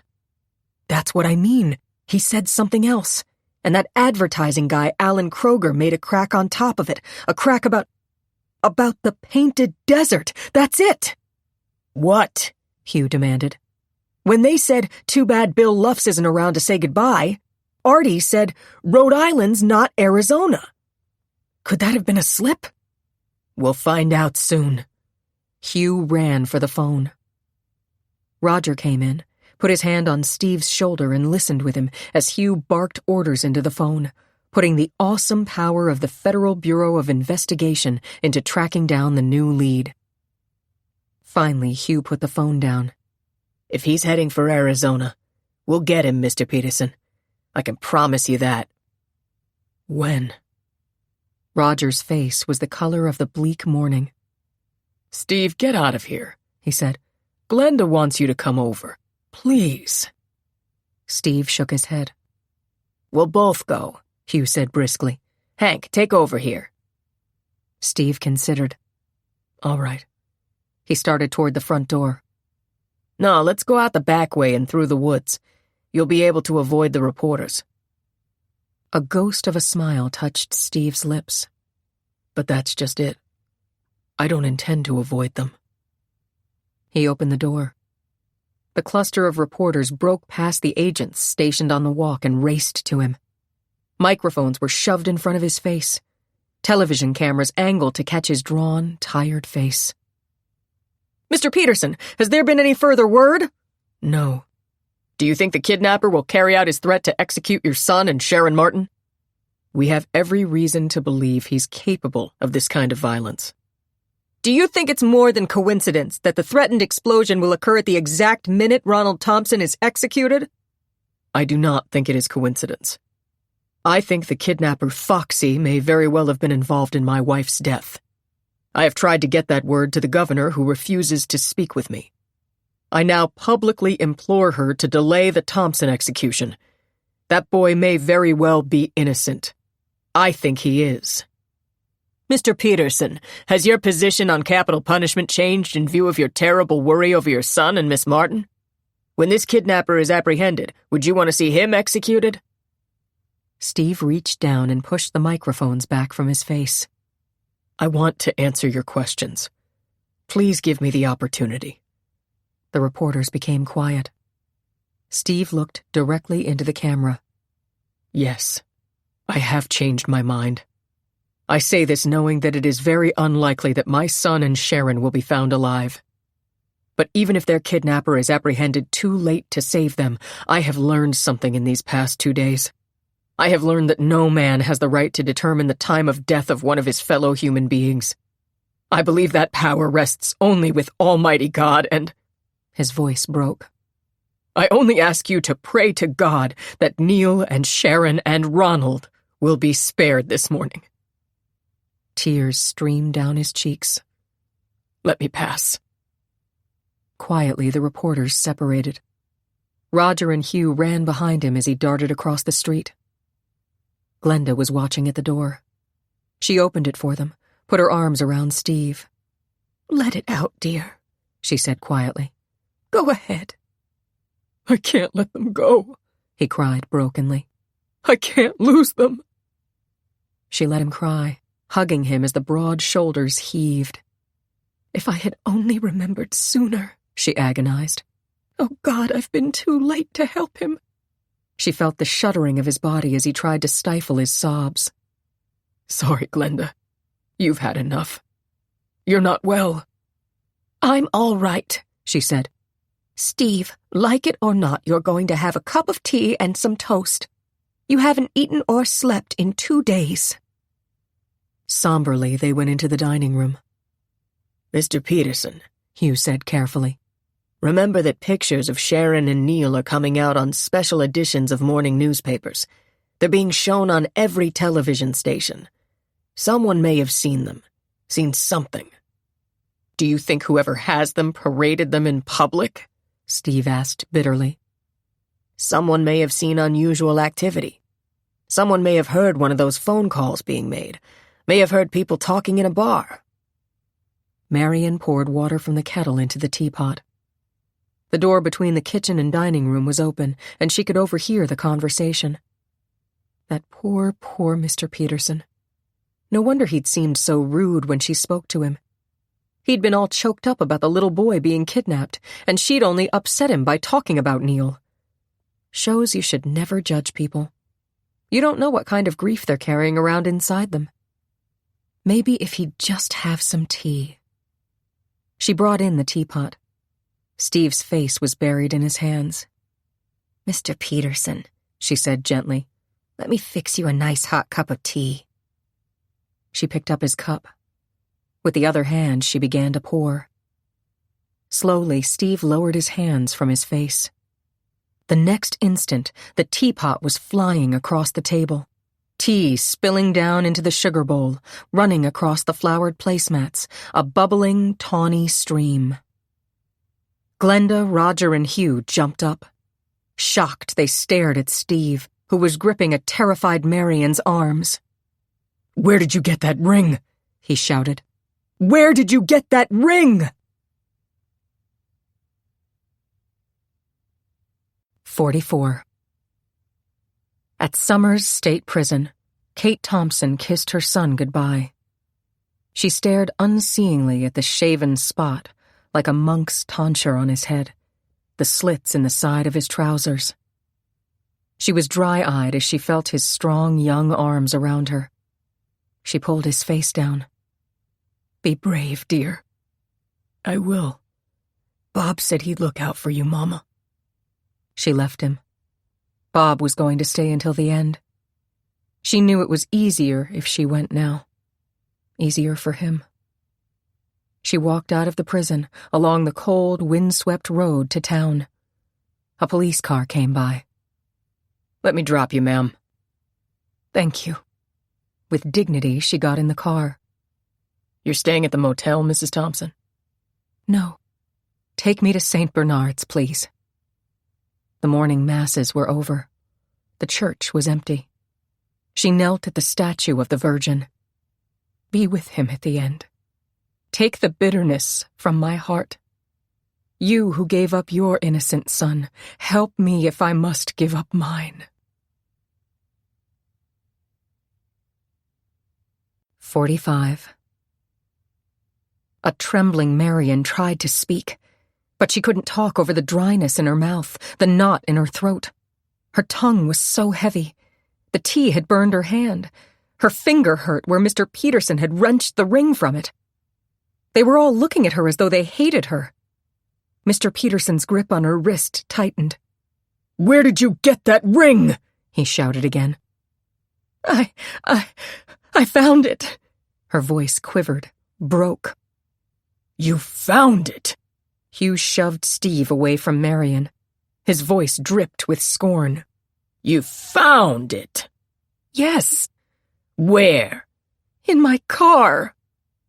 Hugh snorted and looked directly at Steve. "Are you positive this is the ring you gave Sharon Martin?" "Absolutely. I bought it in a village in Mexico. It's one of a kind. Look." He tossed it at Hugh. "Feel for a ridge on the left side of the band." Hugh ran his finger over the ring. His expression hardened. "Where's your coat, Mrs. Vogler? You're coming in for questioning." Rapidly, he spat out the Miranda warning. "You are not obliged to answer questions. Anything you say may be used against you. You have the right to call a lawyer. Let's go." Steve shouted, "Damn you! Don't tell her she doesn't have to answer questions. Are you crazy? She's got to answer questions." Glenda's face was stony. She stared at Marian with angry disgust. "You talked about Artie this morning," she accused. "You talked about him fixing your car. How could you? How could you, a woman with children of her own, be part of this?" Hugh spun around. "She talked about Artie?" "Yes." "Where is he?" Steve demanded. "Where has he got them? My God, the first minute I met you, you talked about Neil." Steve, calm down." Roger gripped his arm. Marian knew she was going to faint. She had kept the ring and it wasn't hers. Now they thought she had something to do with the kidnapping. How could she make them believe her? Waves of dizziness made her vision cloudy. She'd make them call Jim. They had to call Jim. He'd help her. He'd come here and tell them about the car being stolen and that she'd found the ring in it. He'd make them believe her. The room started spinning. She clutched at the table. Steve jumped forward to catch her before she fell. Through blurring eyes, she looked into his eyes, saw the agony in them. Pity for him calmed her. She grabbed him for support, forced herself to push back the dizziness. Mr. Peterson. She could speak now. She had to speak. I couldn't harm anybody. I want to help you. I did find the ring. In our car. Our car was stolen Monday night. Artie had just fixed it for us. Steve looked down into the frightened, earnest face, the truth-filled eyes. Then the impact of what he had just heard sank into him. Stolen? Your car was stolen Monday night? Oh, God, he thought. Is there still a chance to find them? Hugh snapped. Let me handle this, Mr. Peterson. He pulled over a chair, helped Marion into it. Mrs. Vogler, if you are telling the truth, you must help us. How well do you know Artie? Not well. He's a good mechanic. I picked the car up from him on Sunday. Then on Monday I went to the 4:00 movie at the Carly Square. I parked it in the movie lot. It was gone when I got out just before 7:30. So he knew the condition of the car, Hugh said. Did he know you'd be going to the movie? He might have, Marion frowned. Yes, we were talking about it at his place. And then he filled up the car with gas. He said it was a bonus because it was such an expensive job. Glenda murmured, Remember I said that it was a dark car, a wide one. Mrs. Vogler, Hugh said, this is very important. Where was your car recovered? In New York City. The police towed it. It was illegally parked. Where? By any chance, do you know where they found it? Marion tried to think. By a hotel. By some hotel. Mrs. Vogler, try to remember. Which hotel? You can save us so much time. Marion shook her head. I can't. Would your husband remember? Yes, but he's on an outside job today. You'll have to phone the plant and see if they can reach him. What is the license number of your car, Mrs. Vogler? Quickly, Marion gave it to him. What hotel? Jim had said something about the street it was on. Why? It would take them so long to reach Jim. To check the towing records, she had to remember. It was something about an old car on Easy Street. That's what Jim said. No, he said the block was named after a family that's always been on Easy Street. Vanderbilt Avenue, she cried. That's it. My husband told me the car was parked on Vanderbilt Avenue in front of some hotel. The Biltmore Hotel. Hugh grabbed the phone and dialed FBI headquarters in New York. He issued rapid-fire orders. Get back to me fast. He hung up the phone. An agent is rushing over to the Biltmore with an old mugshot we have of Taggart, he said. Let's hope it still looks like him, and let's hope they can tell us something. Tensely, they waited. Please, Steve prayed. Dear God, please. The phone rang. Hugh yanked the receiver off the hook. What have you got? He listened, then yelled, Sweet Jesus, I'll take the copter down. He dropped the phone, looked at Steve. The room clerk positively identified the picture as an A.R. Renard, who checked in on Sunday night. He had a dark green Beetle in the Biltmore garage. He checked out this morning. Renard! That's French for fox, Glenda cried. Exactly, Hugh said. Was he? Steve gripped the table. He was alone, but the clerk remembers that he's been going in and out of the hotel at odd hours. Sometimes he's only been gone a short time, which could mean that he's been keeping Neil and Sharon somewhere in Midtown. Remember that John Owens picked up a lot of train noises in the background of the cassette. We've got no time. No time. Steve's voice was bitter. What good will knowing this do? I'm taking the copter down to the Pan Am building. They'll clear us for an emergency landing there. If we can get Taggart in time, we'll make him talk. If we don't, our best bet is still to concentrate our search in the area of the Biltmore. Do you want to come?" Steve didn't bother to answer. He ran to the front door. Glenda looked at the clock. "It is 10:30, she said tonelessly. 46. Father Kennedy sat at his desk in St. Monica's rectory, listening to the news bulletins. He shook his head, thinking of the agonized face of Stephen Peterson when he picked up the package at the rectory last night. No wonder he'd been so upset. Could they possibly find that child and young woman in time? Where would that explosion occur? How many others would be killed? The phone rang. Wearily, he picked it up. "Father Kennedy." "Thanks for delivering the package I left on your altar last night, Father. This is Foxy." The priest felt his throat constrict. The press had been told only that the cassette was found in the church. What?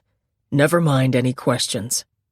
You just call Steve Peterson for me and give him another hint. Tell him I said the bomb will go off at a major transportation center in New York City. He can do his digging there." The phone went dead. 47. Foxy moved slowly across the waiting area of Gate 9 toward the enclosed ramp that led to the plane. A presentiment of danger as definite as a tripped alarm was jangling nerves through his entire system. His eyes moved restlessly around the area. His fellow passengers were ignoring him, intent on juggling onboard luggage with pocketbooks or attaché cases while preparing to present boarding passes. He glanced down at his own boarding pass, neatly protruding from the ticket envelope he'd presented at the desk. In his other hand, he was firmly gripping the old black suitcase. Sound. That was it. The sound of running feet. Police! He dropped the ticket, vaulted the low divider between the boarding area and corridor. 2 men were running swiftly down the corridor toward him. Desperately, he glanced around and noticed an emergency exit door some 50 feet away. It had to lead to the field. The suitcase. He couldn't run with the suitcase. With only the briefest hesitation, he threw it backward. It thumped against the stone floor, slid a few inches, and burst open. Money scattered over the corridor. "Stop or we'll shoot!" a commanding voice shouted. Foxy threw open the emergency door, setting off a loud pealing sound. He yanked it closed behind him and wove across the field. The Phoenix-bound plane was in his path. He ran around it. A small service van, its engine running, was near the left wing of the plane. The driver was just getting back in. Foxy grabbed him from behind, punched him viciously in the neck. The man grunted and collapsed. Foxy shoved him aside and jumped into the van. Pressing his foot down on the accelerator, he zigzagged around the plane. They wouldn't dare shoot with that plane in the way. The cops would be following him in a car any second. Or they'd send cars from other areas to head him off. It was risky to get out of this car, more risky to stay in it. The runways were fenced off or ended at the sound. If he drove down one of them, he'd be trapped. They were looking for a man driving a service van on the field. They'd never look for him in the terminal. He spotted an identical van parked near a hangar, swung next to it and stopped. On the seat beside him, a loose-leaf book was open. He glanced at it swiftly. Something about requisitions, supplies. He grabbed it and got out of the van. A door marked "Authorized Personnel Only" was opening. Bending his head over the book, he reached for it, prevented it from closing. A brisk-looking young woman in an airline uniform came out, glanced at the book in his hand, and sped past him. Now his walk became authoritative, swift. He strode through the small corridor with the individual offices, and an instant later was in the departure area. Airport police were running past him toward the field. Ignoring them, he walked through the terminal, out to the curb, and hailed a cab. "Where to?" the driver asked. "Grand Central Station." He pulled out a $20 bill, the last of his money. How fast can you get there? My plane's been canceled and I gotta make a train before 11:30. The driver was a kid, not more than 22. Mister, that's calling it a little close, but I'll do it. The roads are pretty good now and the traffic is real light. He pressed his foot on the gas pedal. Hang on. Foxy leaned back. Icy perspiration chilled his body. They knew who he was now. Suppose they'd looked up his old record. Suppose someone said he used to work in the oyster bar, he was a dishwasher. Suppose they thought about the room and went to look in it. The bomb was attached to the clock now. That meant that if anyone went into the room, they'd have time to get Sharon and Neil out, maybe time to deactivate the bomb. No, it would probably go off if anyone touched it. It was that sensitive. But what good if Sharon and Neil got out? He shouldn't have made that last phone call. It was Sharon's fault. He should have strangled her yesterday. He remembered the feeling of his hands squeezing her neck, reaching for the soft pulse in her throat. He hadn't touched any of the others with his hands. He'd just knotted and twisted their scarves or belts. But her, his hands burned with the need to surround that throat. She had ruined it for him. She had tricked him, pretending to be in love with him. The way she'd looked at him, even from the television, acting like she wanted him to take her away. Then yesterday she'd put her arms around him and tried to get his gun. She was no good.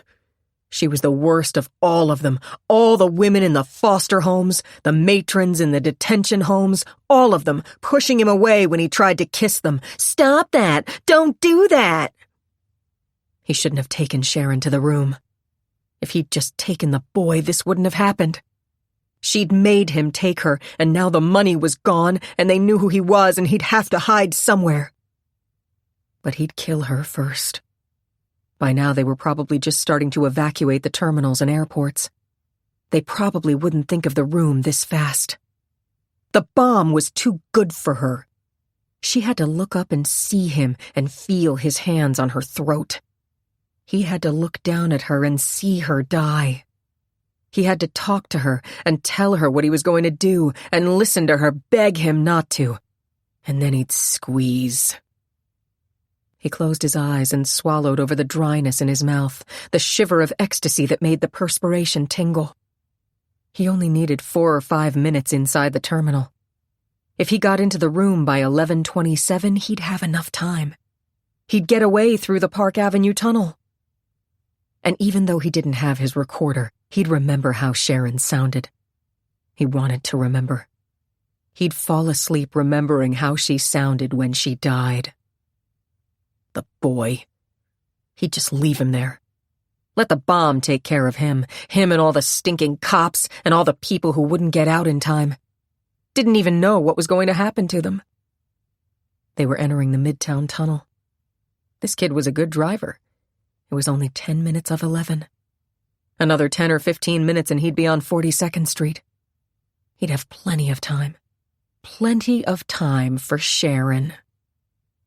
The cab came to an abrupt halt halfway through the tunnel. Foxy looked up from his meditation. "What's the matter?" The cabbie shrugged. Sorry, mister.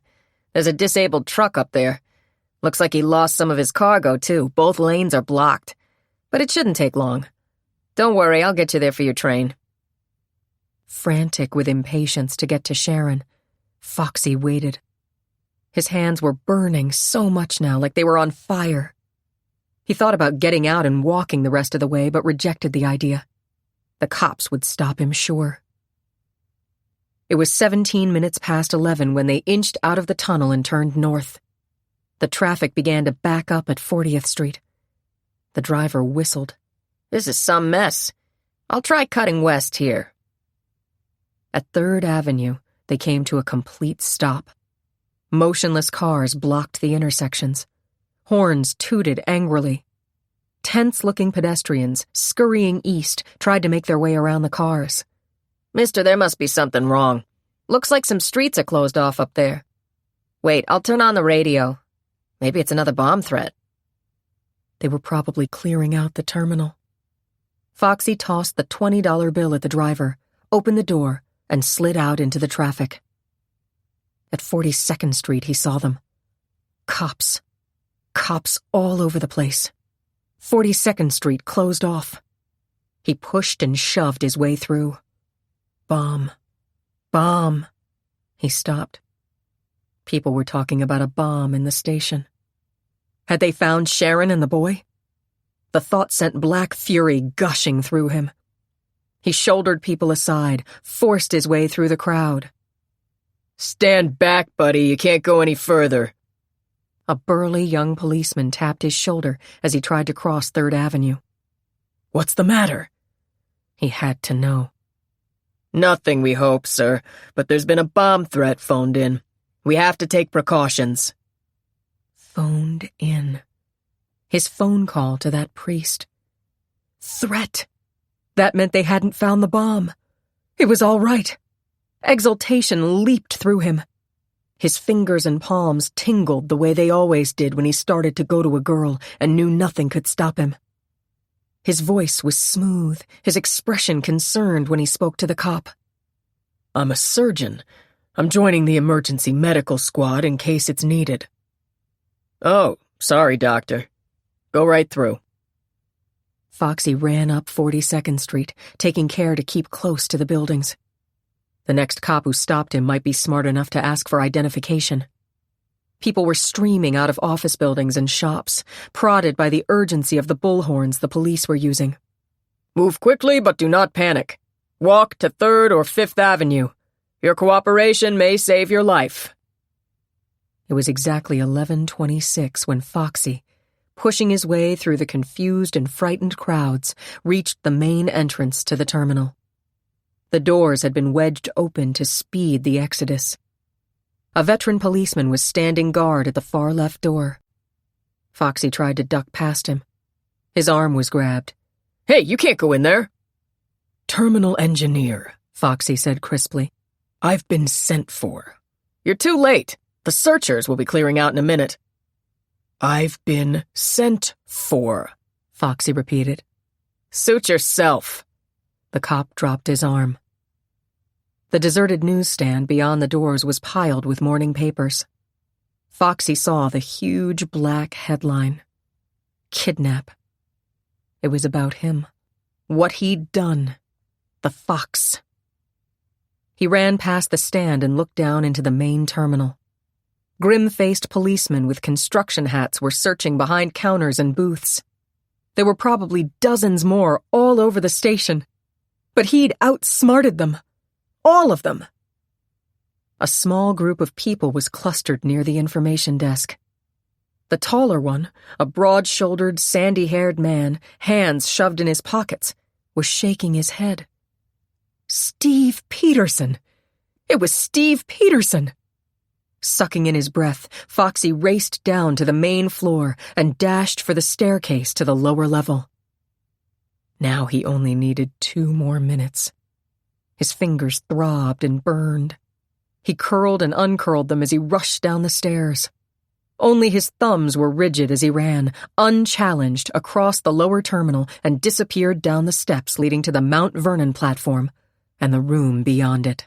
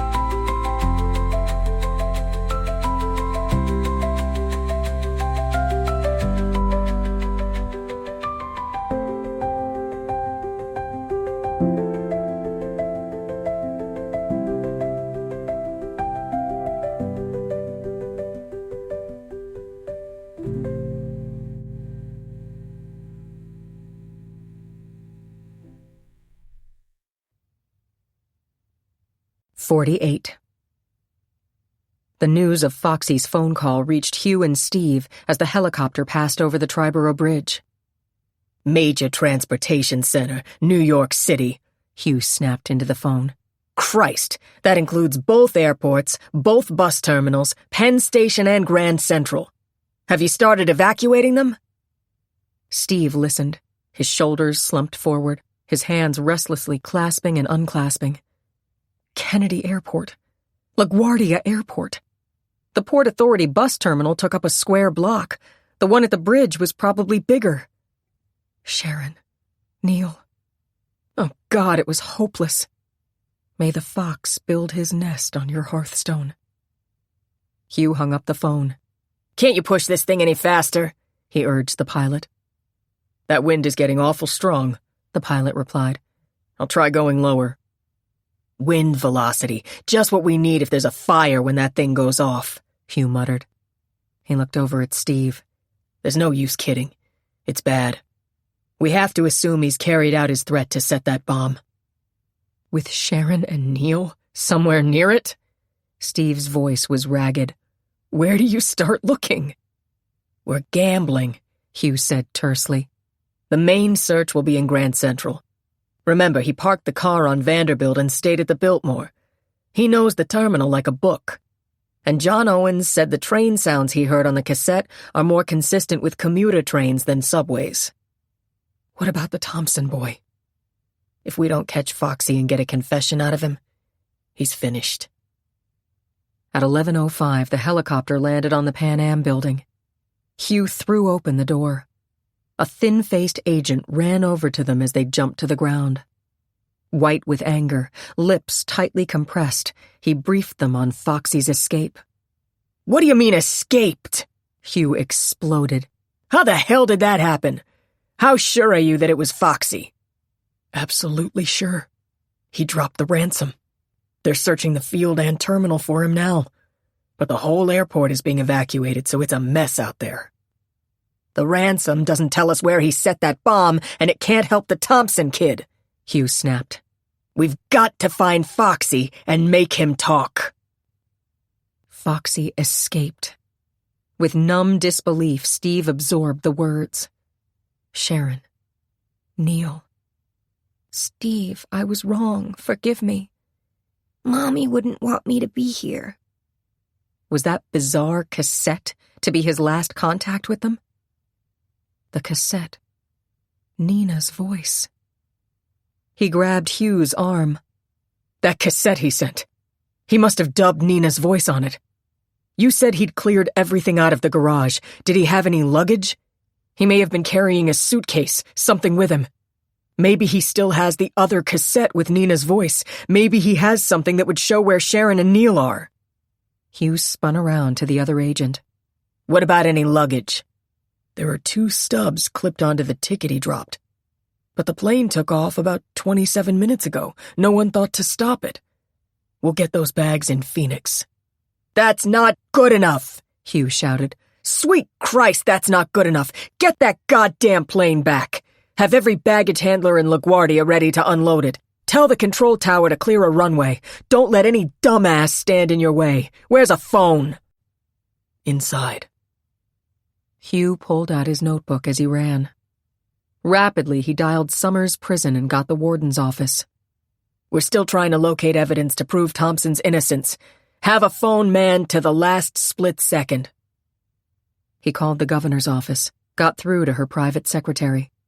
Make damn sure the governor's available and that you have a phone open to our guys in LaGuardia and another to the prison. Or else the nutmeg state may go down in history for frying an innocent kid. He dropped the phone. Let's go, he told Steve.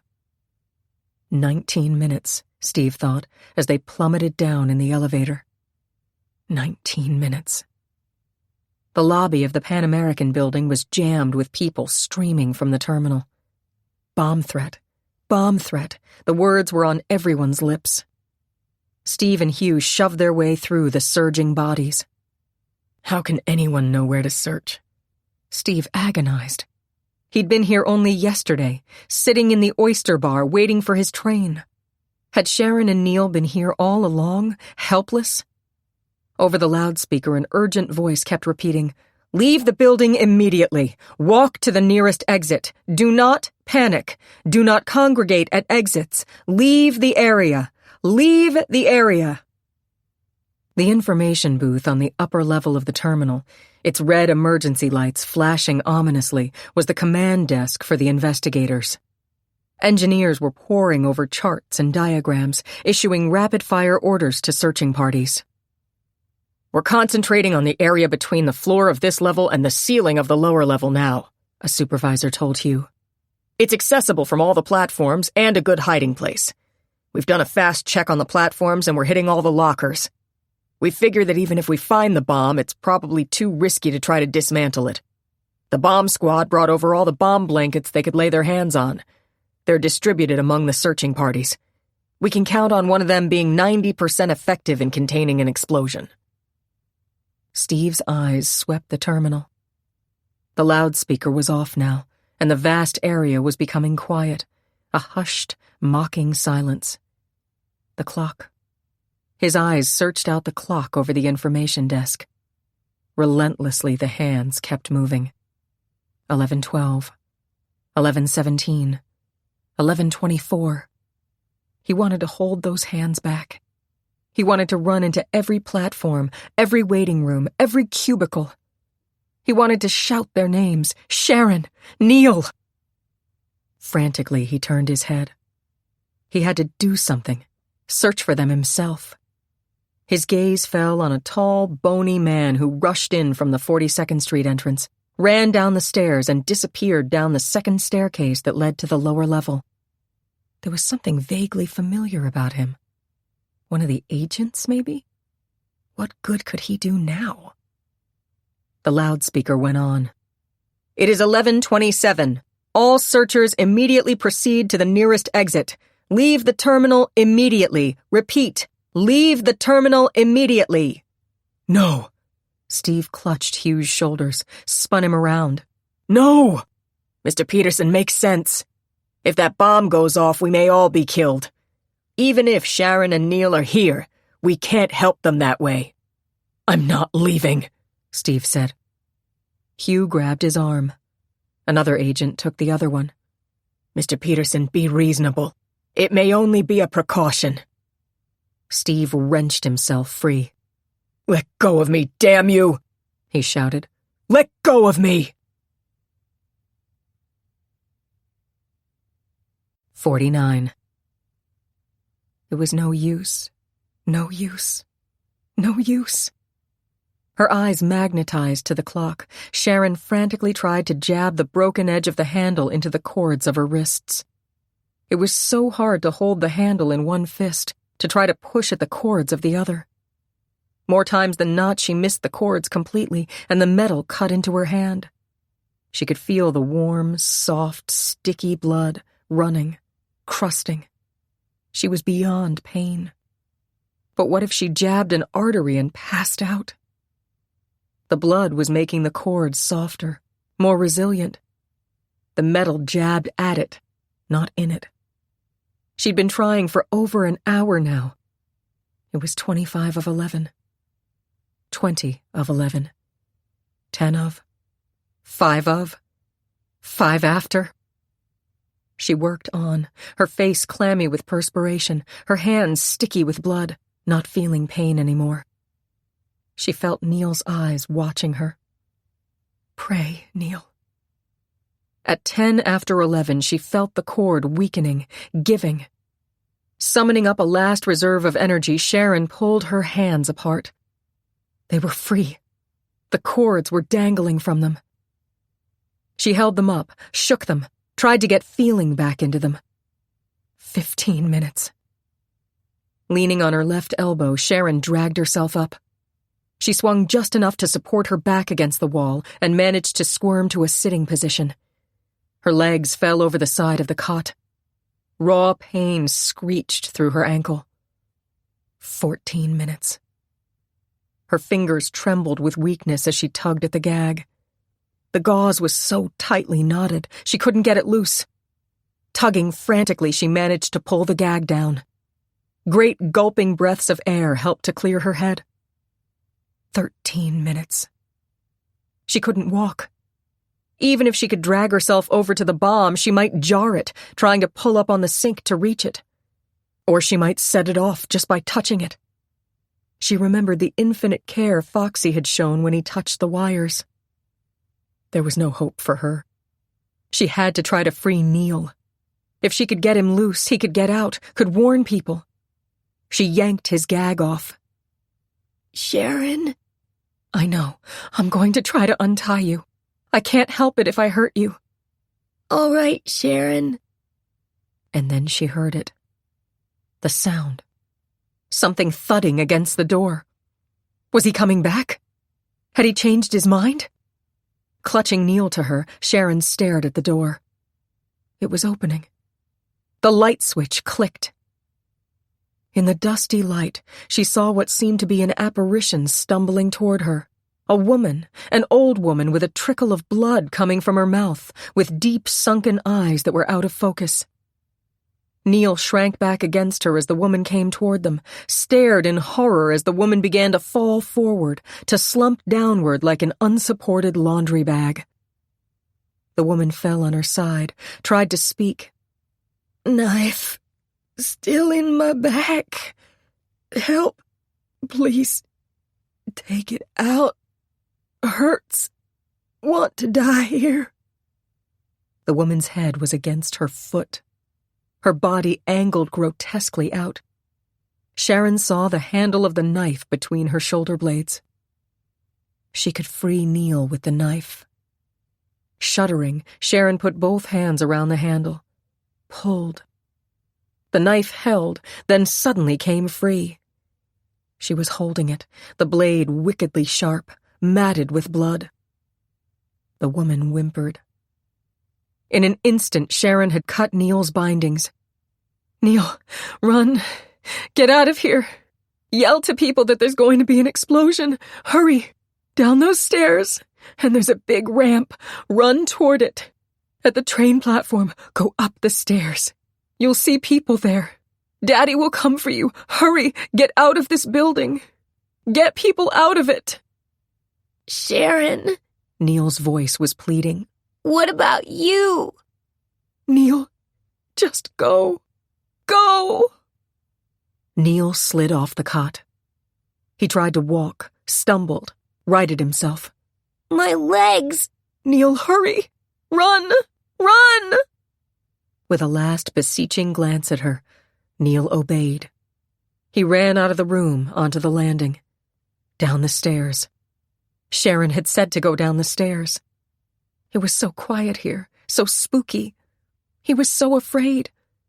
The bomb. Maybe if he could find someone, they'd help Sharon. He had to make someone help Sharon. He was at the foot of the stairs.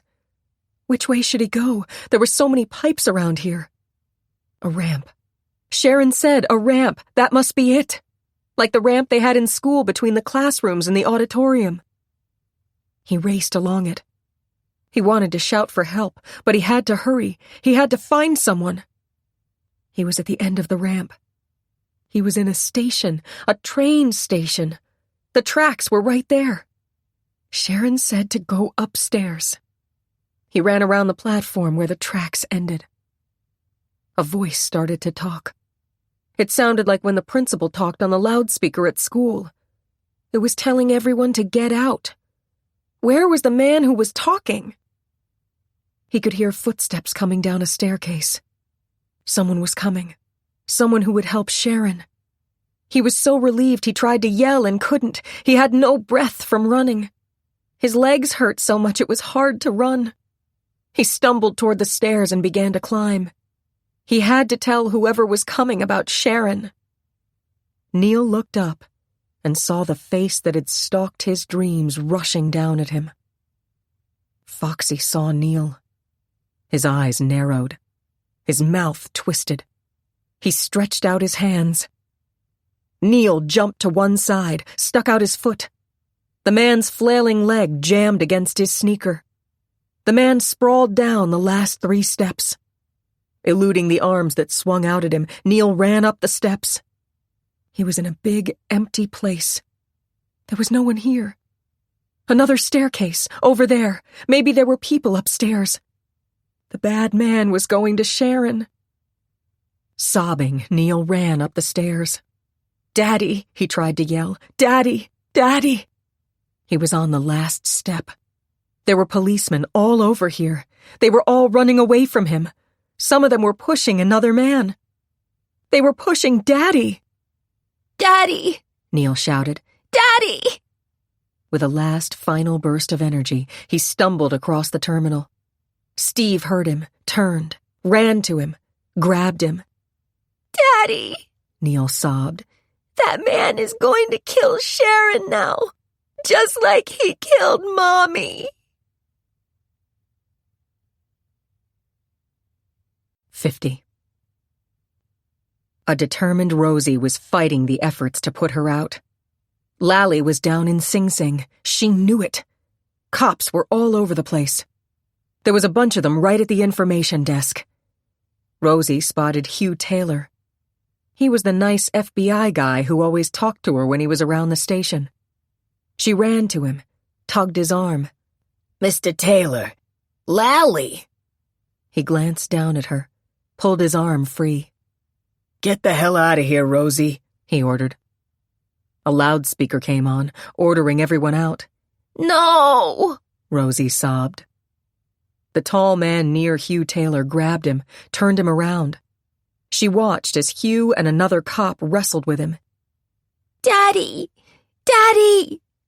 Was she hearing things? Rosie spun around. A little boy was weaving across the terminal. Then the big guy who was shouting at Mr. Taylor ran past her to the child. She heard the boy say something about a bad man and rushed over. Maybe he'd seen the guy she and Lally were watching. The boy was crying. "Daddy, help Sharon. She's hurt. She's all tied up, and there's a sick old lady." "Where, Neil? Where?" Steve begged. "A sick old lady?" Rosie shrieked. "That's Lally. She's in her room. You know it, Mr. Taylor, in Sing Sing, the old dishwasher room." "Come on," Hugh shouted. Steve thrust Neil at a policeman. "Get my son out of here," he ordered. He ran behind Hugh. Two men struggling with a heavy metal sheet followed them. "Christ, let's get out of here!" Someone thrust an arm around Rosie's waist and dragged her toward an exit. "That bomb will go off any minute!" 51. Sharon heard the padding of Neil's sneakers as he ran down the steps. "Please, God, let him be safe. Let him get away." The old woman's moans stopped, resumed, stopped for a longer instant. When the sound began again, it was lower, softer. It had a fading quality. With detached clarity, Sharon remembered what this woman said about wanting to die here. Leaning down, she felt the matted hair, patted it gently. Her fingertips smoothed the wrinkled forehead. The skin felt damp and cold. Lally shuddered violently. The moaning stopped. Sharon knew the woman was dead. And now she was going to die. "I love you, Steve," she said aloud. "I love you, Steve." His face filled her mind. Her need for him was physical pain, primal, acute, transcending the throbbing agony of her leg and ankle. She closed her eyes. "Forgive us our trespasses, as we forgive those who trespass against us. Into your hands I commend my spirit." A sound. Her eyes flew open. Foxy was framed in the doorway. An ear-to-ear smile slashed his face. His fingers curved, his thumbs rigid. He started toward her. 52. Hugh led the way down to the Mount Vernon platform, around the tracks, down the ramp into the lowest depths of the terminal. Steve raced beside him. The men carrying the bomb blankets struggled to keep up with them. They were on the ramp when they heard the screaming. "No! No! No! Steve! Help Steve's track team days were 20 years in the past. But once again he felt that tremendous surge of power, that terrible burst of energy he had always summoned in a race. Crazed with the need to reach Sharon in time, he flew past the others. "Steve!" The scream choked off. Stairs. He was at the foot of a staircase. He lunged up it, burst through an open door. His brain absorbed the nightmarish quality of the scene, the body on the floor, Sharon half lying, half sitting, her legs tied, her hair dangling behind her, trying to pull away from the figure bent over her, the figure with the thick fingers that were squeezing her throat. Steve threw himself on the man, butted his head into the arched back. Foxy sprawled forward. They both fell on Sharon. Under their weight, the sagging cot broke and they rolled together on the floor. The hands were still on Sharon's throat but broke loose under the impact of the fall. Foxy stumbled to his feet, crouched. Steve tried to leap up, tripped on Lally's body. Sharon's breathing was a tortured, choking gasp. Hugh raced into the room. Cornered, Foxy backed away. His hand found the door to the toilet cubicle. He jumped past it, slammed it shut. They heard the bolt slide into place. "Get out of there, you crazy fool!" Hugh shouted. The agents carrying the bomb blanket were in the room. With infinite care, they draped the black suitcase with the heavy metal sheet. Steve reached for Sharon. Her eyes were closed. Her head flopped backwards as he picked her up. Ugly welts were rising on her throat. But she was alive. She was alive. Holding her to him, he turned to the door. His eyes fell on the posters, on Nina's picture. He hugged Sharon tightly. Hugh bent over Lally. "This one's gone." The large hand of the clock was moving to 6. "Get out of here!" Hugh shouted. They tumbled down the stairs. "The tunnel! Head for the tunnel!" They raced past the generator, past the vents, onto the tracks, through the darkness. Foxy heard the retreating steps. They were gone. They were gone. He slid the bolt and opened the door. Seeing the metal blanket over the suitcase, he began to laugh, a deep, rumbling, staccato sound. It was too late for him. But it was too late for them, too. In the end, the fox always won. He reached his hand to the metal blanket, tried to tug it off the suitcase. A blinding flash, a roar that shattered his eardrums, hurtled him into eternity. 11:42 a.m. Bob Kerner burst into St. Bernard's Church, raced up the aisle and threw his arms around the kneeling figure. Is it over? Her eyes were tearless. "Is it over? Mama, come on and take your kid home. They've got absolute proof that another guy committed the murder. They've got a tape of him doing it. The governor said to get Ron out of that prison now." Kate Thompson, mother of Ronald Thompson, staunch believer in the goodness and mercy of her God, fainted. Roger Perry hung up the phone, turned to Glenda. "They were on time," he said. "Sharon, Neil, both safe?" Glenda whispered. "Yes, and the Thompson boy is going home." Glenda raised her hand to her throat. "Thank God." She saw his expression. "Roger, I'm fine. Put away those damn pills and make me a good stiff old-fashioned." Hugh had his arm around a softly weeping Rosie. "Lally saved her station," he said, "and we're going to start a petition to put up a plaque for her. I'll bet Governor Carey himself will unveil it. He's a nice guy." "A plaque for Lally," Rosie whispered. "Oh, she'd love that." A face was floating somewhere above her. She was going to die, and never see Steve again. No, no. It's all right, darling. It's all right. Steve's voice. It was Steve's face she was seeing. It's all over. We're on the way to the hospital. They'll fix up that leg. Neil! I'm here, Sharon. A hand, butterfly soft in hers. Steve's lips on her cheeks, her forehead, her lips. Neil's voice in her ear. Sharon, just like you told me, I kept thinking the whole time about the present you promised me. Sharon, exactly how many Lionel trains have you got for me?